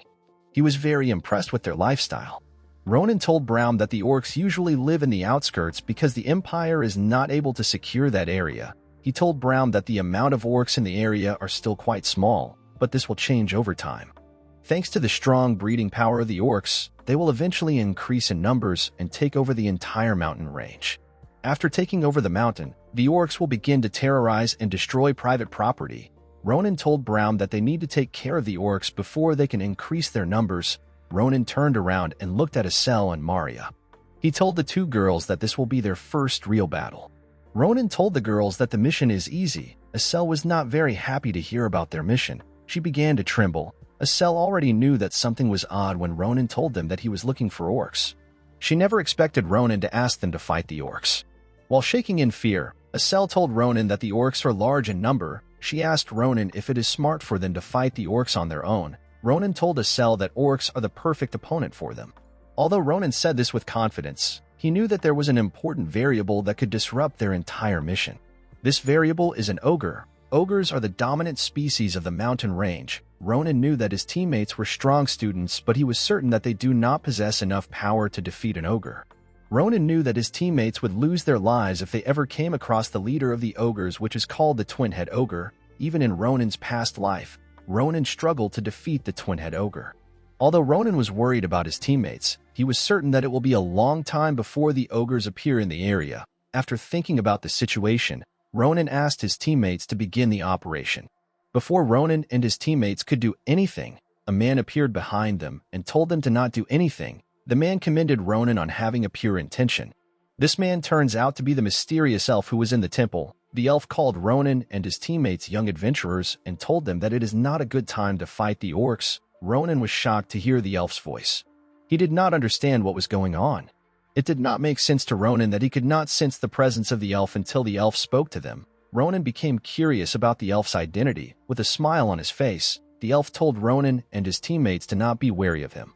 He told them that he is a priest staying on the mountain. Ronan was surprised to hear this. The elf told Ronan and his friends that he is a priest who worships an old god which possesses the divine name Senial. The elf told Ronan and his friends that it will be better for them to move somewhere else for a proper conversation. While the elf was talking, Ronan placed his hand on his sword and took a stance. The elf told them that their current location is not safe. Before the elf could say anything else, Ronan pulls out his sword and pointed it at the elf. The elf was shocked to see this. He did not understand what was going on. Estelle and Maria were confused with Ronan's actions. Maria asked Ronan about what he is doing. Ronan apologized to the elf for his actions. With a deadly look in his eyes, Ronan told the elf that he has met a lot of lunatics in the past few days. He asked the elf to repeat after him. The elf did not understand what was going on. He did not understand why Ronan was acting so weird. With a serious look on his face, Ronan asked the elf to call Ahiyuti a bastard. Ronan told the elf to say this because he knew that no member of Nebula Clagier would ever insult Ahiyuti. Unfortunately for Ronan, the elf did not understand what he was talking about. This made the situation awkward for Ronan. The elf had no choice but to repeat what Ronan said. After clearing the misunderstanding between themselves, the elf began to guide Ronan and his teammates to his temple. On their way to the temple, the elf told Ronan that he is embarrassed for saying such a vile word. He told Ronan that he does not usually say such things because he is a priest. With an awkward look on his face, the elf told Ronan that this was the most embarrassing moment he has had in the last 200 years. Ronan told the elf that he needed to clarify something important. Immediately Ronan said this. He realized that the elf said that this was the most embarrassing moment he has had in the last 200 years. Ronan asked the elf for his age. The elf told Ronan that he does not remember his age. He told Ronan that he stopped counting a long time ago. He told Ronan that he is around 1,000 years old. Ronan and his friends were shocked to hear this. Ronan realized that the elf has been alive even before the empire was founded. Ronan had heard that elves had long lifespans, but he never expected it to be so long. Ronan did not understand what was going on. He had never heard something so bizarre. After calming down, Ronan asked the elf about why he told them not to fight the orcs. The elf told Ronan that there is something strange about the behaviors of monsters that are around the mountain. He told Ronan that there is an abnormal phenomenon where orcs who are not nocturnal would wander through the mountains every night. Ogres that rarely leave their territory are being discovered on the outskirts of mountain ranges. Due to the fact that the root of this problem had not been discovered, the elf believed that it will be safer for Ronan and his friends to not fight the orcs. After sharing his intentions, the elf stretched his hand out and used mana to touch the air. The moment he did this, a barrier unveiled itself. He placed his hand on the barrier and it began to disappear. Ronan and his friends were surprised to see the large barrier disappearing. After the barrier got released, the elf welcomed Ronan and his friends to Seniel's temple. Brown was surprised to see such an elaborate structure in the middle of nowhere. Brown was surprised that the elf was able to use barrier magic that could cover an entire temple. Acel told Brown that barrier magic of this level is insane. She told Brown that the elf is much more powerful than the instructors of the academy. Acel asked Ronan if he knew about the existence of the temple. Ronan told her that he is also as surprised as her. Ronan was certain that no ordinary elf can be this powerful. He became more curious about the elf's identity. With a smile on his face, the elf asked Ronan and his friends to step into the temple. When Ronan and his teammates arrived at the center of the temple, they saw the god which the elf was worshipping. Ronan was surprised to see that Seniel was an ugly rock. The elf told Ronan that the rock has its own meaning. He told the team that they will get tired when they hear about the story behind the rock. The elf told Ronan and his team to get an empty room in the temple. He asked them to put their luggages down and have some rest. He told them to talk to him if they need anything. Maria had an idea the moment she heard this. She tapped Ronan and told him to ask the elf about what he is looking for. Ronan told the elf that he is looking for the Curse-Eyes habitat. The elf was surprised to hear this. He asked Ronan about why he is looking for the habitat of such a monster. He asked Ronan if he is looking for the Curse-Eye because of the curse cast upon him. Ronan was horrified to hear this. He did not know how the elf was able to find out about his secret. He asked the elf about how he was able to know his secret. The priest was able to confirm his suspicion about Ronan thanks to Ronan's behavior. He told Ronan that he has been curious about his curse because of the strange and dangerous echo around him, with a serious look on his face. The priest asked Ronan to give him some of his time. He told Ronan that he wants to have a conversation with him. The scene shifts, and we see Ronan and the elf in a garden. While preparing some tea for Ronan, the elf tells Ronan that he already knew that Ronan was not an ordinary student from the moment he met him. Ronan was surprised to hear this. He did not know how to react. He could only smile awkwardly. Ronan did not understand what was going on. He did not know when he got swept in the flow of the priest. He quickly placed his hand on his sword in order to not forget his suspicion. Ronan did not know what to do about his situation. He wondered if he was being too sensitive about the priest. He was not completely convinced that the priest was not part of Nebula Clagier. He was certain that the priest was not exuding the same mana as Dolan, and the priest did not have any reactions when he mentioned Ahiyuti. Upon seeing that Ronan was lost in his thoughts, the priest asked Ronan to drink the tea. He told Ronan that the tea will help him. Ronan carefully looked into the cup containing the tea. He was not certain if the priest had poisoned the tea. While thinking of what to do, Ronan gets a scent of the tea. Ronan had never smelt something so unique. He wanted to ask the priest about it. When he looked up, he saw something that shocked him. Ronan saw the priest exuding a unique flow of mana. Ronan had never seen such a vivid flow of mana. He did not understand what was going on. With a smile on his face, the priest asked Ronan if he likes the scent of the tea. Ronan did not know how to respond to the priest's question. He did not understand what was going on. He did not know what he was looking at. He could not believe that mana could be so vivid and clear. The priest told Ronan that the tea allows one to see mana with a brand new set of eyes. Ronan was shocked to hear this. He asked the priest about what he put in the tea. With a smile on his face, the priest told Ronan that the tea is brewed from a medicinal herb that rarely grows in the mountains. The tea rejuvenates the senses by releasing the suppressed energy in one's body. The priest was surprised to see that the tea had taken its effect on Ronan. He told Ronan that most people do not feel the effect of the tea immediately. He told Ronan that the tea must have taken an effect because his energy was being blocked by his curse. Thanks to the reaction Ronan had, the priest realized that Ronan must be seeing a large amount of mana. The priest told Ronan that he will pack the ingredients of the tea for him. He asked Ronan to regularly drink the tea. He begged Ronan to not use the cursed eye to remove his curse. Ronan was shocked to hear this. He did not understand what the priest was talking about. With a serious look on his face, the priest told Ronan that the cursed eye removes curses and takes away some of the user's life force. Using the cursed eye once or twice is not a problem, but if one continues to use it repeatedly, their life will be at risk. Ronan was shocked to hear this. He realized that the cursed eye had also drained Edwin's life force while he was being tortured. He could not believe that the cursed eye was so dangerous, due to the look on Ronan's face. The priest asked Ronan if he did not know the effects of the cursed eye. Ronan told the priest that he was not aware of the cursed eye side effects. He told the priest that he simply wanted to remove his curse. The priest was surprised to hear this, but he understood the reason why Ronan was worried. He told Ronan that he needs to be extra careful. He told Ronan that the consequences for a wrong action can be quite severe. Ronan was surprised to hear this. He knew that the priest was right. He looked down at his cup of tea and remembered that someone else also warned him about his curse. This person was Professor Secret. Ronan remembered that Professor Secret told him that his curse is difficult for her to undo. She told Ronan that she needs to thoroughly prepare before she can undo his curse. Ronan did not understand why he was in such a rush to remove his curse even though Professor Secret was helping him. After thinking about it, he realized that he became impatient because he met the overwhelming shadow of his father. Ronan let go of his sword. He realized that his life could come to an end anytime if he is not careful. He realized that he could die before he gets a chance to fight Ahiyuti. After calming himself, Ronan became more curious about the priest's identity. While staring at the smiling priest, Ronan tried to recollect the priest's face. He was certain that he had never met anyone like the priest in his past life. Although Ronan had never met the priest before, he felt like he knew the priest. Ronan admitted to the priest that he wanted to remove his curse quickly.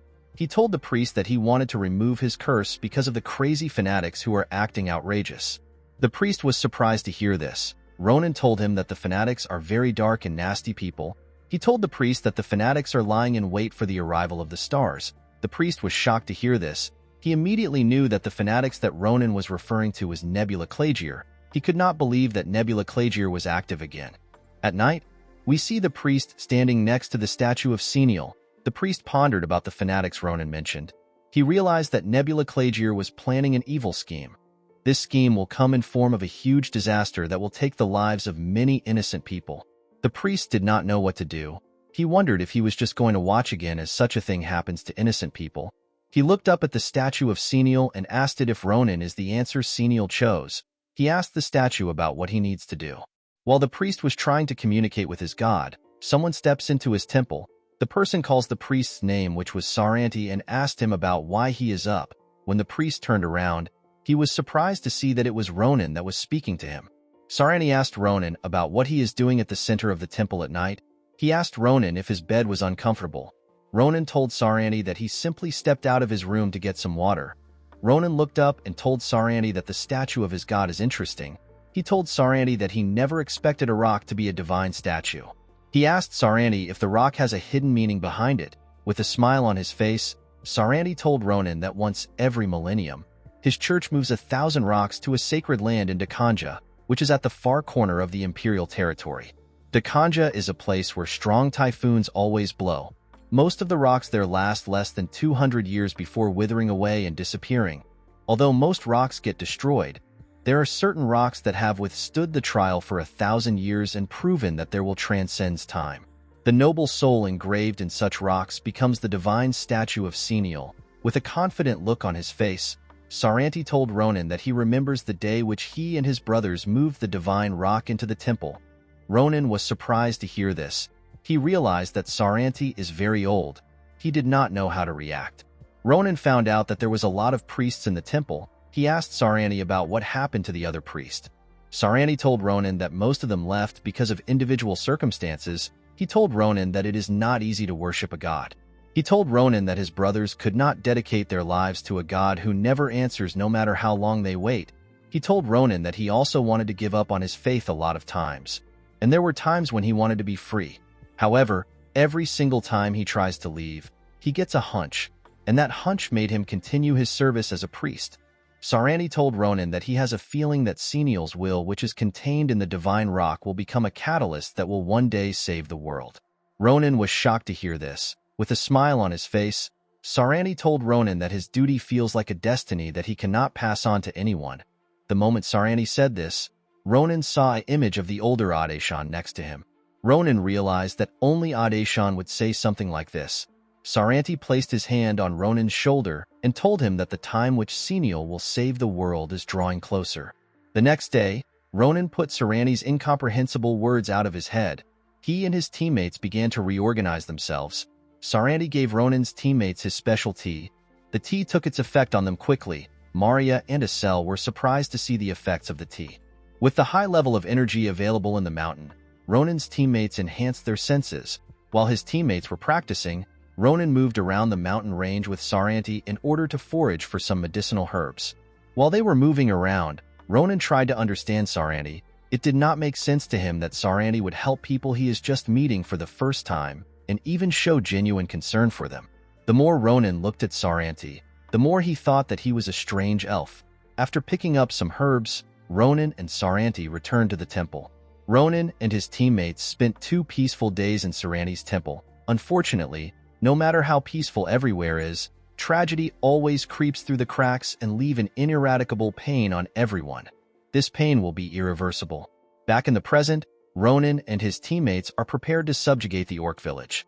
Saranti believed that it will be dangerous for them to go against the orc. He asked Ronan and his teammates if they will be all right. He reminded them that they have not discovered the cause of the monster's strange behaviors. With a worried look on his face, he told Ronan and his friends to stay in his temple and prepare carefully. With a smile on his face, Ronan told Saranti to not worry about them. He told Saranti that he and his teammates are going to be fine. He told Saranti that only the monster's behaviors changed. The monsters did not get stronger. Ronan told him that his teammates can take care of themselves. Maria and Brown told Saranti that they can. Asel was still scared of the orcs. Ronan told Saranti that they need to finish their mission because their time limit for going outside is coming to an end and they need to return to the academy. Upon hearing this, Saranti accepted Ronan's logic. Saranti activated his magic and told Ronan and his teammates that he will cast a spell that allows them to enter the barrier. He told them that they can return to the temple anytime they want. Ronan and his friends were surprised to hear this. With a serious look on his face, Saranti told Ronan and his friends that they should return to the temple if they ever encounter anything dangerous. He advised them to never let their guards down under any circumstances. He told Ronan and his friends that the forest is a very dark and dangerous place. The scene shifts and we see the dead bodies of the orcs. These bodies have been brutally torn apart. An elf woman who seems to have killed the orcs wonders why her target is so hard to find. This woman is dressed like Edwin and Cyrilla. The woman realized that she could not draw out her target with the orcs. With a creepy smile on her face, the elf says that she will meet Saranti by herself. Immediately the woman says this. We see the twin-head ogre kneeling next to her. The scene shifts and we see Ronan and his teammates arrive at the orc camp. Ronan was surprised to see that the orcs were wearing human clothes. The orcs also had accessories and jewelries that belonged to humans. Ronan realized that the orcs had already robbed the nearest village to them. Ronan never expected the orcs to already raid a village. He turned around and asked his teammates if they were ready to fight. Maria, Asel, and Brown looked at Ronan with confidence in their eyes. With a serious look on his face, Ronan told his teammates that they will have to destroy all the orcs. At the orc camp, we see 2 orcs discussing in their language. The 2 orcs were admiring their stolen accessories. The orc wearing a jacket tells its fellow orc that his necklace looks good. The orc was happy to hear this. He told his friend that the necklace used to belong to a little kid that lived in the village which they raided. With a disgusting smile on his face, the orc told his friend that the child cried and struggled before it died. He told his friend that the child was very annoying. While the 2 orcs were talking, Asel used his telekinesis to safely drop Maria and Brown in the middle of the orcs.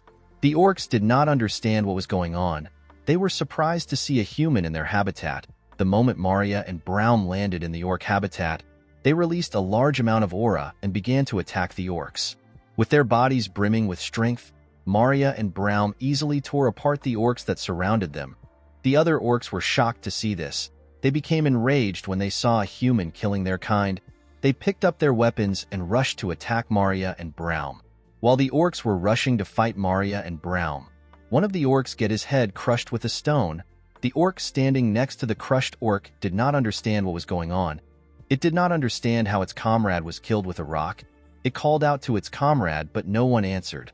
While the orc was standing, it also gets its head crushed by a rock. This rocks were controlled by Acel with her telekinesis. Ronan commends Acel on having such an amazing accuracy and control of her powers.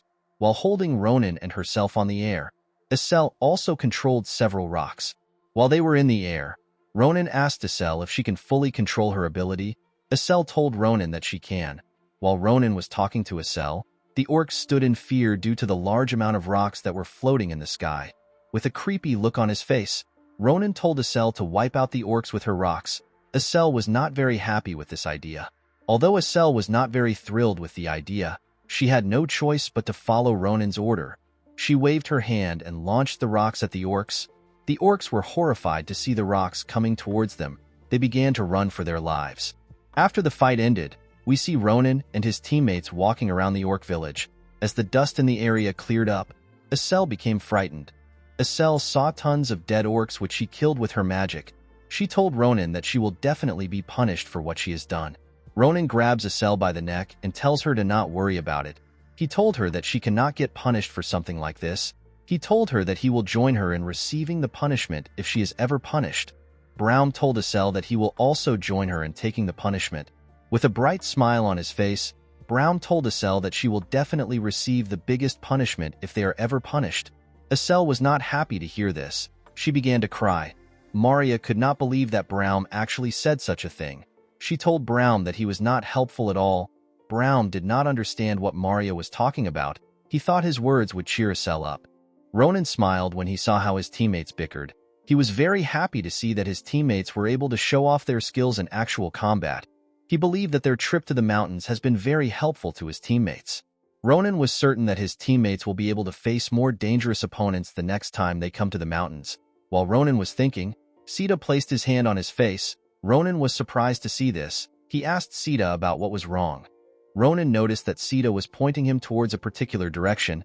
He asked Sita if there is anything there. When Ronan and Acel walked into the forest, they saw a person tied to a tree. When they carefully looked at the person, they noticed that the person was an elf. Ronan and Acel were surprised to see how wounded the elf was. Ronan and Acel quickly rushed to help the elf. Ronan wondered if the orcs tied the elf up as an emergency food.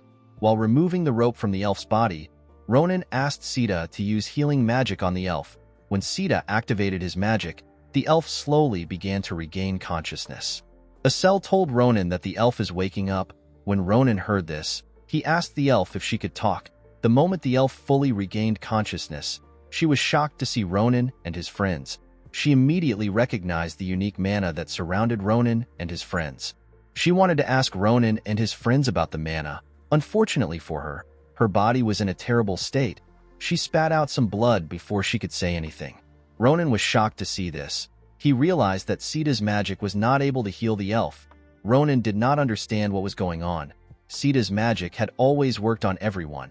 After regaining some of her strength, the elf asked Ronan if he and his friends are coming from the temple. Ronan was surprised to hear this question. He did not understand how the elf was able to know about their movement. The elf placed her hand on Ronan's shoulder. With fear in her eyes, she begs Ronan to take her to Saranti. She tells him that some people are coming for Saranti. She told Ronan that Saranti's life will be in danger if they are too late. Immediately she said this, she lost consciousness. Ronan and his friends were shocked to hear what the elf said. They did not know what to do. The scene shifts and we see Saranti at the center of the temple. Saranti was cleaning the statue of his god. While Saranti was cleaning, someone steps into the temple. This person turns out to be Ronan. While carrying the elf, Ronan called out to Saranti. Saranti was surprised to see Ronan in the temple. He asked Ronan about why he is back so soon. He asked Ronan if he had an accident. Ronan was happy to see Saranti in the temple. He asked Saranti to take a look at the elf. He told Saranti that the elf was a captive who was held in the orc village. He told Saranti that he and his friends saved the elf after they destroyed the orc village. Ronan revealed to Saranti that the elf wanted to meet him. Saranti did not understand what Ronan was talking about. When he carefully looked at the elf, he immediately recognized her. Saranti was surprised to see the state which the elf was in. Saranti called the elf's name, which is Brigia. Saranti reached his hand out to Brigia. He could not believe that Brigia could be in such a terrible state. He wondered about what happened to her. The scene shifts and we see Maria and the other members of the team at the orc village. Maria told Brown that she and Estelle have looked around the area and they did not see anyone. Brown told her that he has also checked around too. He told her that he did not see anyone. Maria, Estelle and Brown looked around the village because Ronan ordered them to. Brown was happy to see that Brigia was the only captive in the village. Maria told Brown that it is better for them to head to the temple. Maria was about to ask Estelle to follow them when she noticed that Estelle was looking at the dead orcs. Maria walked up to Estelle. She asked Estelle about what she is so focused on. She asked Estelle if something is wrong. Estelle told Maria that the bodies of the orcs are a bit strange. She told Maria that something has appeared on the bodies of the orcs. Maria was surprised to see this. She did not recognize this thing. She asked Estelle if she knows about the mark. Estelle told her that she does not recognize the mark. She told Maria that she is just seeing it for the first time. She told Maria that the marks were hidden with double magic. Estelle became curious about the nature of the magic circle which appeared on the heads of the orcs. She wanted to know what the circles were for. The scene shifts and we see Ronan and Saranti in a room. Saranti laid Brigia on a bed. Saranti told Ronan that he is done with the first aid. He told Ronan to no longer worry about Brigia. Ronan asked Saranti if he is feeling well. He told Saranti that healing magic did not work on Brigia. Ronan wondered if Saranti might have accidentally got poisoned by a strange poison while he was treating Brigia. With a smile on his face, Saranti told Ronan to not worry about him. He told Ronan that he will be fine. He told Ronan that he already gave Brigia the antidote to the poison. Saranti told Ronan that he is greatly indebted to him. He told Ronan that Brigia is a precious sister of his. Ronan was surprised to hear this. Saranti told Ronan that Brigia is one of the few believers of Senial who is still alive. Saranti revealed to Ronan that Brigia was once a faithful believer whose faith was much deeper than others. Saranti told Ronan that he does not know how to repay his debt to him. He told Ronan that saving Brigia is truly an amazing thing. Ronan became shy when he heard this. He told Saranti that he did not do anything grand. He told Saranti to not worry about it. Upon realizing how dire the situation was, Ronan asked Saranti to tell him about the people which Brigia was talking about.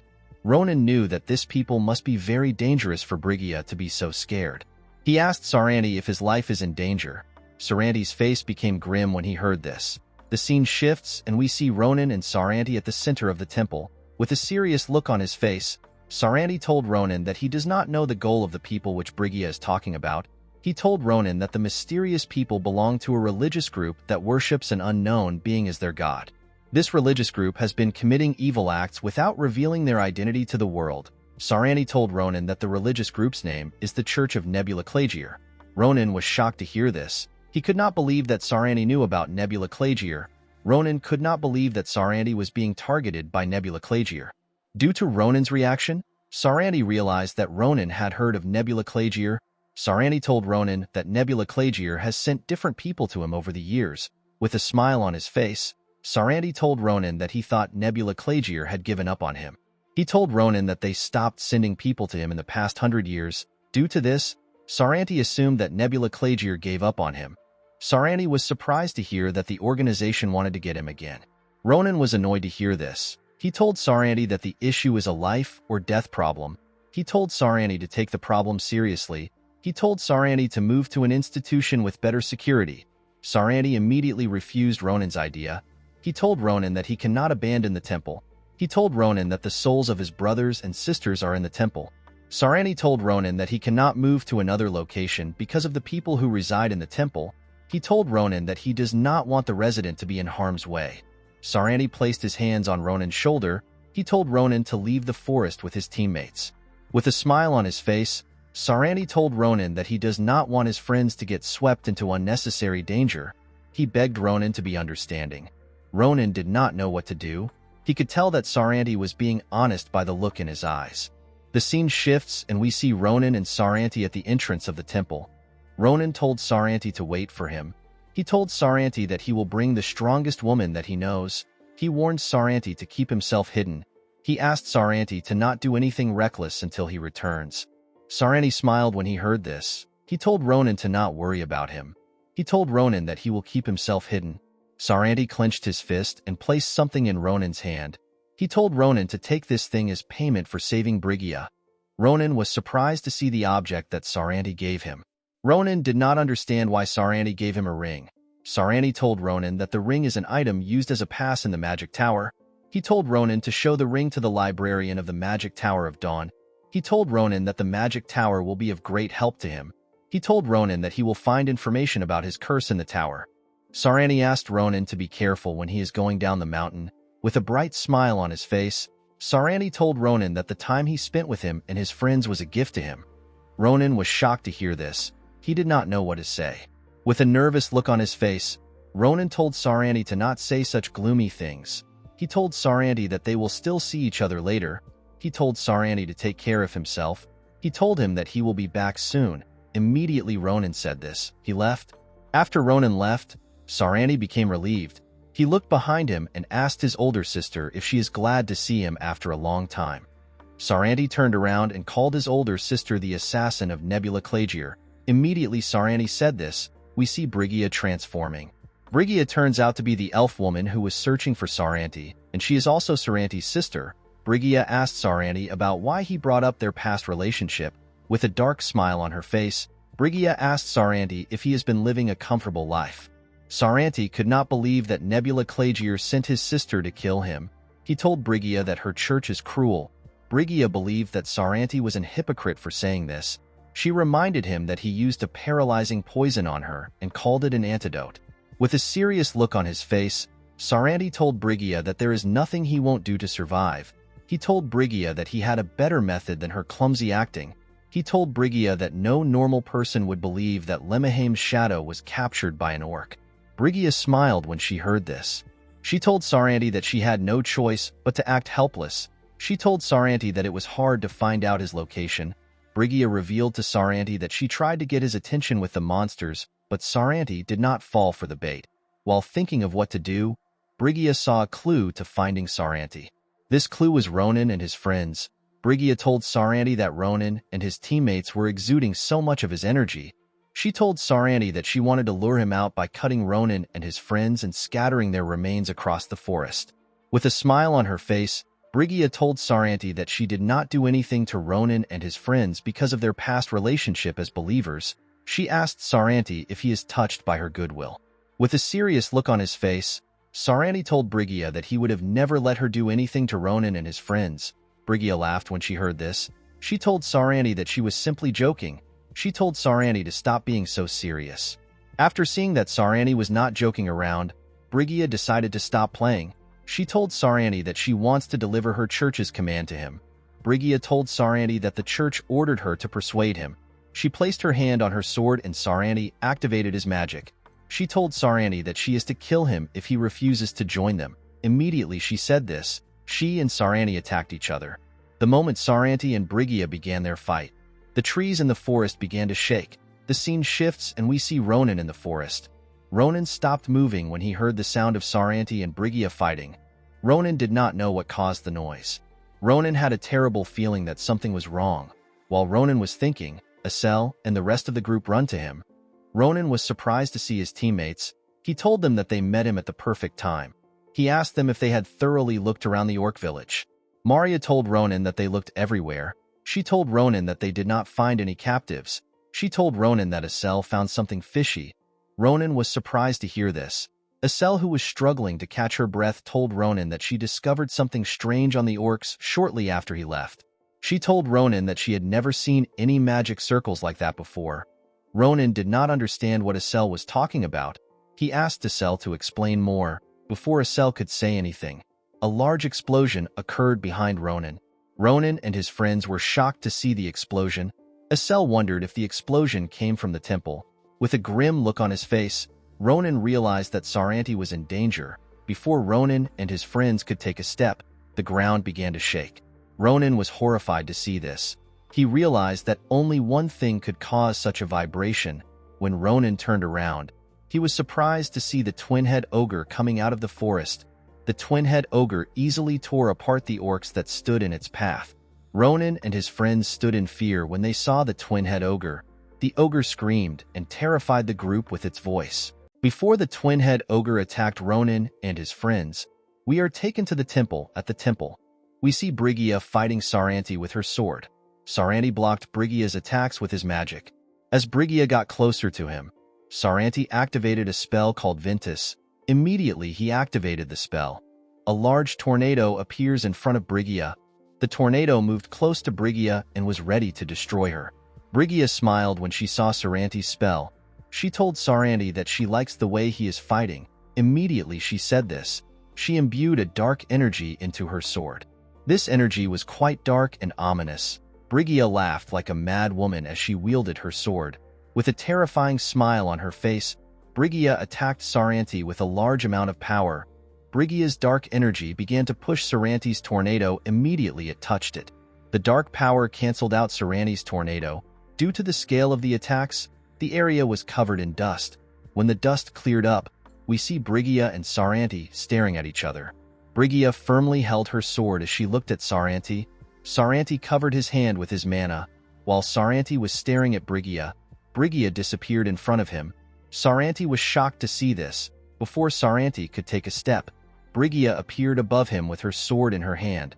Brigida imbued her sword with her dark energy and was about to cut Saranti. Saranti was surprised to see Brigida in front of him. His eyes began to glow and a barrier appeared in front of him. The barrier blocked Brigida's attack. Brigida was happy to see the barrier in front of her. She was quite excited to be fighting Saranti. Saranti did not understand why Brigida was laughing. He was certain that Brigida had gone crazy. Due to the impact of their powers, Brigida and Saranti got pushed back. The two elves quickly regained their composure and began to stare at each other. With a creepy smile on her face, Brigida called Saranti a fox. She told Saranti that she does not want to kill him. She asked Saranti to join her group. She promised Saranti that he will be given an executive position if he joins their group. While using magic to regain his strength, Saranti declined Brigida's offer. He told her that he also has a religion. He told Brigida that he is too religious to serve a cult. Saranti decided to taunt Brigida. With a smile on his face, Saranti told Brigida that she has gotten rusty. Saranti could not believe that Brigida, who is known as Romheim's shadow, would be so slow. He asked Brigida if her cult teachings do not suit her. Brigida smiled when she heard this. She told Saranti that she is only fighting like this because she is bored. She told Saranti that he has not been paying any attention to her because he is trying to buy time for Ronan and his friends. She told him that she is not taking the fight serious because he is not doing his best. Saranti was shocked to see that Brigida knew his plan. Brigida was surprised to see that Saranti acted like a pathetic person in front of Ronan. She realized that Saranti did not want Ronan to get caught up in their fight. Due to how Saranti behaved, Brigida became curious about Ronan. She asked Saranti about why someone like him who has no interest in the world is doing his best to protect another person. Saranti told Brigida that Ronan and his friends are guests whom he met coincidentally. He told Brigida that they have nothing to do with him. He advised Brigida to not lay a hand on Ronan and his teammates. With a horrifying look on his face, Saranti told Brigida that she will suffer if she does anything to Ronan and his teammates. Brigida smiled when she saw the look on Saranti's face. She licked her lips and told Saranti that she has already done something bad to Ronan and his friends. Immediately she said this. Saranti hears an explosion on another side of the forest. Saranti was shocked to hear this sound. He quickly turned around to see the place which the explosion came from. Saranti was surprised to see the direction which the explosion came from. He was certain that Ronan went in that direction. The moment Saranti let his guard down, Brigida appeared behind him. Saranti was shocked to feel her presence. By the time Saranti turned around, Brigida had already gotten ready to strike him. With a creepy smile on her face, Brigida told Saranti that he left an opening. When Brigida swung her sword, we see that Saranti loses his hand. The scene shifts and we are taken back to Ronan and his friends. Isel, Maria, and Braum all froze in fear as they saw the twin-head ogre. Ronan immediately called out to his teammates. He asked them to regain their composures. He told them that they cannot fight the twin-head ogre. Ronan asked his teammates to get behind him. Although Ronan's teammates heard what he said, they still could not move their bodies. With a creepy smile on its face, the twin-head ogre got ready to attack the team. The ogre used its hand to attack Braum. As the ogre's hand got closer to Braum, Braum still could not move his body out of fear. Braum did not understand what was going on. Before he could do anything, the ogre used its hand to smash him into a tree. Estelle and Maria did not know what happened. When they looked at the tree which Braum hit, they saw Braum's unconscious body. The two girls did not understand what was going on. The ogre walked up to them and got ready to attack them. Estelle and Maria knew that they had to run away, but their body would not allow them to move. As the ogre was about to crush Maria and Estelle with its hand, someone comes to save them. This person turns out to be Ronan. Ronan used the tip of his sword to hold back the ogre. Estelle and Maria were surprised to see Ronan. The ogre was surprised to see a human blocking its attack. Ronan told Estelle and Maria to take Sita. He asked them to also look after Braum. With a look of anger on his face, Ronan told the girls that he will take care of the ogre. Guys, we have come to the end of our video. If you guys want part 23 of this video, let me know in the comments section. Don't forget to like and smash that subscribe button for more recaps. See you guys later.